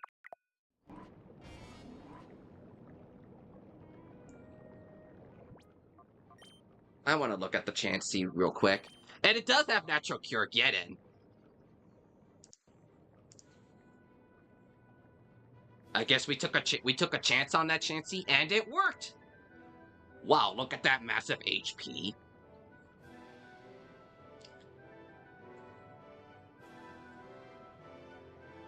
This Chansey has 21 to 23 HP. Whoa, that is massive. 6 to 7 in physical attack, 29 to 31 in physical defense, 5 to 6 in special attack. Unknown for special defense, but I think it's probably on the higher end, and 11 to 12 in speed. I think we got a really good Chansey on our hands here in terms of IVs.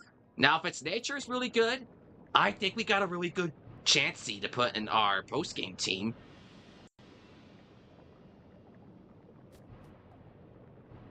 I really think we're going to be in good hands. We have Altaria and Chansey on our team. Does Altaria even have her nature yet? Finally, Altaria has the nature. And it's Hasty. Level 36. Let me check Altaria's stats one more time now that we have now we have her nature.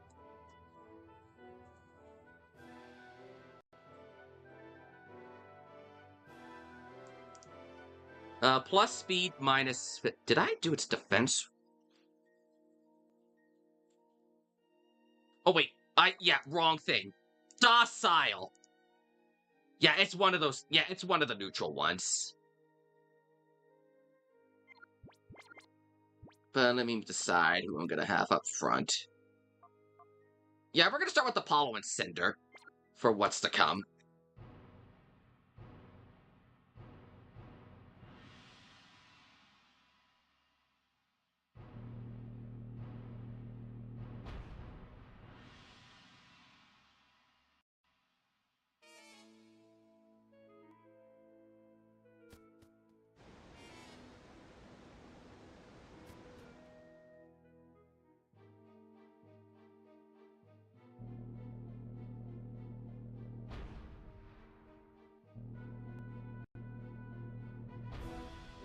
To the top.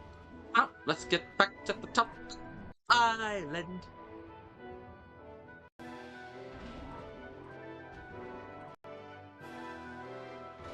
To the top of the island.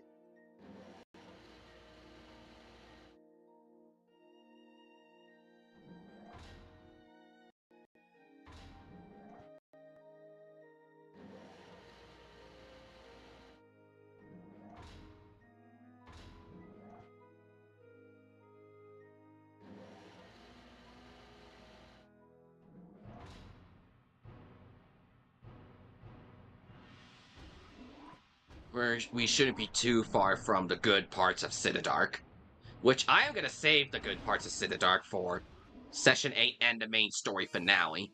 I think I'm going to do a post-game thing with the couple post-game stuff, but save the real nut and grind for that potentially later if I feel like it in July or something, upon how I feel about my team. Here we go. Higher up. I'm saving stating right here because this is a really big part. Finally, we're at the top of Citadark Isle. Took forever to get here. And we are greeted by our old friend, the Governor Wannabe, Snaddle.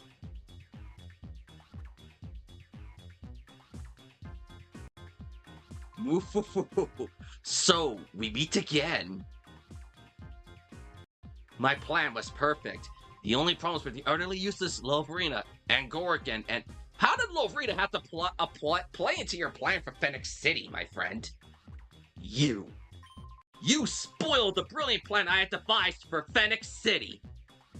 And thanks to that terrible, hard-nosed woman, I suffered the humiliation of having my worst moment broadcast all over Ore. To gain Master Greevil's forgiveness, and for me to assume my rightful position as the Governor of Ore, rightful position as the Governor, not rightful positioner, I must defeat you. This time, I won't be shy about revealing to you the full extent of my power. You gave me a scare last time. If you were holding back, what are you gonna do this time? But I'm more prepared for you this time.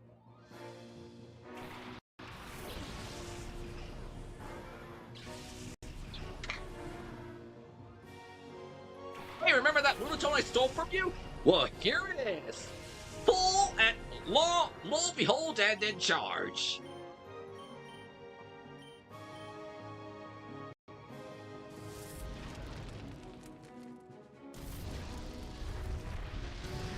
That thing did nothing this time.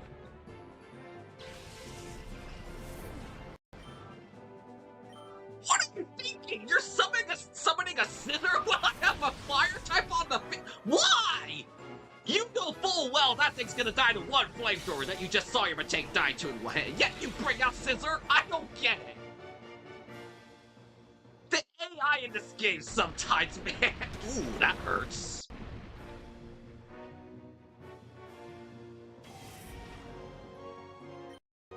I should be fast enough to still defeat Scizor.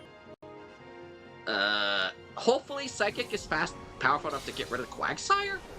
Yes!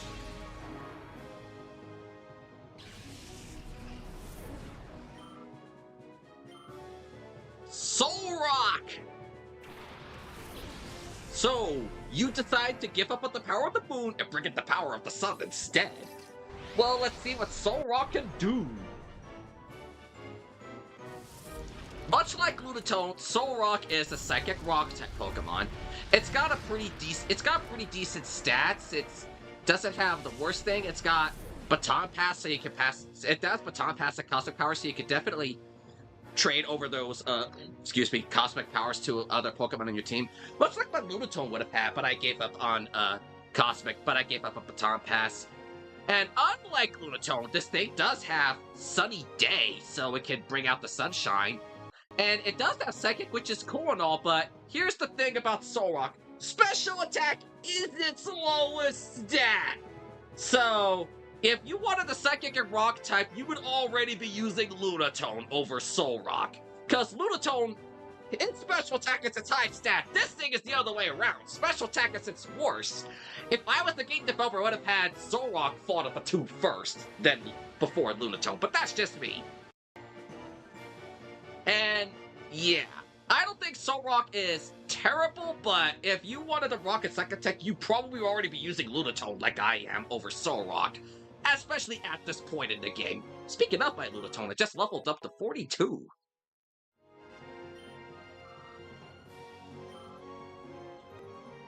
And much like last time, this thing has Shadow Sky, and I don't want Cast Form out there with it. I kind of want to get rid of that Soul Rock almost immediately.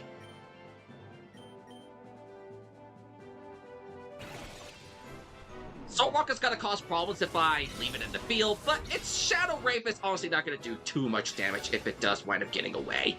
Because, well, I'm not too concerned about that. Because I'm not too concerned about that. As I said, Special Attack is its lowest stats.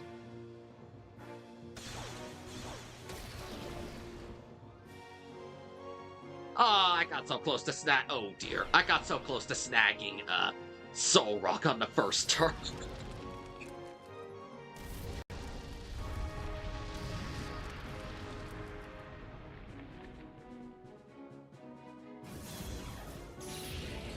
And Soul Rock summons the Shadow Sky.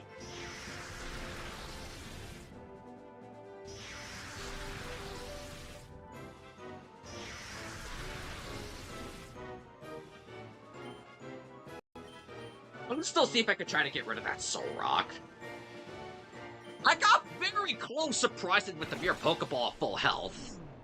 I didn't expect it to nearly get it in 1 attempt, but hey, maybe luck is on my side. Well, not this time.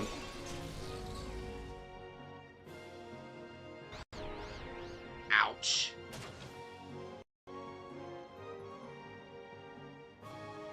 Here comes the Shadow Weather Ball thing again.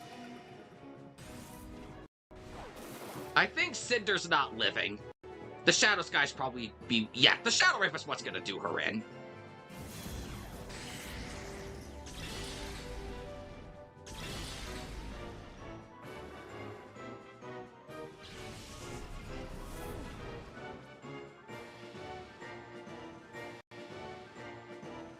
Let me bring out Altaria.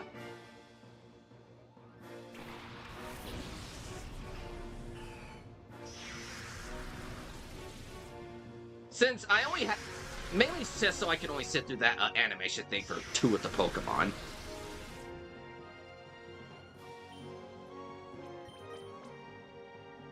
And then I'll Shadow Break on Cast Form. Mainly because I don't want to deal with the Weather Ball and the Shadow Sky. That's my main reason. If Solrock keeps escaping the Pokeball, I am not upset, because Shadow Wraith is not going to do a lot of damage to me.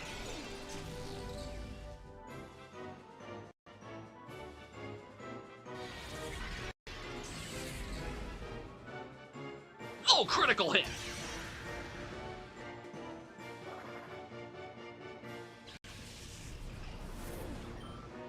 Stormy!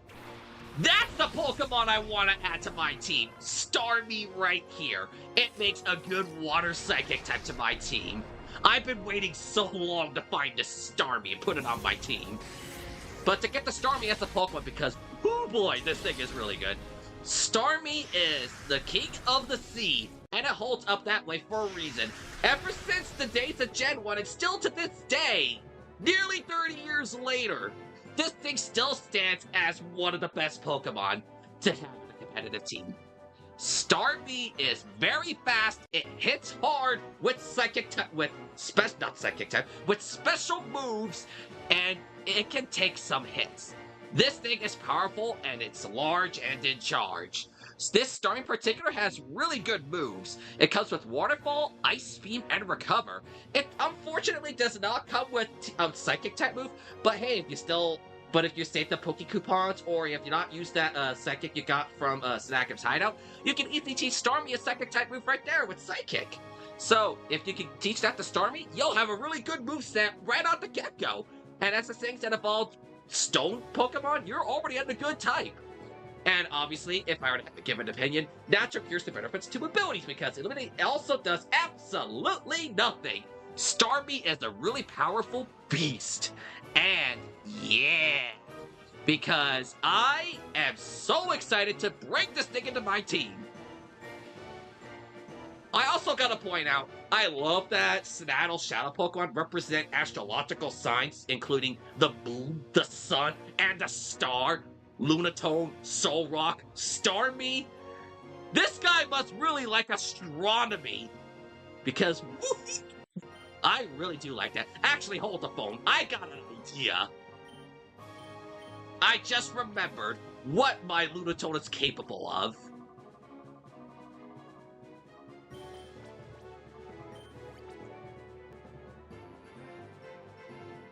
Oh yeah, Stormy and Solrock are going to be a nasty combo of, much like Lovrina, Farfetch'd, and Altaria, Shadow Mist and Shadow Panic.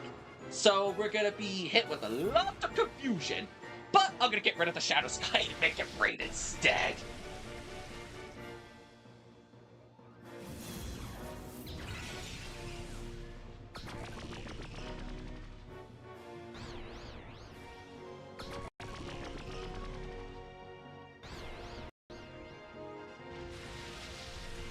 We got it raining.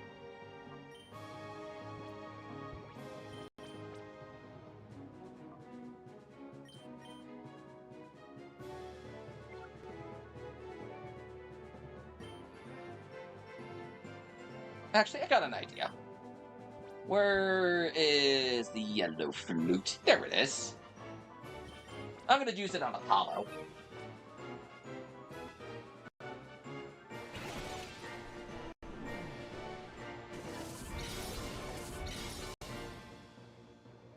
Solrock, I'm not too fussy about. Stormy is the one of the two I really want to catch.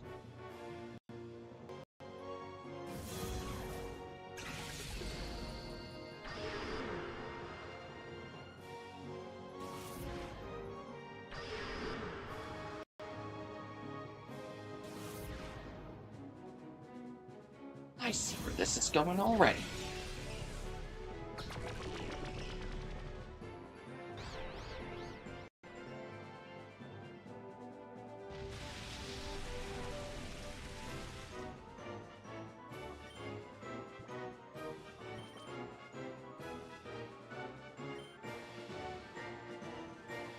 I'm gonna start weakening. I gotta start weakening that Stormy.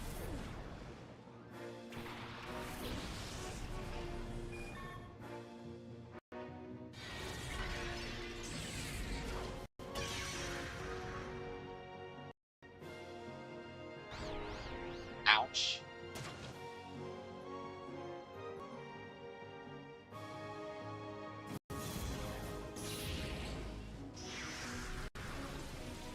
I definitely think that Stormy's got really good stats, and I am excited about that for this team.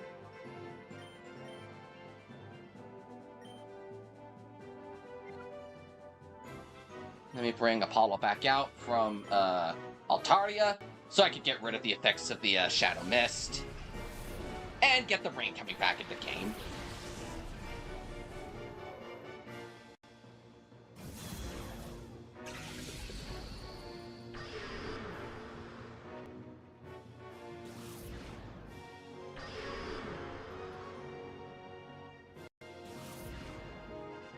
There we go. Have a good night's rest, Stormy. You're a shining star in the sky, but twinkle, twinkle, and go Betty bye.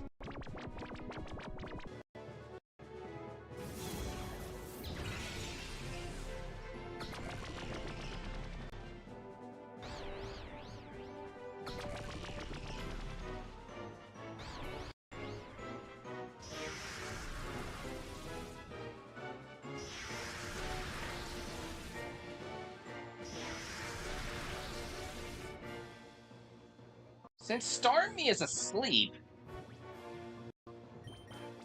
let's make another use of the netball being beautiful. Keep the train going with netball catching on the first try.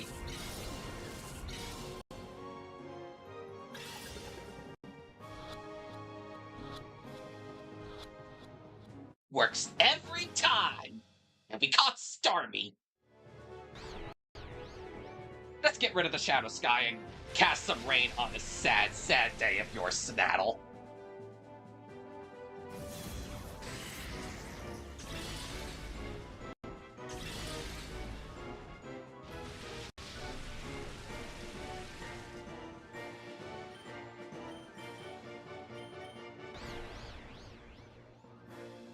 I think this battle is ours.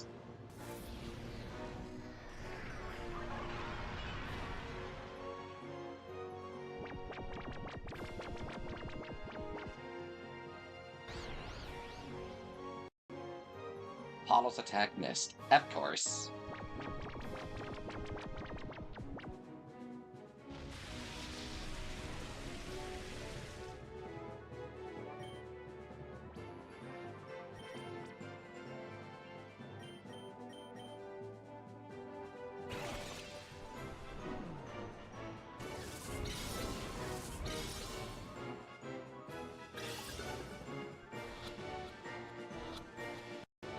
Couple attempts, but we got Soul Rock in the end. Funny enough, when I played this on the American version of this game on my own time, I caught that Soul Rock, first Pokeball, full health, didn't even do a single move, and I wound up getting that Soul Rock that easy peasy. I have the clip saved on my Switch as proof. Let me find it real quick. At least I think I have it. GameCube NSO. Here we go. Here's proof I actually caught it on the first turn.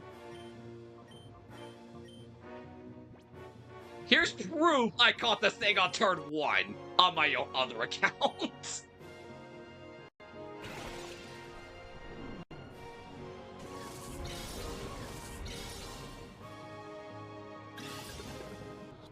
I did a let's yell this and try it, and then I wound up getting it on the first turn.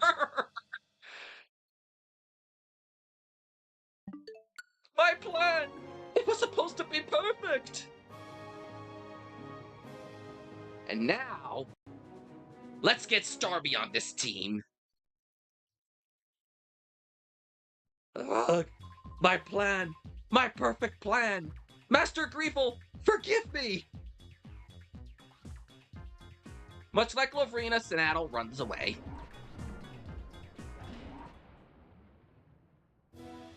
That right there is where the future holds. We're not going there just yet. I'm saving that for the next stream. That cargo is ready for purification, so I'll get back to the HQ lab and get that going. And we come across this guy. Leaving already? But not before I show you my brand of hospitality. Cleave.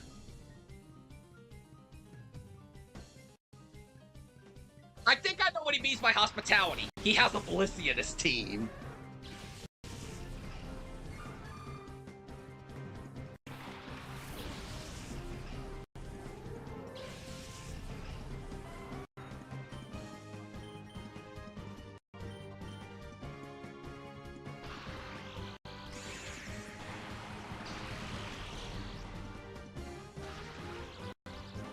And here comes the rain! And your attack missed.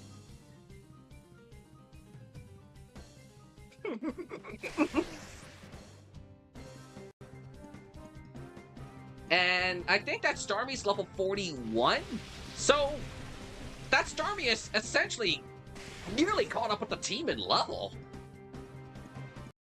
So, I definitely think I made a pretty good timing to get, Stormy added to the team. Considering my team is not super... I think my team's about on par with the bosses at this point. I mean, we fought Citadark on his Shadow Pokemon at level 41. What? 41 or 42, I forget which. But either way...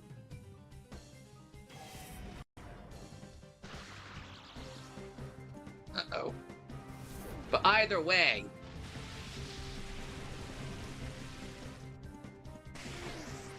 the Pokemon are starting to catch up in level. So I think it's almost time I need to start grinding at my team's levels again, because I know what's ahead, and it's going to be ugly if I don't prepare for it.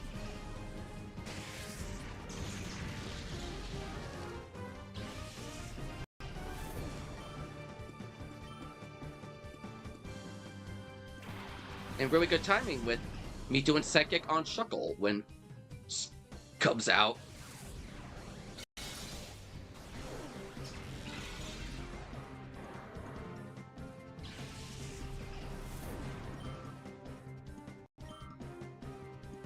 And someone's going to sleep. Oh, speed is. I guess it makes sense because it is going on 1 AM in the UK right now, so... I mean, the real speed should be asleep right now anyway. Let me get Altaria out here. Did Speed just suddenly wake up when I was returning him?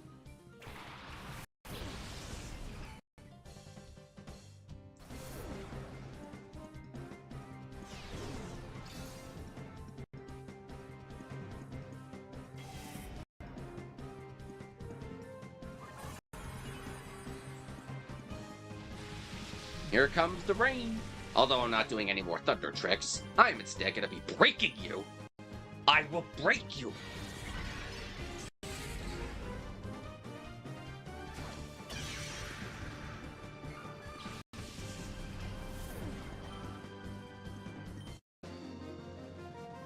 And that's that one done. I'm sorry I have held you up. I'm sorry to have held you up. At least this guy is respectful enough about it, so I give him that. I want to take a look at our Stormy, the one we just caught.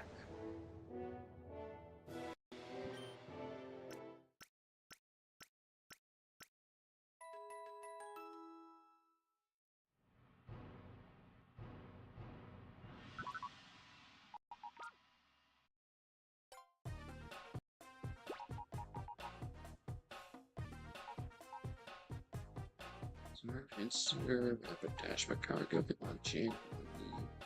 We can side the cheats. Yep, there we go. Of course it gets the ability I don't want. Of course this gets the ability I don't want. Of course you get the ability I don't want. Ugh.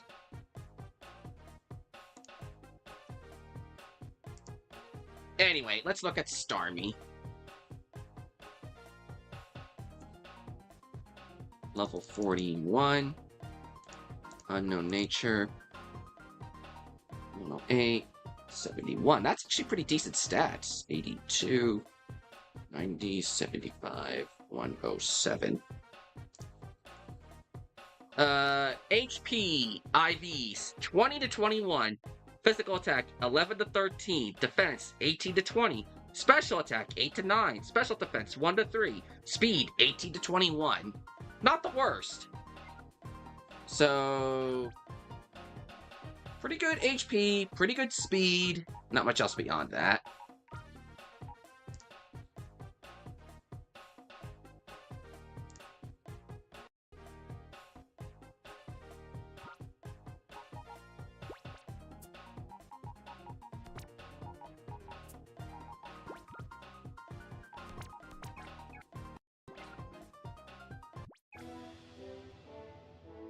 Alright, so let me put Stormy in the team up the top.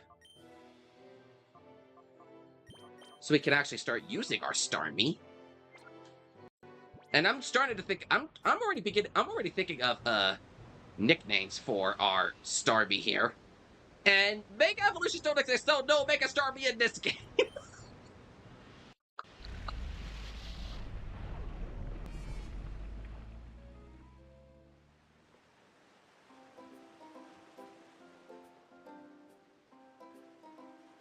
I'll purify the 1 or 2 Shadow Pokemon that are ready to go. It's either 1 or 2. I know Magcargo is one of them. So that'll be Magcargo and something else. So we could get Solrock and then potentially something else. And potentially Hitmonchan in the Purification Chamber and get those going before I start the next stream. Is there something else that's ready to be purified or not yet? Pinsir is right on the thread, so is Magmar.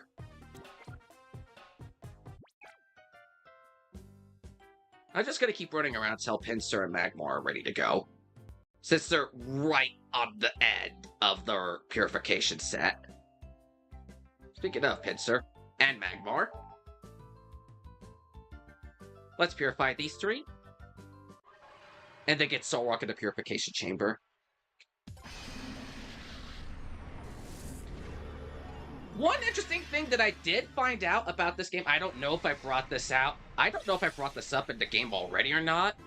But unlike Pokemon Coliseum, aside from the wild Pokemon, the Shadow Pokemon in this game cannot be shiny. They are shiny locked. So the wild Pokemon in the Pokespots and the traits of Duking and your Eevee and an Elekid that you can receive by trading the Shadow Togepi once it's purified can be shiny, but none of the Shadow Pokemon can be purified unless you play this on PC and remove the remove a lock thing.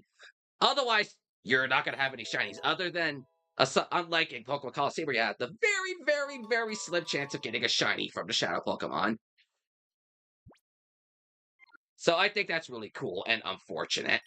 That it would have been nice to see some of these Pokemon and Shadow Pokemon in XD be shinies, but alas, that is not the case.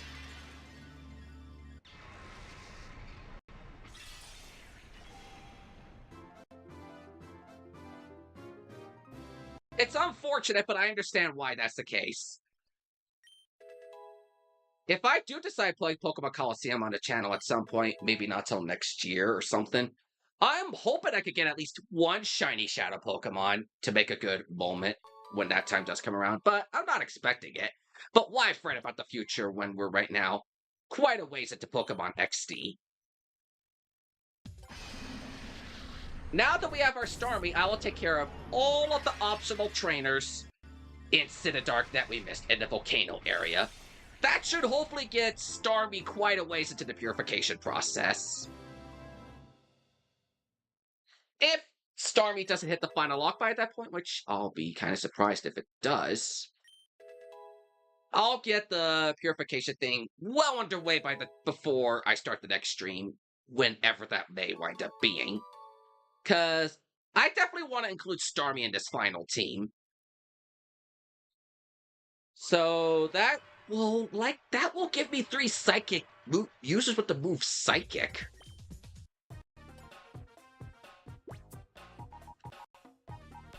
Alright, Solrock, let's get you in the chamber.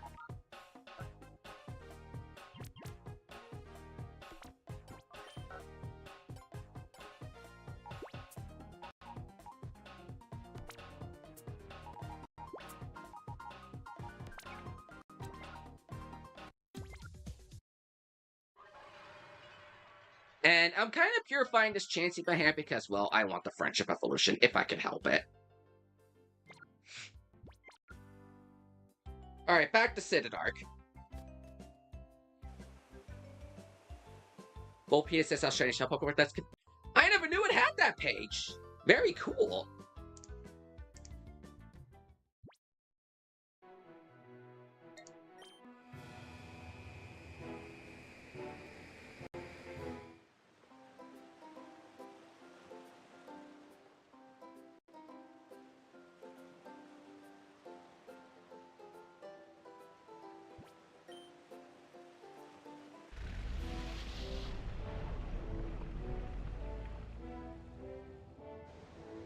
That's very convenient.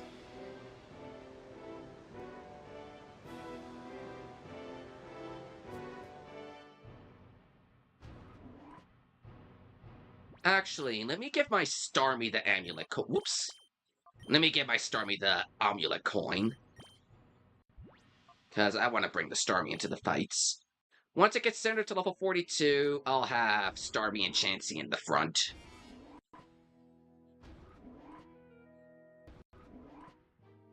And then those two will be taking a good chunk of the experience. But I am not going to go to the Man in Blue just at the top of the dome stuff just yet. I'm saving that for the next Pokemon XD stream I do.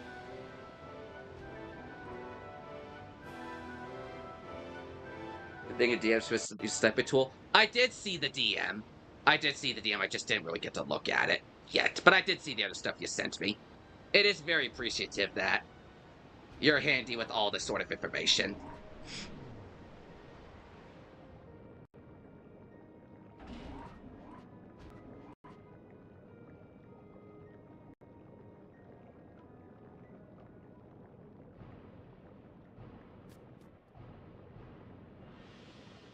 I'm not progressing any further story-wise in Citadark. We defeated Lovrina and Sinatl, but I want to take care of the optional trainers before I do wrap the stream up. How long have I been going for? Wow, almost at the 4-hour mark. Oh, wow. This probably might wind up being the longest Pokemon XD stream, but that's okay. There's 1, 2, 3, 4, maybe 5 more trainers, which is honestly not terrible. I at least want to beat these guys before I wrap the stream up. Oh, and then there's the one upstairs too. Oh, sorry, this is a dead end.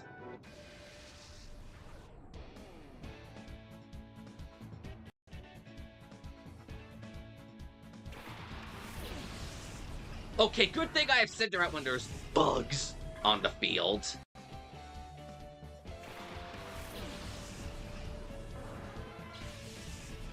Stormy, Shadow Storm, Shadow Break, Shadow Mist. Oh, here we go.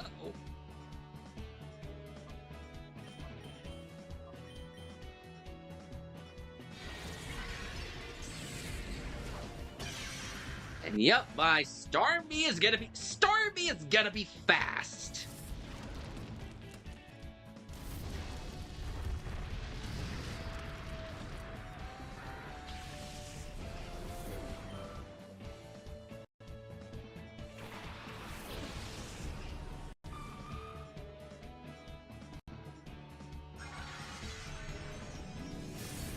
I'm surprised she didn't go after Stormy for that one.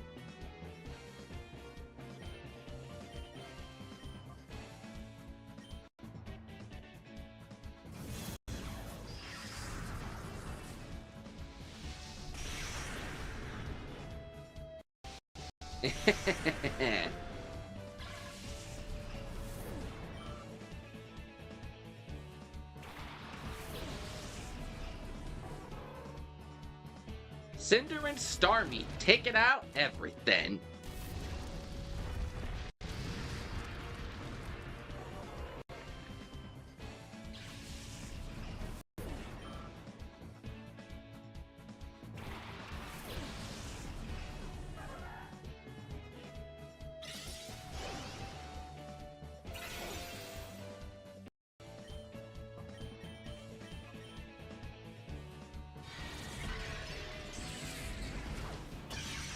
Now this is amazing. It's so good to have another new member to the team at long last. And the Stormy will learn Recover as we go through the purification process. And once I purify, I will teach it Psychic. I think I'm okay with having Waterfall over Surf. Sure, it only hits one target, but the power is up there for Waterfall, where Surf will be split up between two targets. You're going this way? I don't think that's a wise decision, because you're going to have to beat me to go this way. I like to see you try, oh my old friend.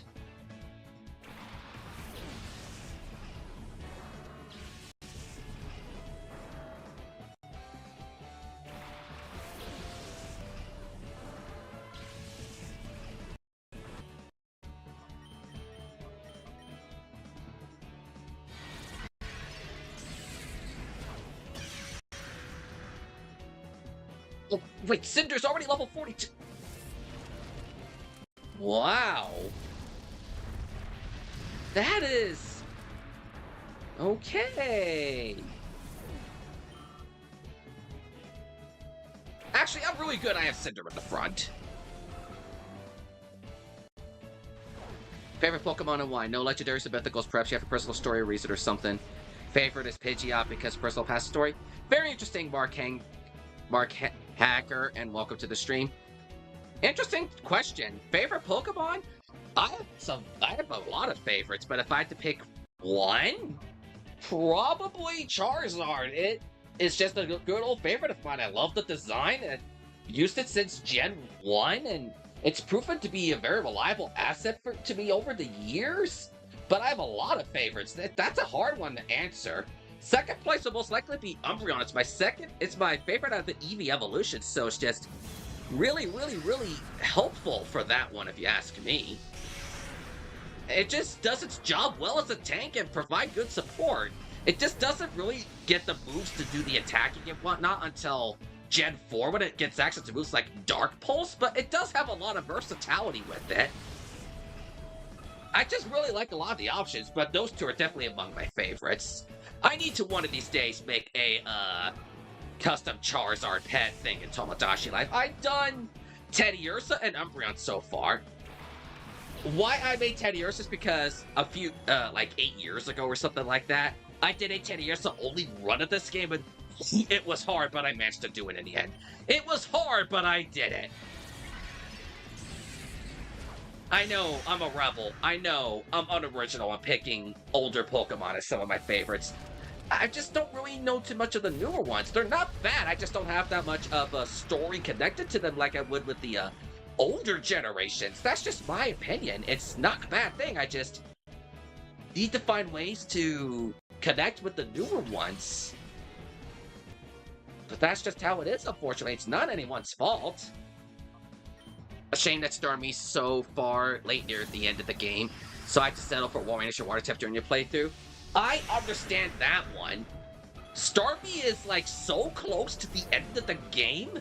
I actually have the perfect nickname for my Stormy right here. But I'll reveal it to you guys when I purify my Stormy at the start of session 8 in a couple days. Please, go right ahead. Actually, before I forget, Chansey, you're coming up front. I didn't want to forget that again. Sylveon's your second favorite? That's a very cool option. Sylveon is always a nice Pokemon to have.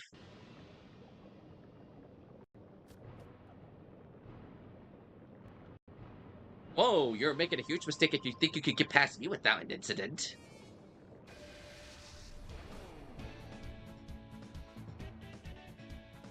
Azumarill and Pelipper.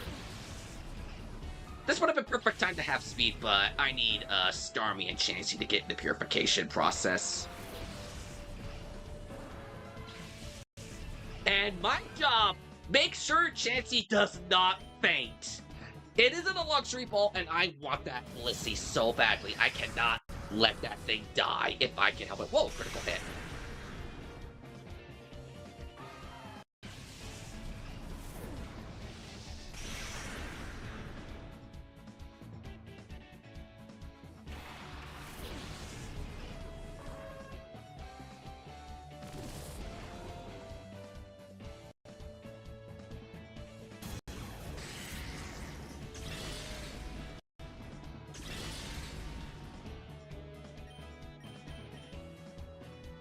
Stormy and Chansey.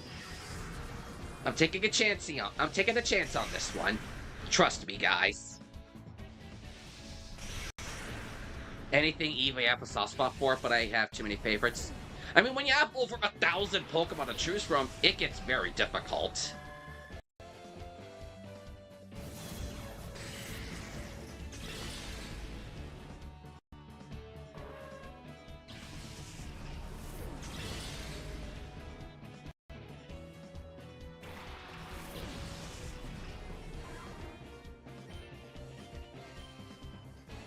So, I'm gonna keep on doing Shadow Storm and Shadow Rave with these two. It's pretty dang good.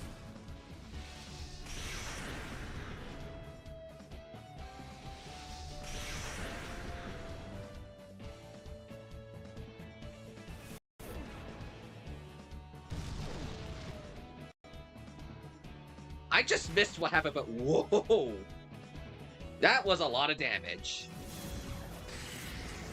But hey, Chansey took out the Quillfish.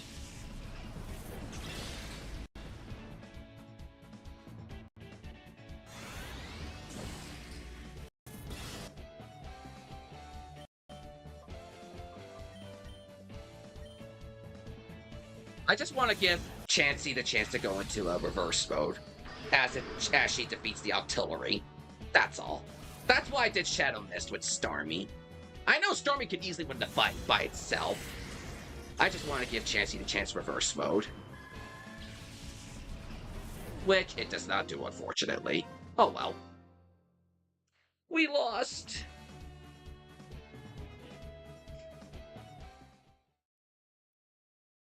I was the one who made the huge mistake.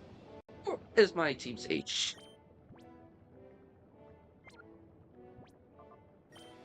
I might use one of my hyper potions on yeah, I'll use one of my hyper potions on Chansey. And then we'll fight this guy. I know what you're after. Yeah, that chest in front of you. So I'm not going to let you pass. Then I'll let you make me pass. Jargo, just jog out of the way and let me take that chest without a fuss. But you're not going to be that easy, aren't you? Fine, we'll do this the hard way. Stormy, Chansey, let's do this. For me.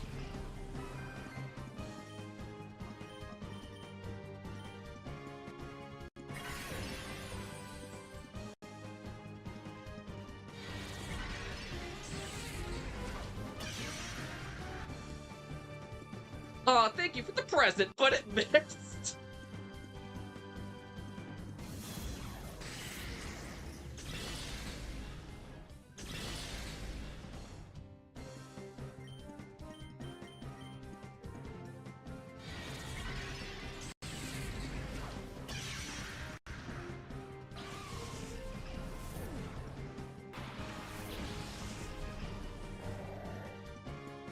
I don't think Psychic's gonna do too much here. Yes, Chansey's a giant wall for special attacks.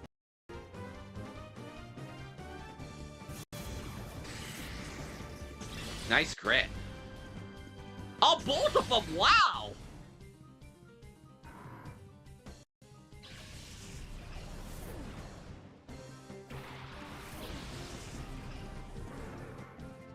Shadow Storm and Shadow Rave.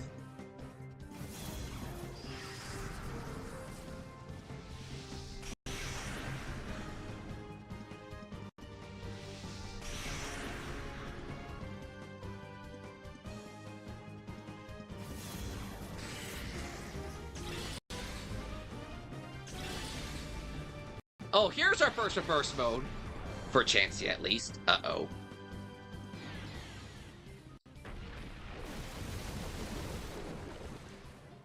And Stormy is poisoned.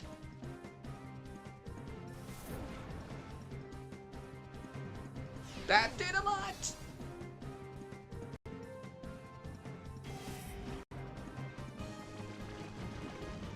I was not oh, 15 damage. That's honestly not that bad for reverse mode. That's not bad. Alright, Chansey. And she got her first move. That's not a shadow move. I believe it's Subboiled.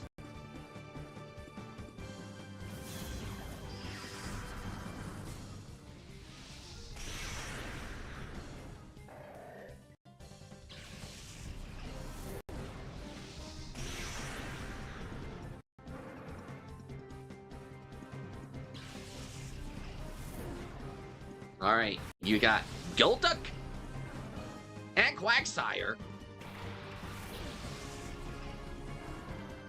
I do not think Stormy's living this fight. Yep, I was right about soft. Yeah, I was right, soft-boiled.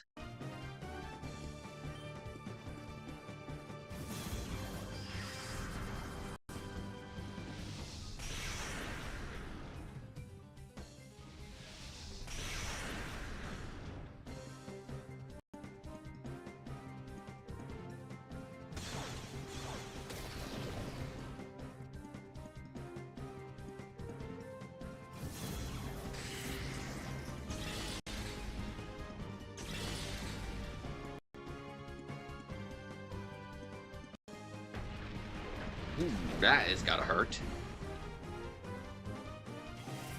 Yeah, Stormy died to the poison. Kind of expected. But, you know... Mothra.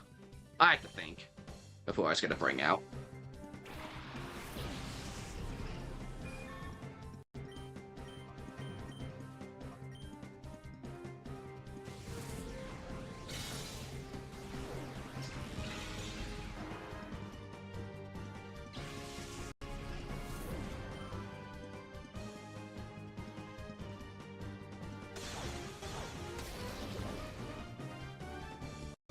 And at least we have Subworld so we can heal with Chansey!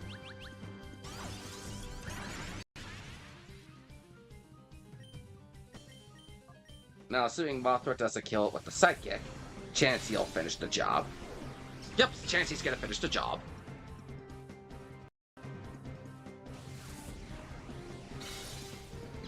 You should did like nothing.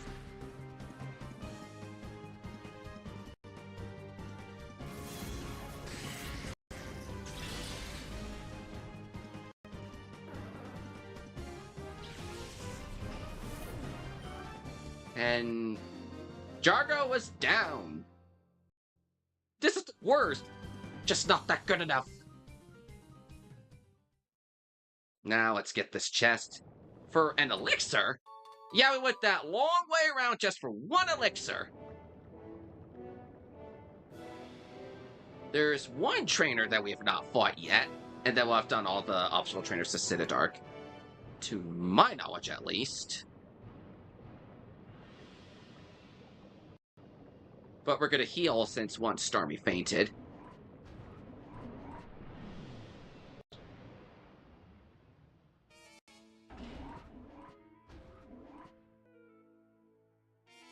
And two, we kind of need to heal up. Do do do do do do do.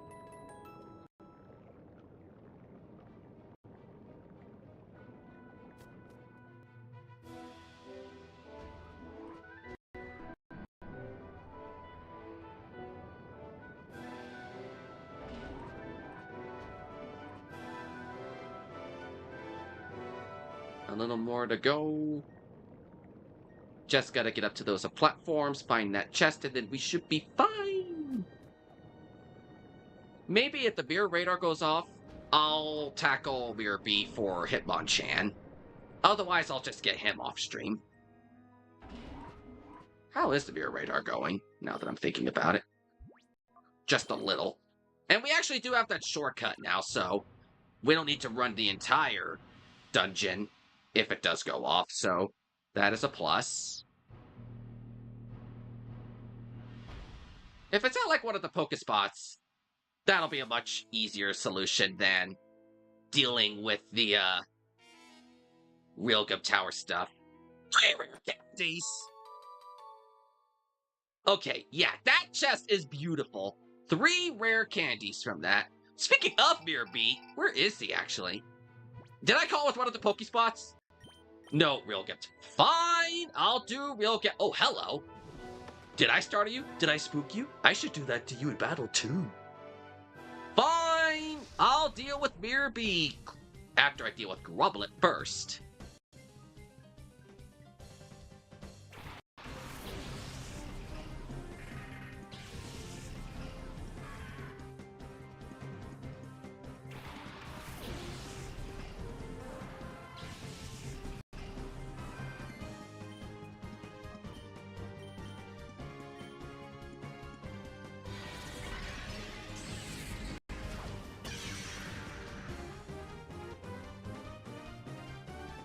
Interesting that Bayonet can learn Calm Mind, although Ghost is considered physical in this generation.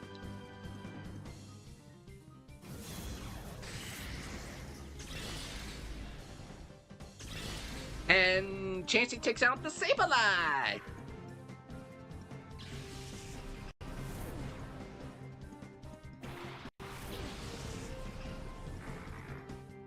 Shadow Break. Shadow, I will break you!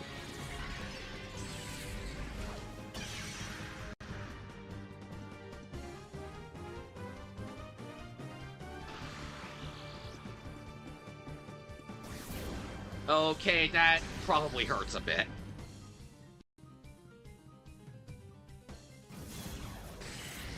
Wow, unexpected crit, nice.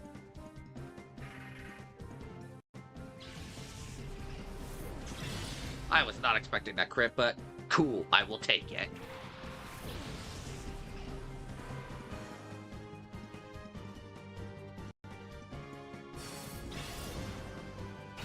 And this is what makes me realize Dark is considered a special type in this generation.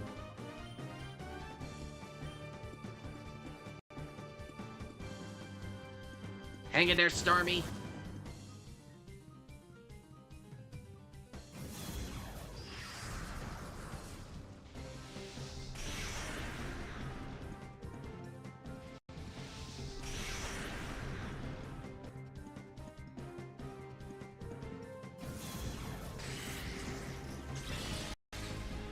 Unexpected crit. Chansey's getting pretty dang lucky with the crits. Oh dear, Stormy is not gonna hang on for long.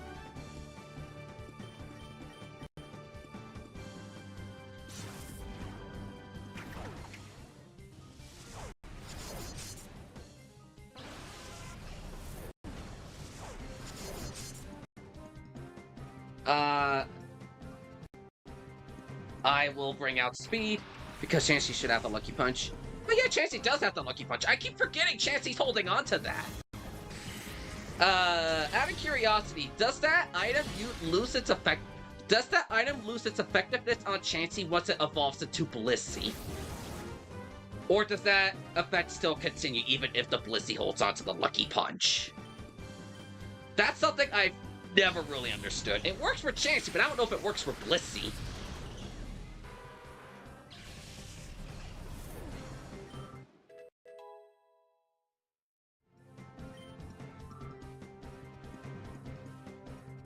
Whoa, that's a whale of a whale.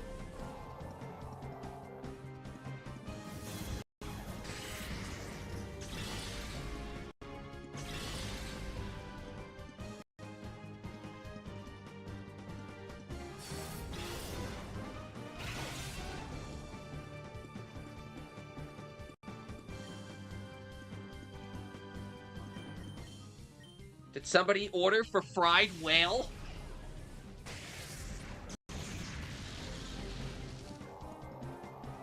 I zapped that thing out of the sky!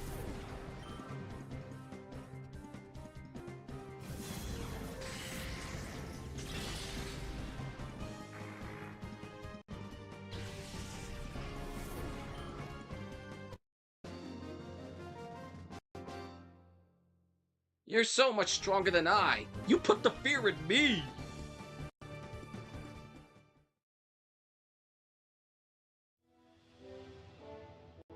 We're so closer to the top, I'm just gonna take the elevator up, and then back down. And that'll be our fast way to get to, Realgum. I'm not expecting the best for Realgum, but I'll give it one shot. I mean, my team is in the 40s now, so we should be okay. Aside from Chansey at level 39.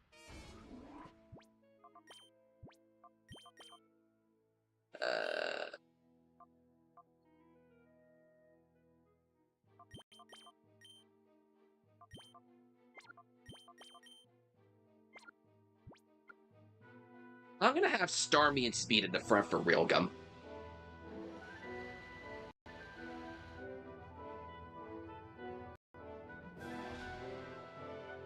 I already did one Realgum set, because that's where Mirror B wound up spawning with the Nose Pass, and... No, wait, it was the Shelter in Realgum. Nose Pass was at the Poke spot. And the trainers, including Mirror B, are a pain if you're not prepared for Realgum. It's nothing compared to the Pyrite Coliseum. Realgum is much harder. But it's not as hard as the post-game Coliseum, I can say that much for sure.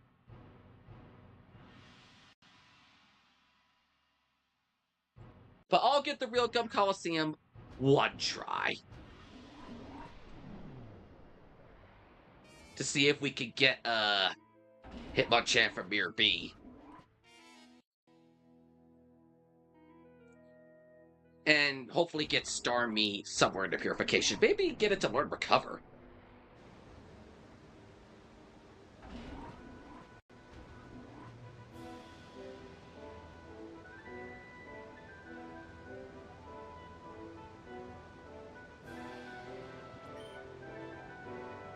And I should have the money to buy all the things that I need for the final battles after the Realgum Coliseum stuff we're gonna do.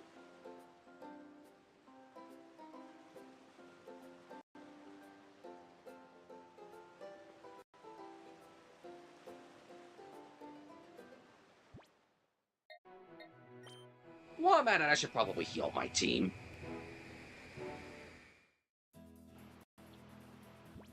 Because Stormy is fainted, I just realized.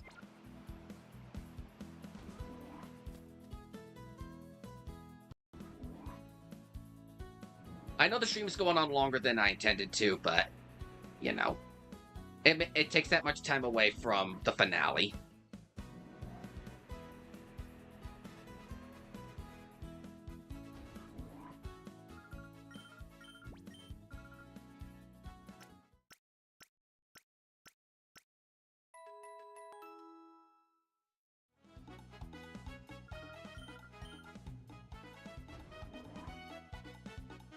There's two good Master Ball targets at XD based on unless you should know which one's talking about. I think I got an idea of what they are. Especially since you can't cheese the Master Ball glitch like you could in Coliseum. Save state.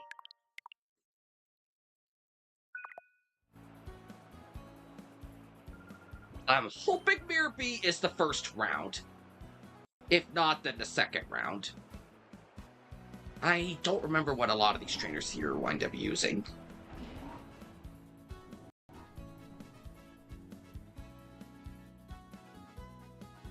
So I haven't done the Realgum stuff regularly. Okay, Mirror B's right out of the gate. I'm your dance partner this time.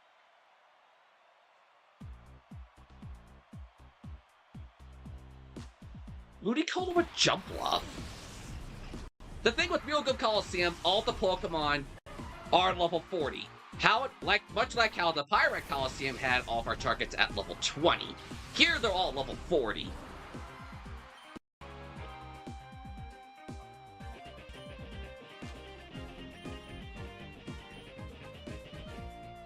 And concerning a level 42, 43, whoa, critical hit. I'm in a much better spot this time.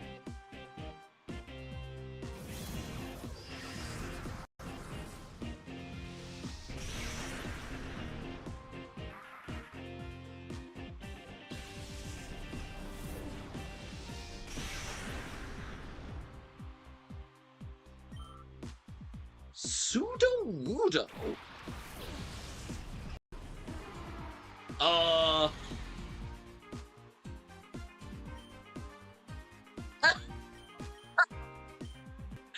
Yeah, we're gonna switch.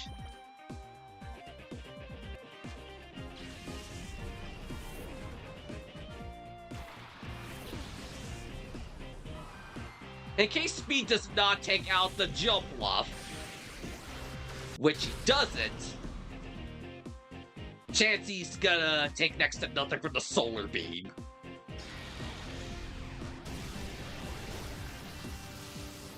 Oh, yeah. Oh, dear. That hurt.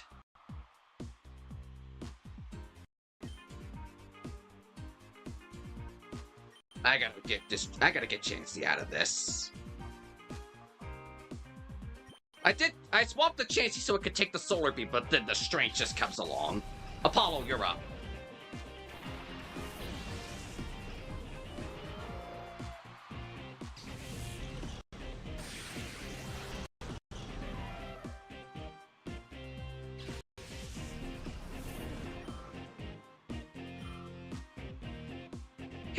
There's the Hitmonchan that I accidentally knocked out earlier. Well, I won't knock you out this time.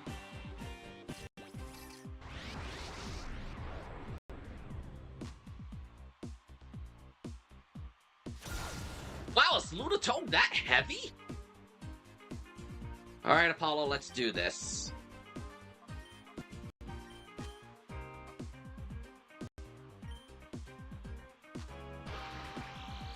I'm gonna paralyze you this time, Hitmonchan.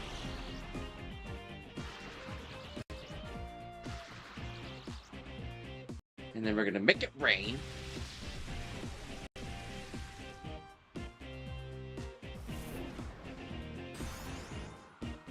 Where was this team when I fought him for the shelter here? I'm having a much easier time with BRB here.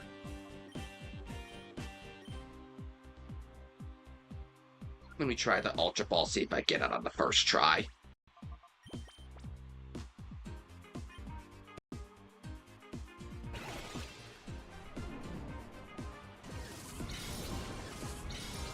Well, thankfully in the entire Citadark Gauntlet, we only accidentally knocked out one Shadow Pokemon.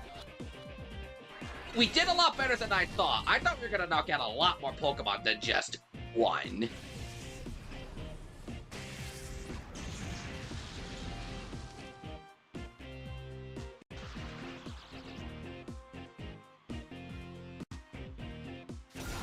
Hang in there, Apollo.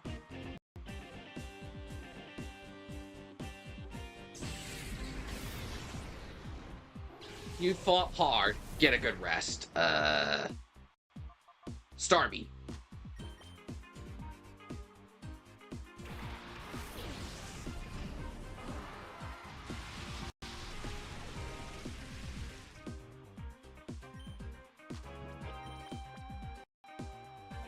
And then we'll have Stormy do Shadow Storm so we can get rid of Sudowoodo and damage Hitmonchan a little bit.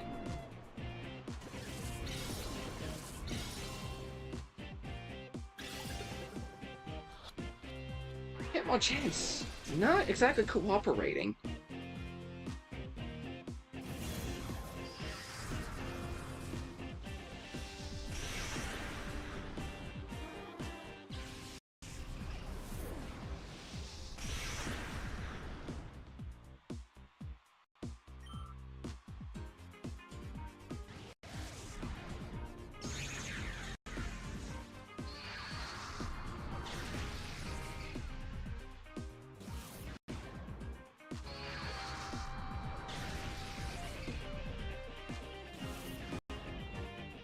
I don't want to attack him with regular moves again after last time, so switch it back to Chansey.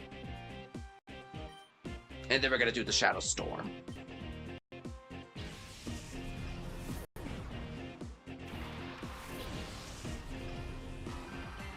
Voltorb is the only missable Shadow Focus since there's no flag for it to reappear. Well, I believe since Mirror B, it's under the ownership of Mirror B, it would just come with whenever he spawns again. At least with the Mirror Radar. That's what I would think, at least. Since you get the Mirror Radar right after the first battle with Mirror B, which is when he has to Shadow Voltorb. That's what I would think, at least.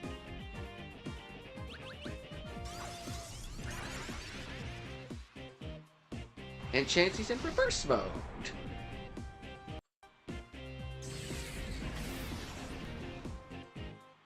The rain stopped. Chansey's gonna get her nature once I call her.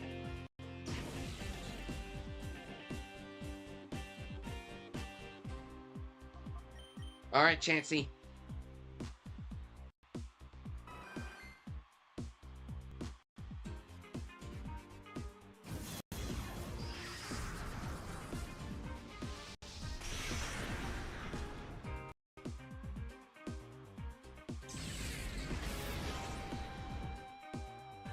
Alright. I'm gonna have Chansey start attacking the Hitmonchan.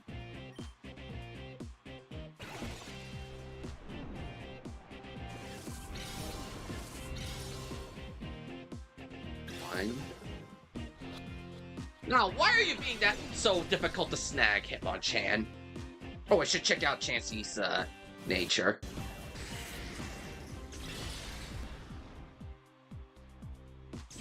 Whoa, what a crit.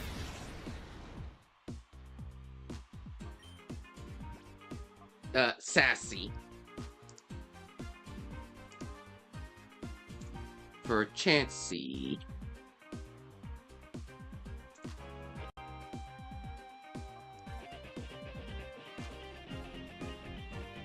Two, 1, 2, and 48.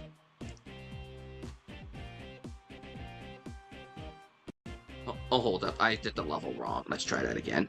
Alright, for Chansey, HP 21 to 23, physical attack 6 to 7, physical defense 29 to 31, special attack 5 to 6, special defense 16 to 18, and speed 16 to 28. Sassy gives it a boost in special defense, but a drop in speed, which honestly, I'm not complaining about. I'm not complaining about that nature for Chansey. I mean, it would have been... I mean, Chansey's job here is just to be a giant wall. And if it's a rather slow thing, that is not a big deal. I kind of want to get a Stormy in reverse mode, hopefully, so I can get it recovered. That or just get the dang ball Hitmonchan.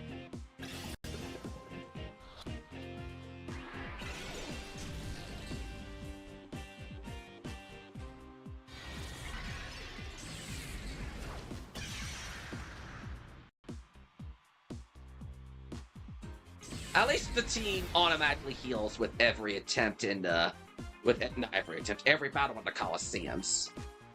Just to check, you did get Voltorb. Yeah, I did get Voltorb. That was back in stream 3. I don't think we missed a single Pokemon until Makihita. So we're pretty good. There we go, we got Hitmonchan.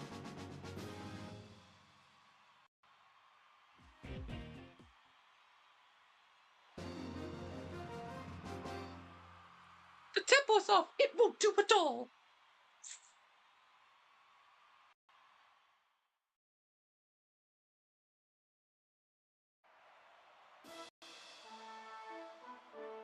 Okay, now we can do the rest of these battles as normal. Since Meyer B happened to be round 1, I don't need to worry about things anymore. Let me show you that you can't always win by relying on brute force. I don't remember what the rest of these guys use. I don't remember what any of these trainers use in particular, but I'll have an idea once I see what they're talking. Medicham. Oh. Oh!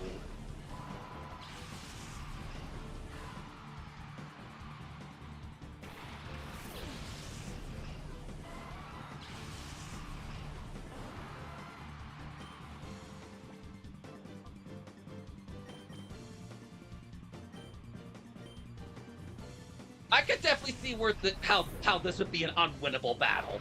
I could see how this would be an unwinnable battle. Upon the Pokemon you have. I could see this guy being an unwinnable battle.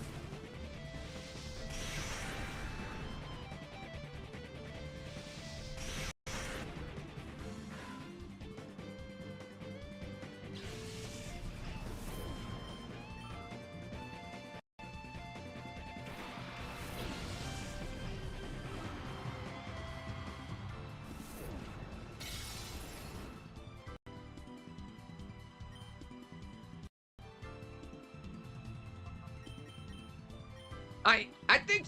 No, Speed's the fastest one on my team. I was gonna say I think Stormy's the fastest on my team, but no. Speed's still the fastest member of the team. Stormy makes a good second place candidate for the fastest member of the team.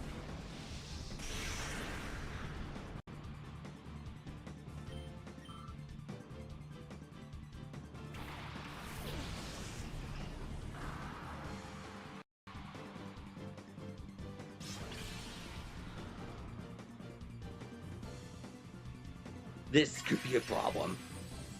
And Stormy's down. Now that I know that Marshchomp's out, I gotta be very careful.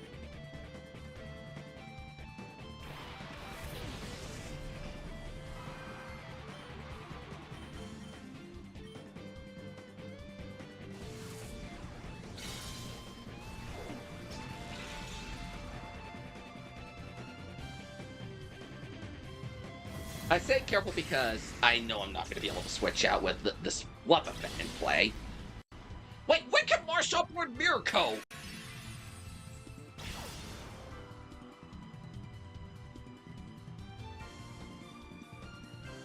When and how can Marshchomp learn Mirror Coat?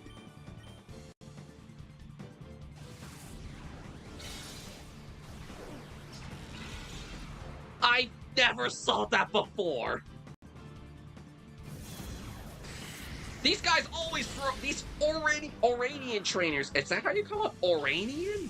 They always throw me off guard.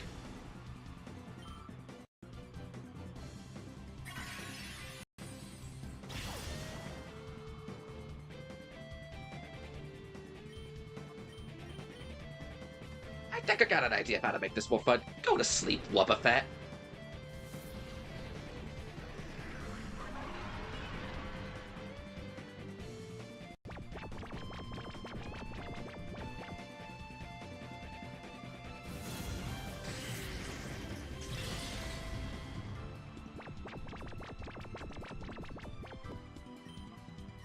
Well, let's Chansey doesn't have the best attack out there, so thankfully Mirror Coat's not going to do much to Chansey.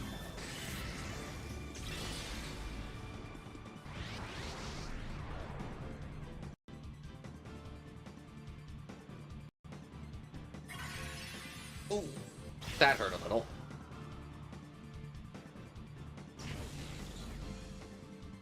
But Chansey somehow still has not died yet, so let's keep it that way. Chansey! I'm taking a huge chance on this Chansey here.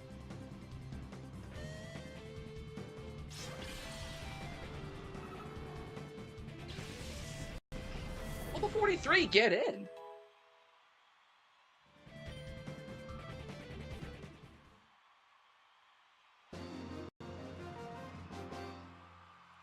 Why you little? You show me. You know, I can only imagine just this guy saying the "Why you little" in the Homer Simpson voice to Bart. Why you little? I could just imagine hearing that right now. The "Why you little." Maybe I'll edit that in something down the line. It's like, "Why you little?" I love rain, and that's accentuates my beauty. You know, I love the rain too, but for my own reasons.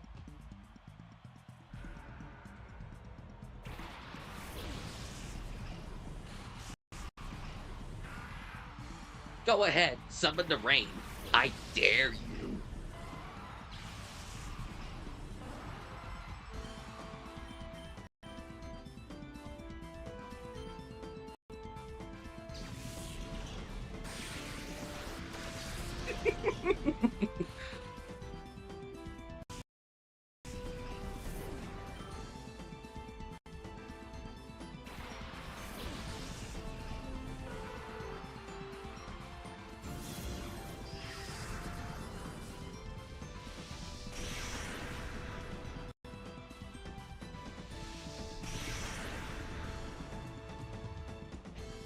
Aw, you're not doing the rain dance. Wah.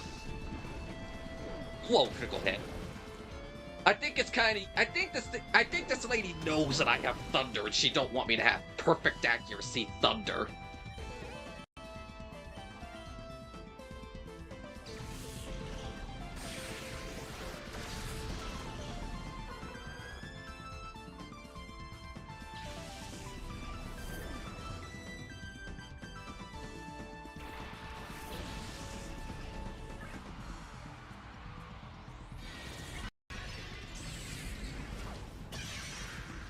I'm having a much easier time at Real Go Coliseum than I initially thought I would be. I'm not complaining.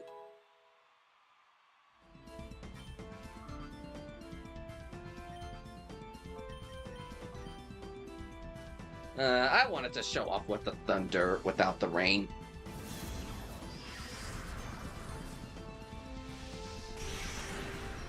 Still one hit KO from Shadow Storm.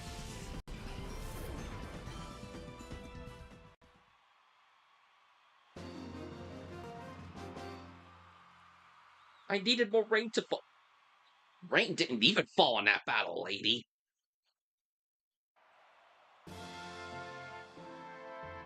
I still like the music that plays in the final battle of Coliseum events being the Cipher admin theme from a battle theme from a Coliseum. I'm a TV weather person. This battle will go from a sunny to a sunny day.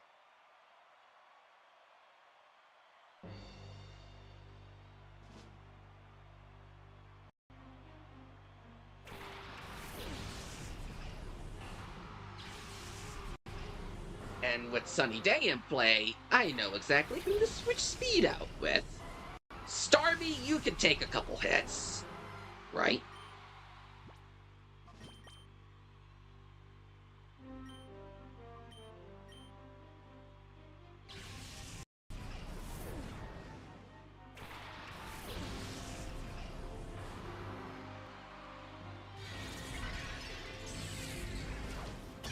Okay, yeah, this thing's got some physical bulk with it.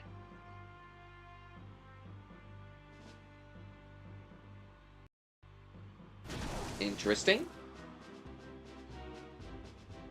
Sunny Day.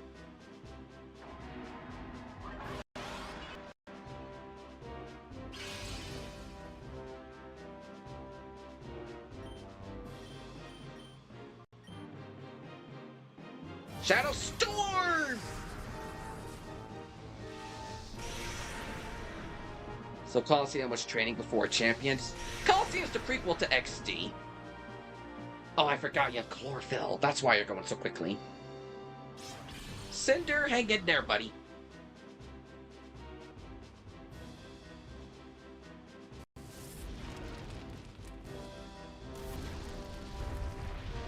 Power up my fire type boots, baby. Burn, baby, burn.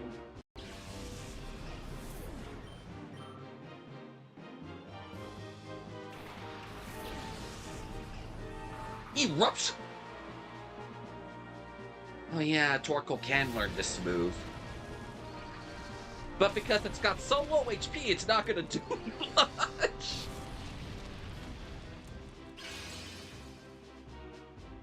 You know, I'll use Stormy's turn to heal. Actually, hold up. It's gonna likely do Fake Out.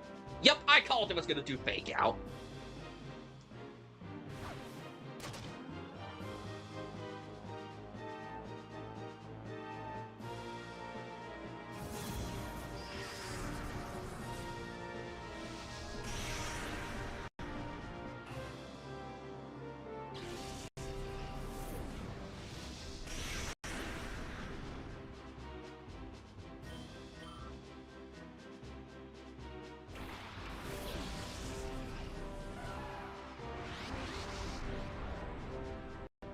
Unlike Water Spout coming from a Specs Kyogre under rain, isn't that fun to try and tank. Oh hey, finally reverse mode on Stormy! But I'm gonna use this turn to heal and then call Stormy. Stormy should finally have Recover. Oh dear, Solar Beam! Wrong target!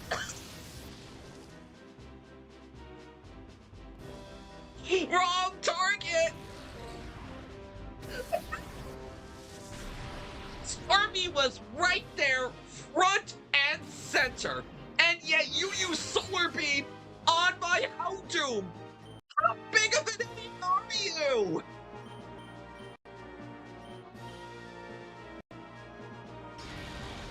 That's what I get for calling her an idiot.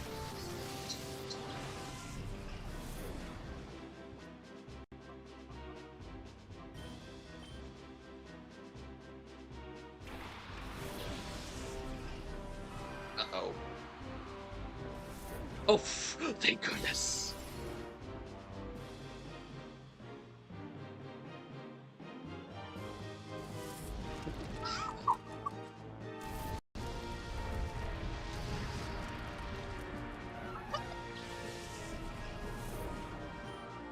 light is gone. And so is your chlorophyll. At this point, I feel the AI's flipping a coin on who to target. At this, sure feels that way.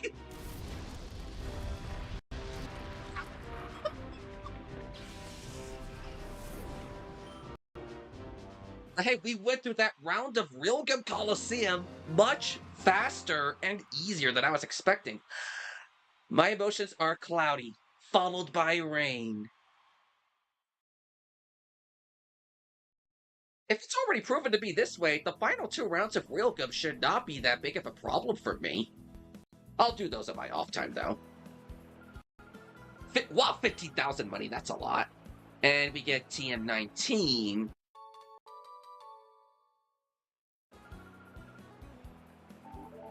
Oh yeah, that's right, I gotta check on Hitmonchan and the PC. That run gave me Giga Drain. And Butterfree can actually learn that move. So I now have, I can either get Dream Eater to make full use of Butterfree putting my enemies to sleep, or Giga Drain to ensure I get a healing move outside of sleep, and something that's not a psychic type move. So I could do either, oops, I don't need to heal. So I could do either Dream Eater or Giga Drain with Butterfree. Let's put Hitmonchan in the chamber. There we go. And grass coverage. True.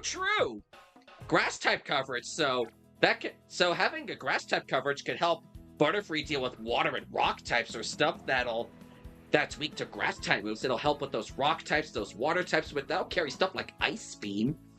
Giga Drain's probably the better of the two options, all things considered. Now that I'm weighing the options, Giga Drain's definitely the better option of the two.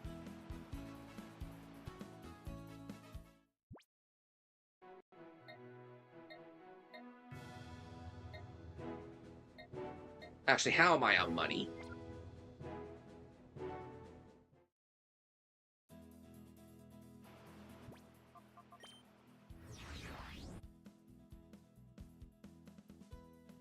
Wow, I got a lot of money. I could definitely buy lots of Ultra and Timer Balls, because I will need them. Let me do that right now. I got the money for it. I'm going to buy Ultra and Timer Balls. And probably with whatever's left over, I'll buy some full restores. I'm getting to a point in Citadark where I'm going to need all the items I can get. Balls and items I can get. Ultra Ball. Will put me at 40 Ultra Balls. Timer Balls. I'll go for 50.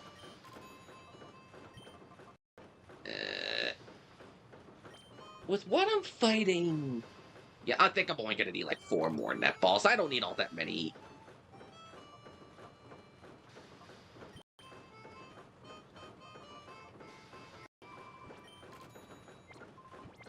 I'm gonna have some revives on me because, yeah, I'm definitely gonna need those.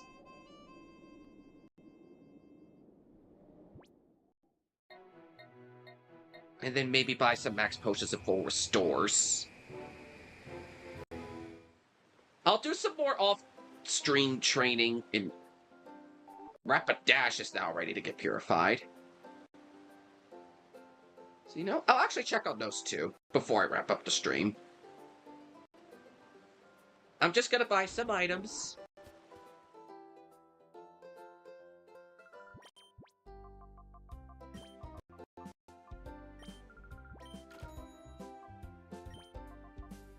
Uh, 10, 5, and 15. I think I'm okay on Hyper Potions, Max Potions, and Full Restores right now. But I know I'm gonna need more I think I'm gonna be all... Actually, let me check my healing items.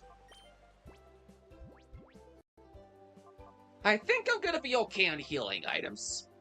But I know I'm definitely gonna need some more off-screen training to help my team members get between, like, 45 and 50 for the battles ahead. And try to purify Stormy and Chansey.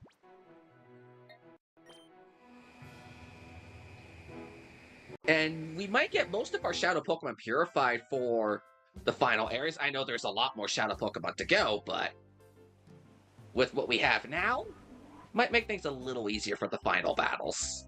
Because these final battles are not easy. This game at backspace? I don't think so. But I can always sell some stuff if I don't need it. I don't think it has a bag limit. I've never seen the bag get full.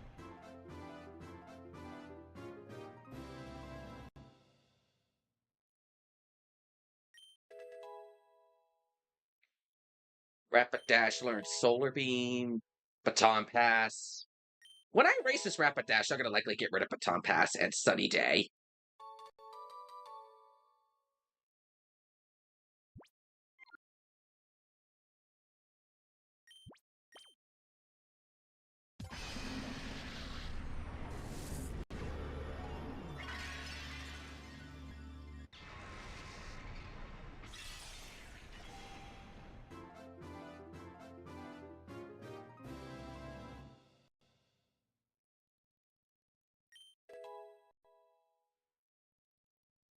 Ledge and refresh. Oh, sorry, helping hand.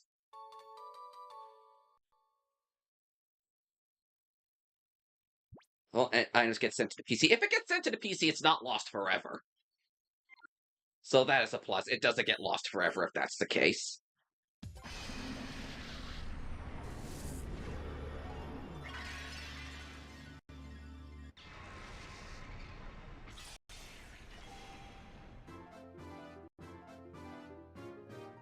Actually, I might make Purification set 8 now.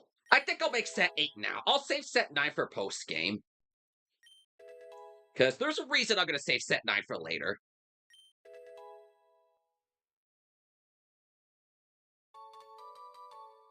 But I think I'll make set 8.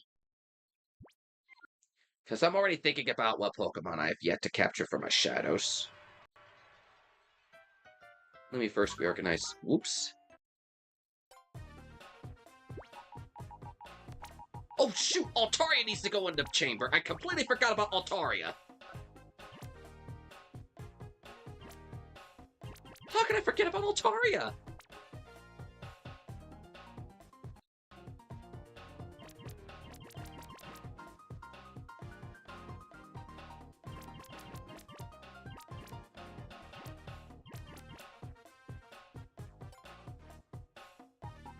Licky Tongue goes here.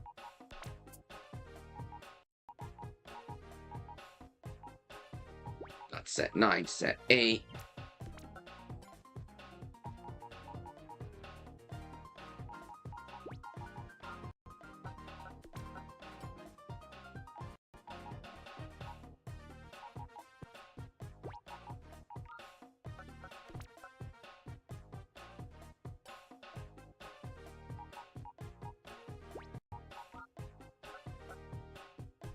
Okay, this works. We now have 8 sets to our purification chamber. So I think we're going to be good for the last bit of shadows that are going to be coming up for the game. And now I'm going to put Chansey and Stormy back up front. And see how you both are doing. Yeah, these two have a bit of a ways to go for their purification sets. But in my off time, I think I got an idea. The stream's almost done, guys. We've been running for nearly 5 hours, a lot longer than I was expecting to. But we made a lot of success. We made it through most of Citadark Isle, defeated all the optional trainers, caught all the Shadow Pokemon, purified a good chunk of them. The final battles are almost here. And I think I got most of my final team pretty good to go. Right now, I still need to figure out my final team member, but right now my final team is looking like Speed the Jolteon, Cinder the Houndoom, Apollo the Lunatone, Mothra the Butterfree, and my Shadow Stormy right now. Chansey's in here just to kind of fill up the final spot. I have an idea if what I want to make my final team member. I'm between 2 or 3 options for my final team member of what's ahead. I still am yet to decide on who it's gonna be, but I'll find out based on the IVs, the nature, all that stuff I get from what I do collect. I'm gonna save right here, because we made a lot of progress. 65 Shadow Pokemon captured, 59 purified, and I'm also gonna make a save state. We made some substantial progress. When I come back in a couple days, probably Saturday, for the main story finale, we're gonna go down that bridge, fight that man in blue, confront Greevil himself, and see what the heck he has in store for us. We're almost at the end of this adventure, ladies and gentlemen, and I can almost see the end of Cipher, and I can see the end of Cipher from where I am standing. Next time, we're gonna end this adventure, save all the Shadow Pokemon, and defeat Greevil for good. I thank you all for joining me on my climb through Citadark Isle in this long stream. I wanted to save the final bits for the next stream for these final few battles ahead. They are not easy, and I wanted to make it so fun for you. But I think I'll be doing this on Saturday.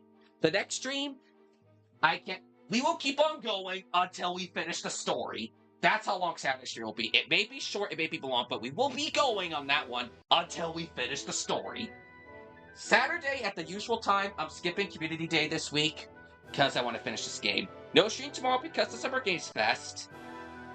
Saturday we'll be finishing the game, and I'm thinking one day next week, Tuesday, maybe Wednesday, for the post-game of Pokemon XD, with the tiny bits that I can actually control and do.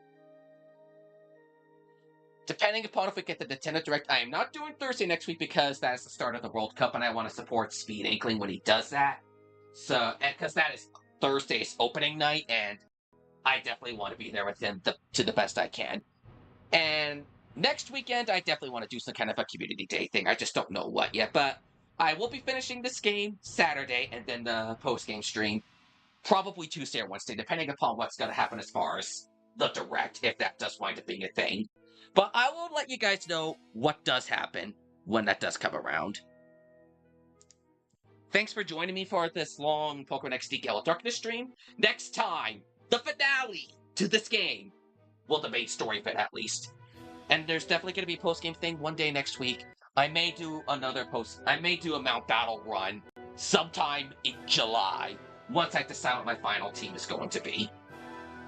Or maybe the post-game Coliseum if I feel confident in a team at that point. But we are pretty good. I'll see you guys on Saturday for Codename XD001 as we wrap up this adventure. See you guys next time. Have a good rest of your day, night, time zone, whatever it is for you. And I'll see you all then. Take care, everybody. I'm coming for you, Master Greevil. Just you wait and see.